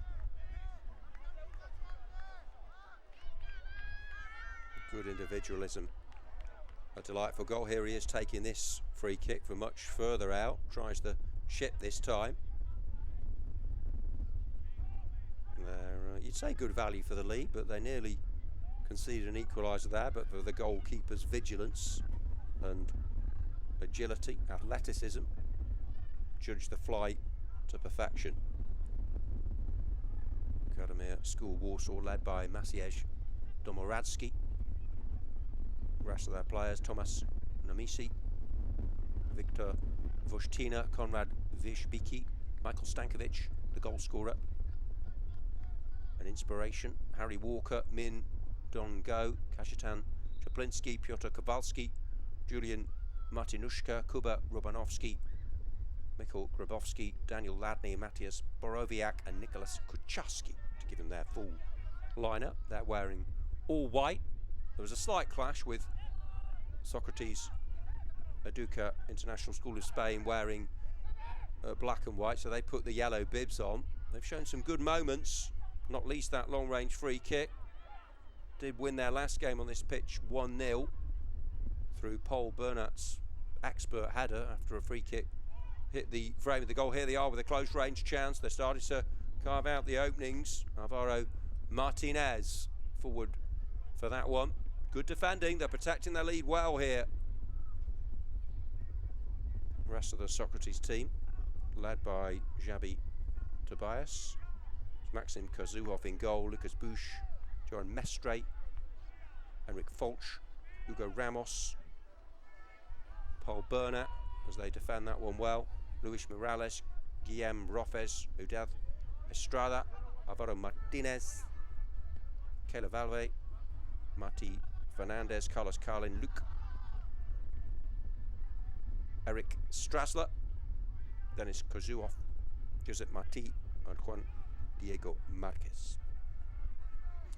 Poland leading Spain at the moment, but it's only a fragile advantage. It was a lovely goal, and they want another one now. It's from an unlikely angle, that from the right. The keeper was desperately backtracking. His positioning was good. The jewel in the crown, definitely.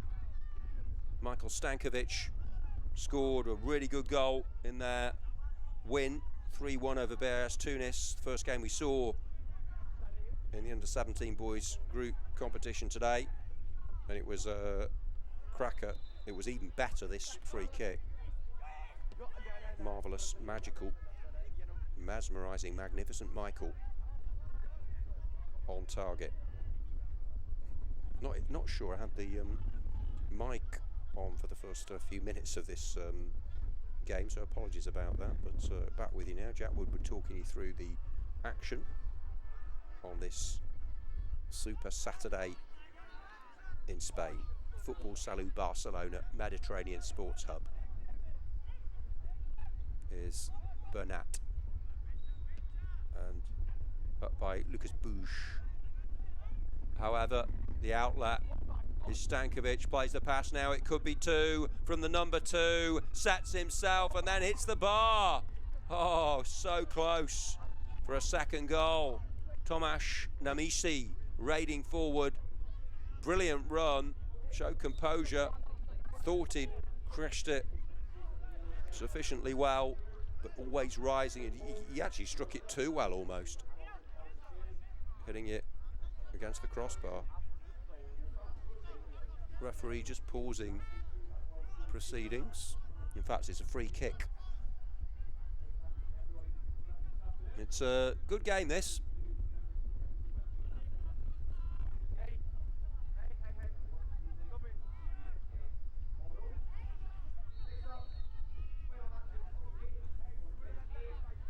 Keeper claims.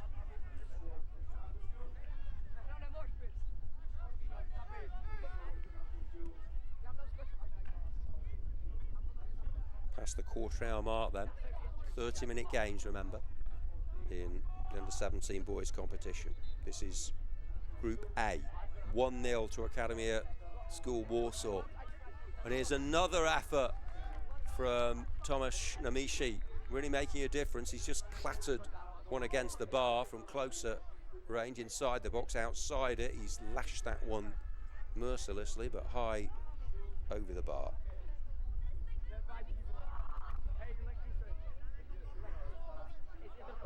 One of the goals of the day for sure from the skipper of Academia School Warsaw, Michael Stankovic. Maybe it's going to be one goal that wins it. It was for Socrates in their last game on this pitch, but this time they find themselves on the wrong end of a 1-0 scoreline. They're attacking the same end as well as they did in that narrow victory over American College Sofia.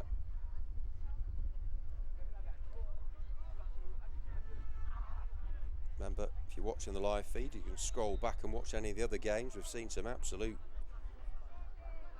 belters, some peaches of goals, some great tackles, top saves, exciting entertainment throughout, some big convincing victories, some closer matches, all played in the right spirits with a really good bunch of lads. Excellent organisation of everything as well, keeping things running smoothly. Stankovic, they've got a good understanding, haven't they, him and Tomasz Namishi. 18th minute. Nice little pivot this from Julian Martinuszka, still the number 20, towards Namisi again. Can't keep him out of the action currently.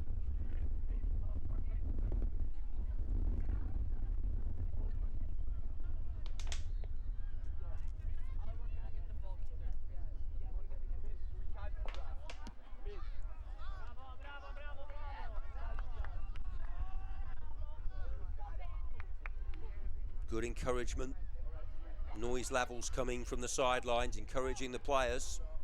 Is there a route back into this one for the Spanish side? Referee blows on the whistle. Wind isn't quite as strong as it was in the earlier part of the afternoon, but it's still a factor. Occasionally has some sunshine as well. Martinuszka moves away. Stankovic will pull rank. Can he pick out a teammate here?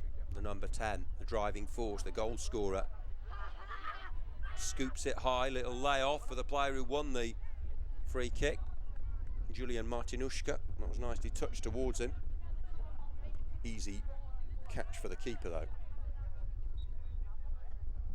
If you're looking for a player of the day, he's definitely up there, is Stankovic.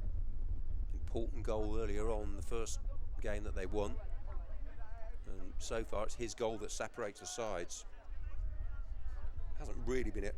Well, I mean, it's been a close game in a way, but I'd say 1-0 is probably a reasonable reflection what we've seen. Feel free to disagree. It's all about opinion, this game we know and love.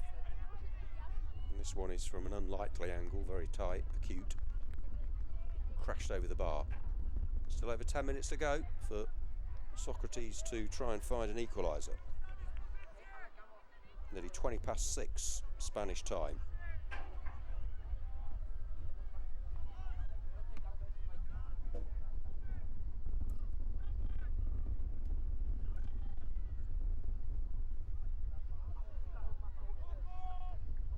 Martinushka. He's looked very good, the number 20. Oh, second goal would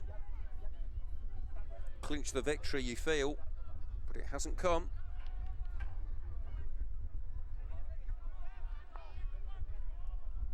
And here come Socrates Educa International School again. And they've won a corner. I think we could be set for a fairly tense finale to this one. Been fast and frenzied at times. There's been some more thoughtful build-up play as well. Martinushka goes back to help the defence. Rushing back to his own penalty area.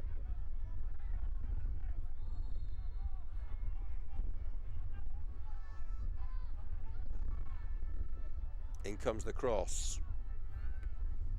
Good header, clearance completed on the volley. 9 minutes left. 1-0 to Akademia School Warsaw of Poland. A blockbuster, a screamer, a beauty of a free kick from Michael Stankovic. Just outside the box. Firing in. Dipping effort.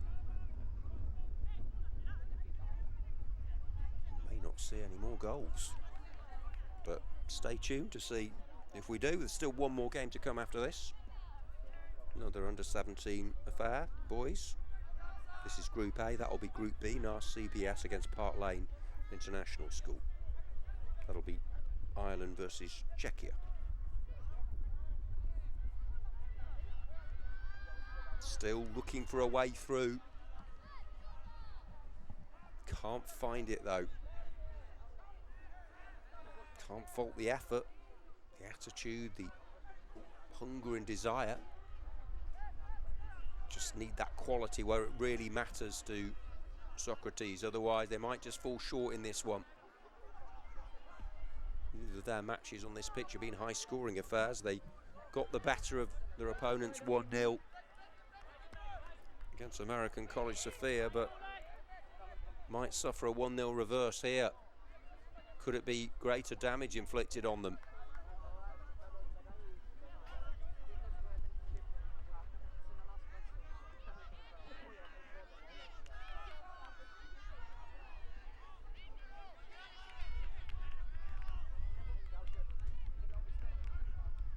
Been very enjoyable seeing the determination of these players, especially those who find themselves training a game just to see if they can problem solve, see if they can find some end products.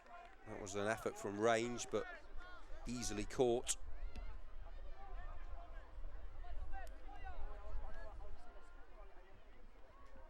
The tireless Nemisi rather, latching onto that one, over the top. Well, he felt, well, has he given a free kick here, the referee? They're having a chat with him just outside the box. Well, they felt it might have been inside the penalty area. Nemisi raiding through. Right, well, we know what he can do. We've already seen a sublime free kick from a central position. This is a more difficult angle, but it won't stop Michael Stankovic. He might produce another bit of magic. Well, we gave him the big build-up. That time he couldn't quite deliver. It was unlikely from that area, but he backed himself. He's got the confidence and the belief to support his ability, but three-player wall maybe put him off a little bit on his mind, and he lashed that one over.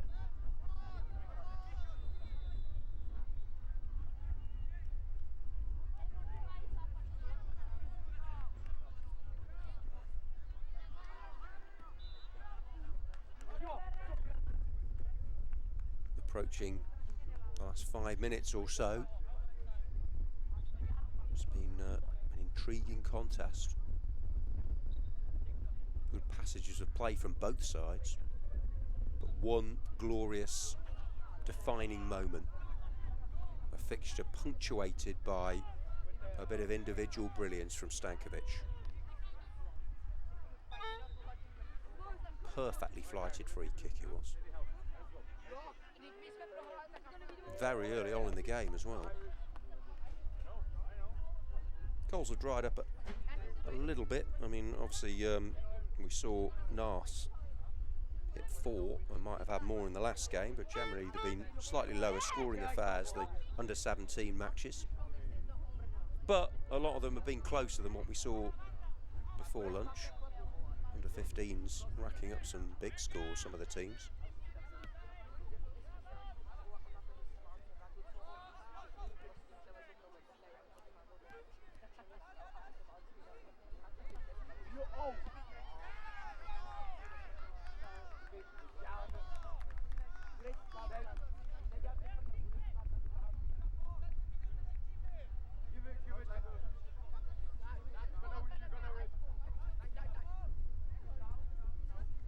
Throw-in will be left for Piotr Kowalski. Stankovic has got round the back of the defence. Well, played the pass, and then an effort on the turn from Matthias Borowiak. Pride of Poland, 1-0 up, but Spain still going. Socrates, what a run this is, but a great challenge. That was no nonsense stuff. Solid and oh so effective. Great tackle that. One of the tackles of the day. We talked about one of the goals of the day, the free kick earlier from Stankovic. And here's an effort, oh, just wide. Great cross in from the right. Well, it's not calming down at all, this game. If anything, it's almost building up to a big crescendo.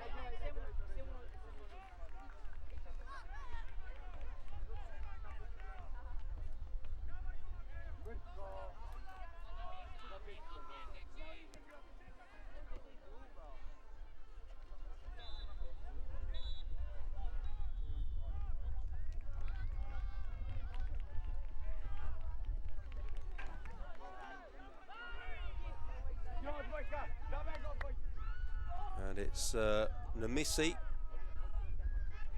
He's carried a constant threat, been a real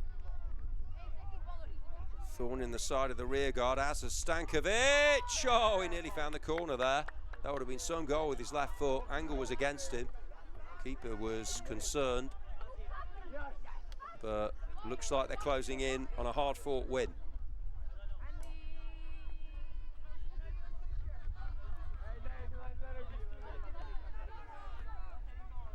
Been a real asset to their schools and their countries, these young players, right throughout the day, as they will be tomorrow, I'm sure, when we do it all again.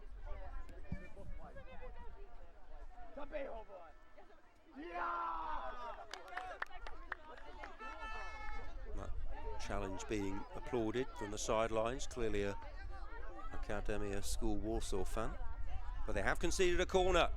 Not quite last chance saloon time.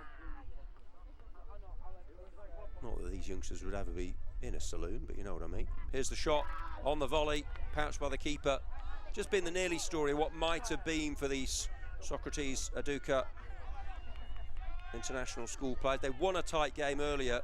We saw it live here on YouTube, but looks like they're just going to fall short in this one unless there's something remarkable right in the dying moments. They might just be able to do it, you know.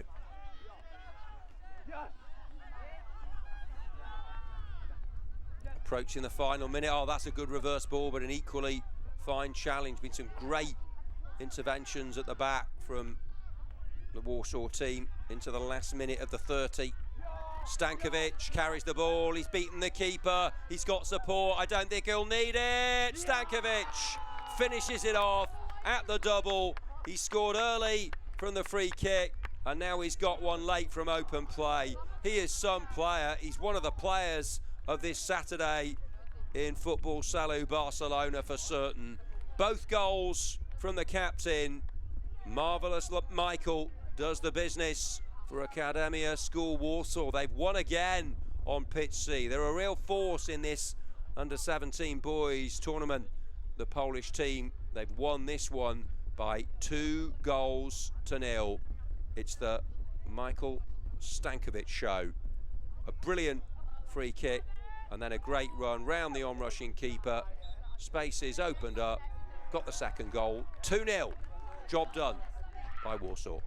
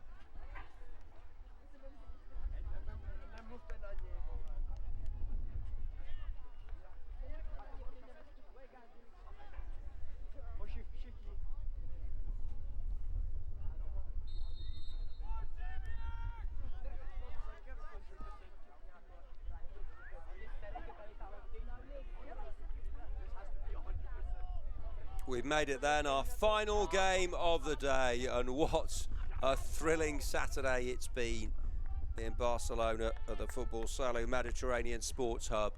Some amazing feats, great football. Nas played quite a bit of it in the game we saw a couple of matches ago here on Pitch C. They're at it again. They won 4-0 against Radnor House Sevenoaks, might have had twice that. Here they are, immediately on the front foot, the NAS CBS Irish team in blue and orange. In comes the cross and the header over the bar. They caused all sorts of issues with their set pieces against Radnor House Sevenoaks. That was an all-English affair. This one, they're up against Czech opposition, Park Lane International School, who are led by Christian Bevan and Tommy Teasdale.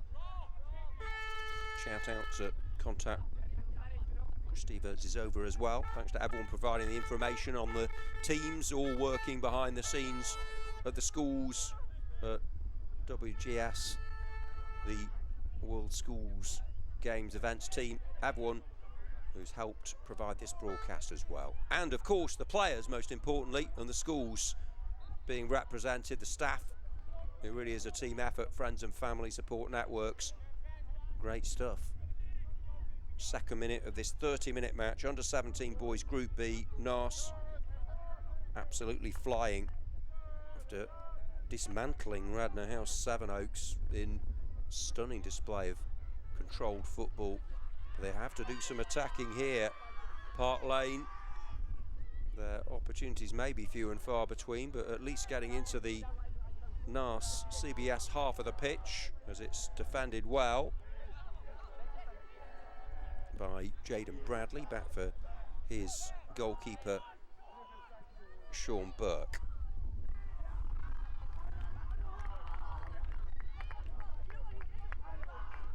Nice CBS led by Shane Bracknell and Andrew Keating, and what a sterling job they've done to prepare these players. They do play in a really good system, and now they've got another right wing corner. We saw them score from this situation with Sherry, the number 9, virtually unplayable, and he's waiting again for this one, and he's going to meet it again, and then it's against the bar from close range from Callum Cowser, and then a shot through the bodies and pouched by the keeper.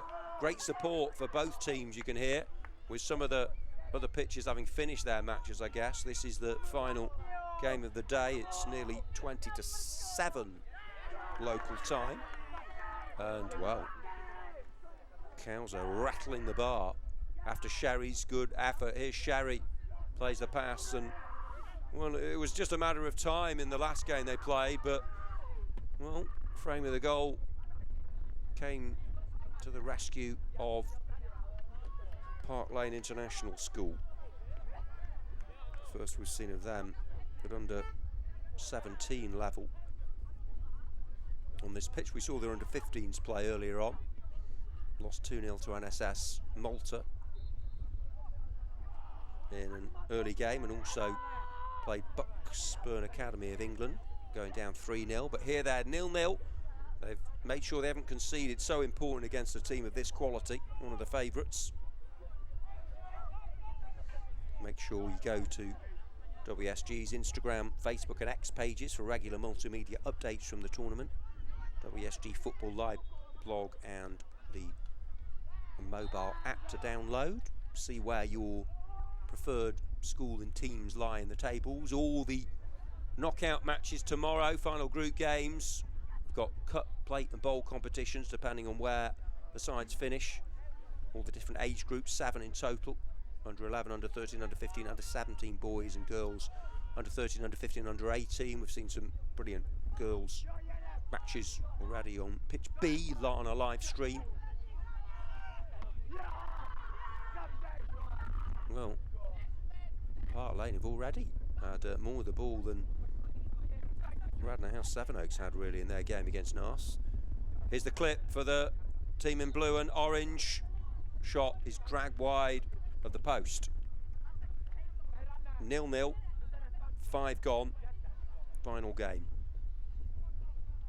Some brilliant football from the under-15 boys in Group A and B in the first part of the day on this pitch. Marine Academy Plymouth hit 6 in a game. College Alpine Beau Soleil 4. 7 from Dubai College, mostly towards the latter end of that game. And St Aloysius College of Scotland went one better. 8 goals in their match. Some super stuff from the under-17s as well. Been an absolute pleasure and a privilege to witness these starlets give their all. 6th minute, 0-0. Nas, hot favourites here, but that doesn't mean anything in football. You've got to go and do it. They won't be dwelling on what they achieved in their last game. They want to produce that quality again. Here's Max Sargent, chief string puller and orchestrator, really. And Gabriel Abella loves hurtling down the right side, eating up the turf, stretching those legs to good effect normally. He's won his team a free kick. 7th minute, they haven't found a way through yet. They won't panic. Took them a while to get their goal in the other match. Forward by Mark Lukey of Park Lane. They've got Lukey and Fulop in their goal. Sherry could do with a glass, actually, after all this talking. Might have one tonight.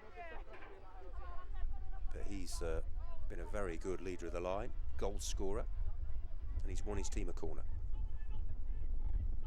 Adran Sherry. Now will be a target for it. Right boot, left wing. 8th minute, 0-0. Final game of the day. Well flighted with Daniel Oke forward from the back.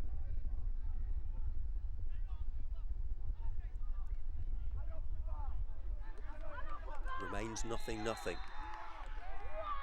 Maybe 0-0, but it's not entertainment nil, as someone said. We've had some really good close games, 2-0s and 1-0s, 2-1s, as well as the goal fests. All part of life's rich tapestry, having the different types of games.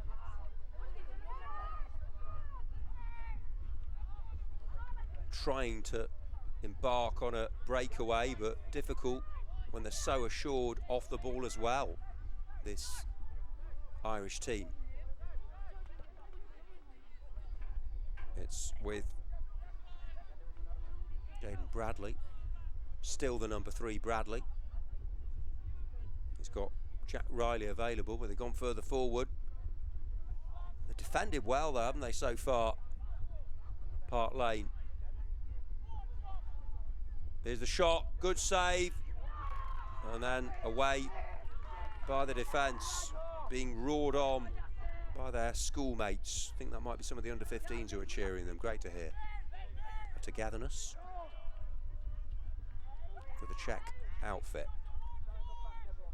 And they'll have thought, just keep it level for as long as we can, and you just never know. But here they come with Gabriel Abella.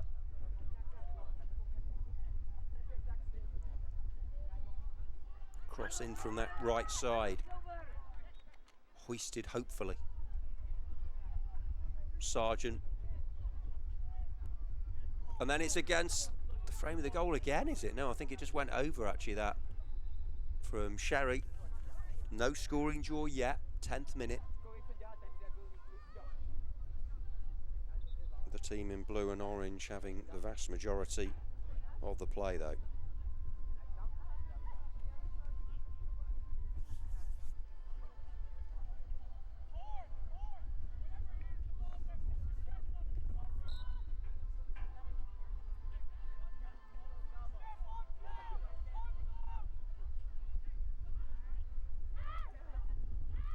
Sherry's waiting for the pass here. Didn't find its way towards him though. Haven't quite had the run of the ball in the final third yet, but that's been down to the organisation of the defence. They're trying to get past. third of the way through this 30-minute game.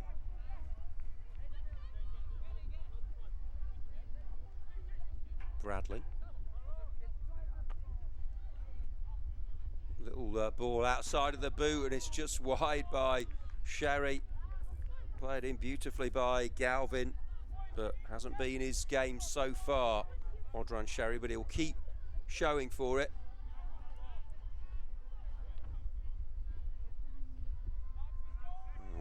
They are the underdogs in this one, but you wouldn't say it's necessarily David and Goliath. Park Lane would, you know, they've done well to get over to this competition, and they want to give a good account of themselves, and they have got it into the last half on occasion. But the keeper with the distribution. Riley on the left, but Galvin.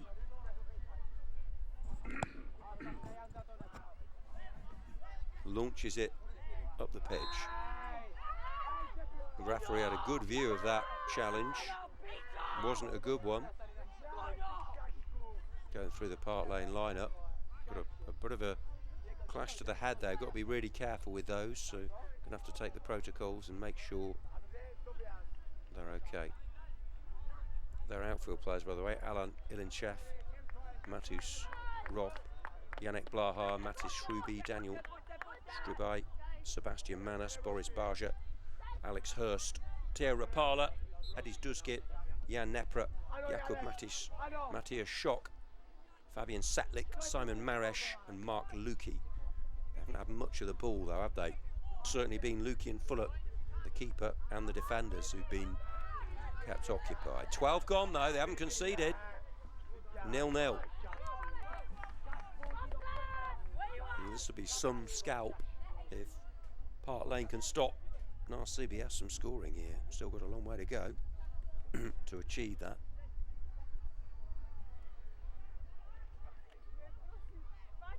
But not quite been on top of their game. Well, I mean, what you have to factor in, they're young lads, so yes, they're talented teenagers for sure, but end of a long day. They played several games. You know, sometimes it's not just the physical fitness, it's the mental fatigue that can set in. So you can't expect them to keep producing the brilliance game in, game out. You're going to have ebb and flow. You're going to have lulls, and maybe that's a factor because they were so good in the last game we saw. They haven't had long to recover and go again.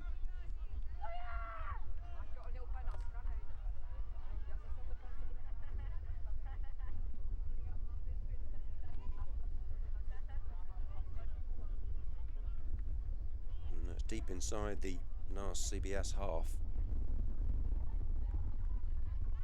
Changed into their original strip for this one. Well, we're not long from halfway through the game. I'd be absolutely amazed if we see our first scoreless affair. Still no draw. I'm just counting up the games. 1, 2, 3, 4, 5. This is the 18th game we've seen under 15 and under 17 boys on this pitch, and we still haven't seen a draw. Is the commentator's curse going to strike? I don't think Park Lane would mind if it did strike. I'm not going to do any soothsaying. Can't see the future. I'd rather not know. Anyway, and surely we'll see a goal. So much ability on that pitch. Here they go again with more terrific defending. They're really I mean, they are a scalp this side if you get anything against them, so sometimes, you know, those players will be aware of what they did to Radnor House and they want to raise their game, and they're doing that. Here's the prodded pass for Sherry, trying to play the reverse ball, and over goes Riley to take the corner. Daniel Oke is up there again. Midway through this final game of the day.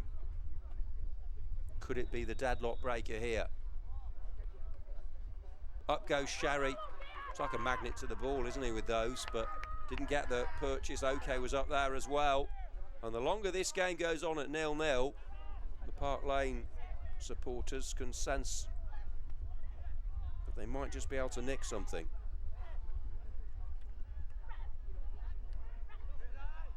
Thanks for your company live today. I know people have been dipping in and out of the stream.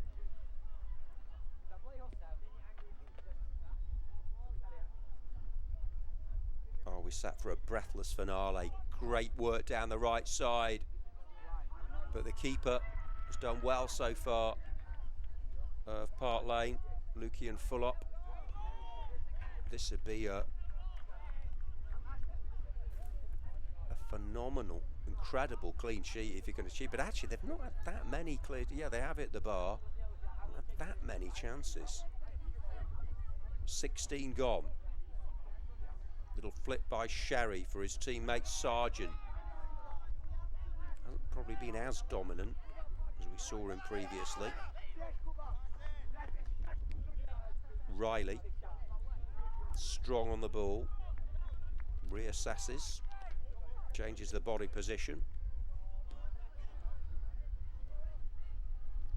Sargent,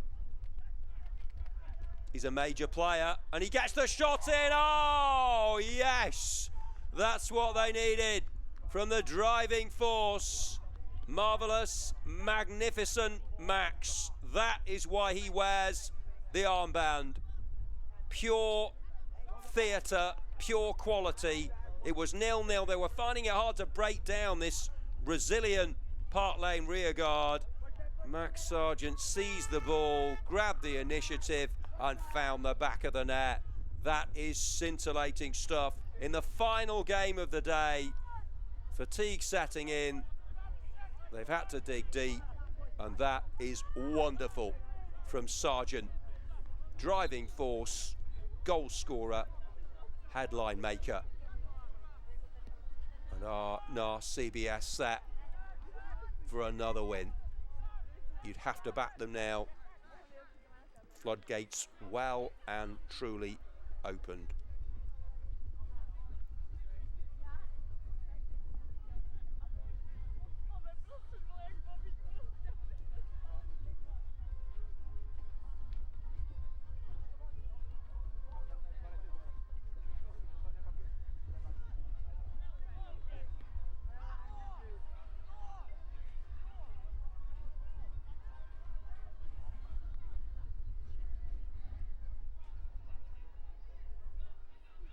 Beautiful goal, really was, wasn't it? Bit of a stoppage in play here.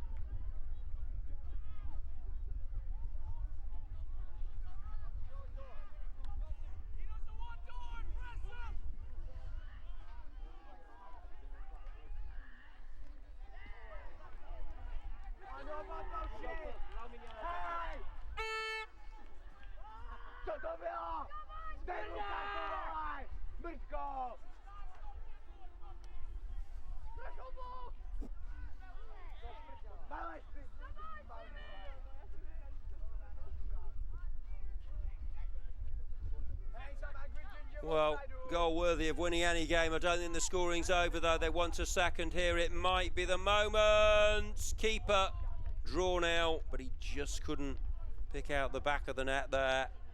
Joshua Brogan for CBS. Well, if it is to finish 1-0, they'll take it. It's points on the board, more points, yet more for CBS in Group B. Remember to go to all the WSG social media accounts, Instagram, Facebook, X, multimedia updates, the live blog, WSG Football, download the WSG Football mobile app for all the standings after this Saturday, which is drawing towards a conclusion. And, well, almost a case there of saving the best till last.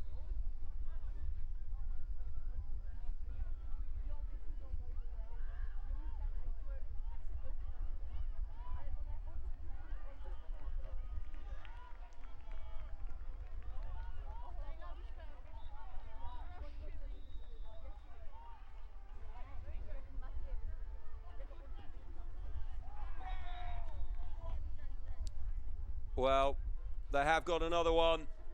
It's the second goal.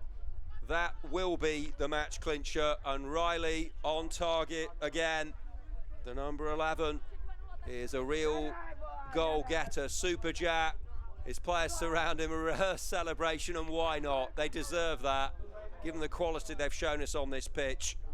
Riley gets the second goal, and they're closing in on another victory in under 17 boys Group B. The final game of the day, and they are delivering the goods. This Irish team are a really top side. They held them for a fair amount of time.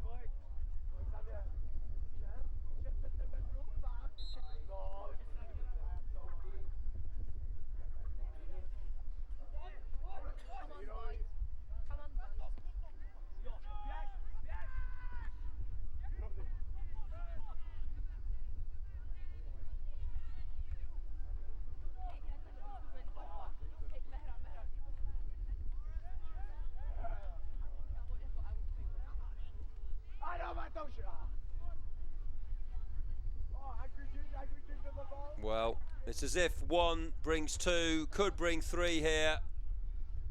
Cut back and flicked away.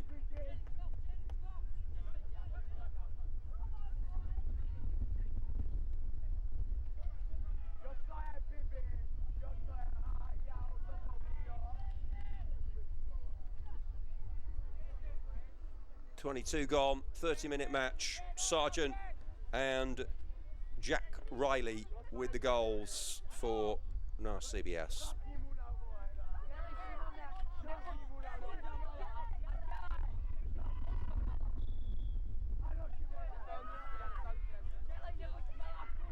Riley steers it forward, and it just goes to show you can't bother yourselves too much if you're dominating and not finding a way through. You just have to keep applying yourself, keep the principles, the game plan, and the goals have come. It did take a fantastic run and shot though by Sargent to get them going in this one. They scored late goals against Radnor House Sevenoaks as well. They've not been as silky smooth as they were in that game, but you know, again, can't expect them to be right at the top of their game in every single fixture, but be very interested to see how they fare tomorrow when it really gets serious and the prizes are up for grabs, because they are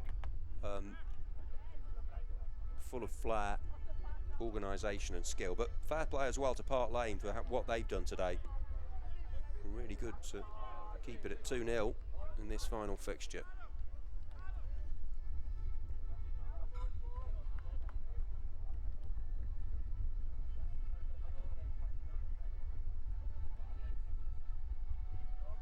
No question of the quality dipping in the last game. Standing on the line which is not allowed is the advice on the sidelines. They're all learning about the game, these players. Sherry dropping deep, and it's with Simon Maresh for the Czech team. Now they're getting forward. Can they get a foothold back in the contest and reduce the deficit? OK's over to try and get the better of Sebastian Manas. That was much better, probably the best little sequence in the game for Park Lane. As we reach 7 p.m. local time.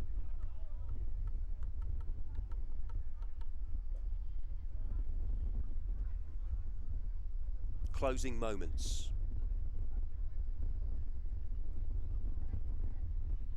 Certainly been one of the strongest teams we've seen on this pitch,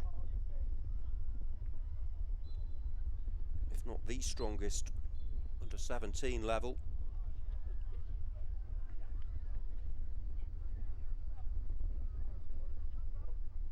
But it took them past the halfway point of the game to get the first goal, and the second one has really made the victory a certainty. Can they increase the margin? Riley was cutting in from that left. It's with Harrington. More good build-up play. Excellent pacey running from Jaden Bradley. He's got Galvin behind him. He uses Galvin with some trickery. I think they'll settle for 2. Job done, move on, and dream of what's to come tomorrow.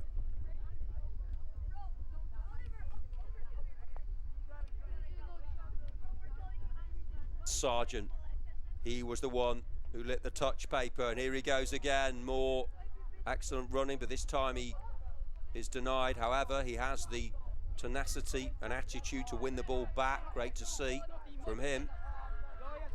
He's got graft and craft in equal measure. Sargent, one of the players of the day. I'll probably pick out him and maybe Michael Stankovic from Academia School Warsaw, who were both brilliant for their teams. We've seen some, how about the keeper of Radnor Sevenoaks, Harrison Cromarty, and some great players in the under-15 competition as well. It's just been a wonderful day, really has. Thoroughly rewarding stuff. And more to come tomorrow for you.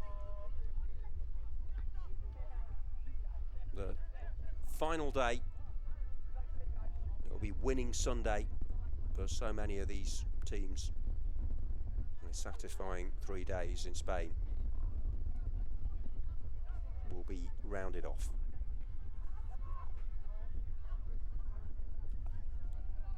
Two and a half minutes remain. And they're still getting forward. Bradley.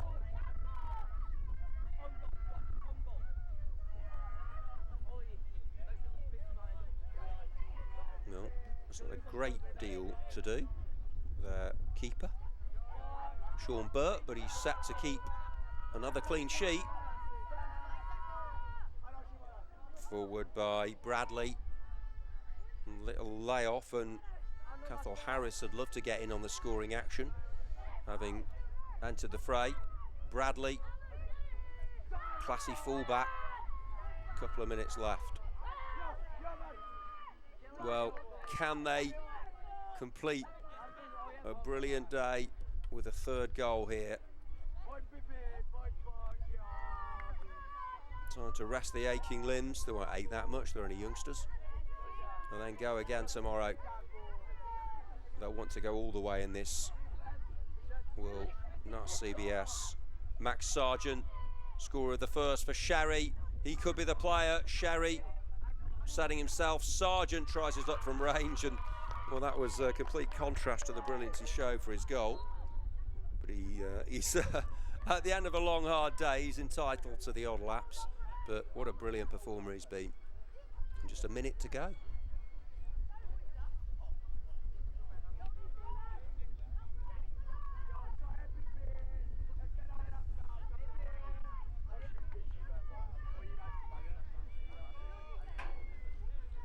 Make sure you join us tomorrow on all the different social media outlets and of course our live streams. Do it all again, but brilliant stuff today from all of the teams. Looks like a 2-0 win for North CBS on their previous game on this pitch, 4-0. So it's been a flawless couple of matches on our live stream from the Irish side. Park Lane of Czechia have given their all, but just come up against a really top side. Referee's final whistle, you'd think, is imminent, but I think we've just got to play it out. Maybe a bit of cramp, and understandable really, given how much, how many steps they'd put in today.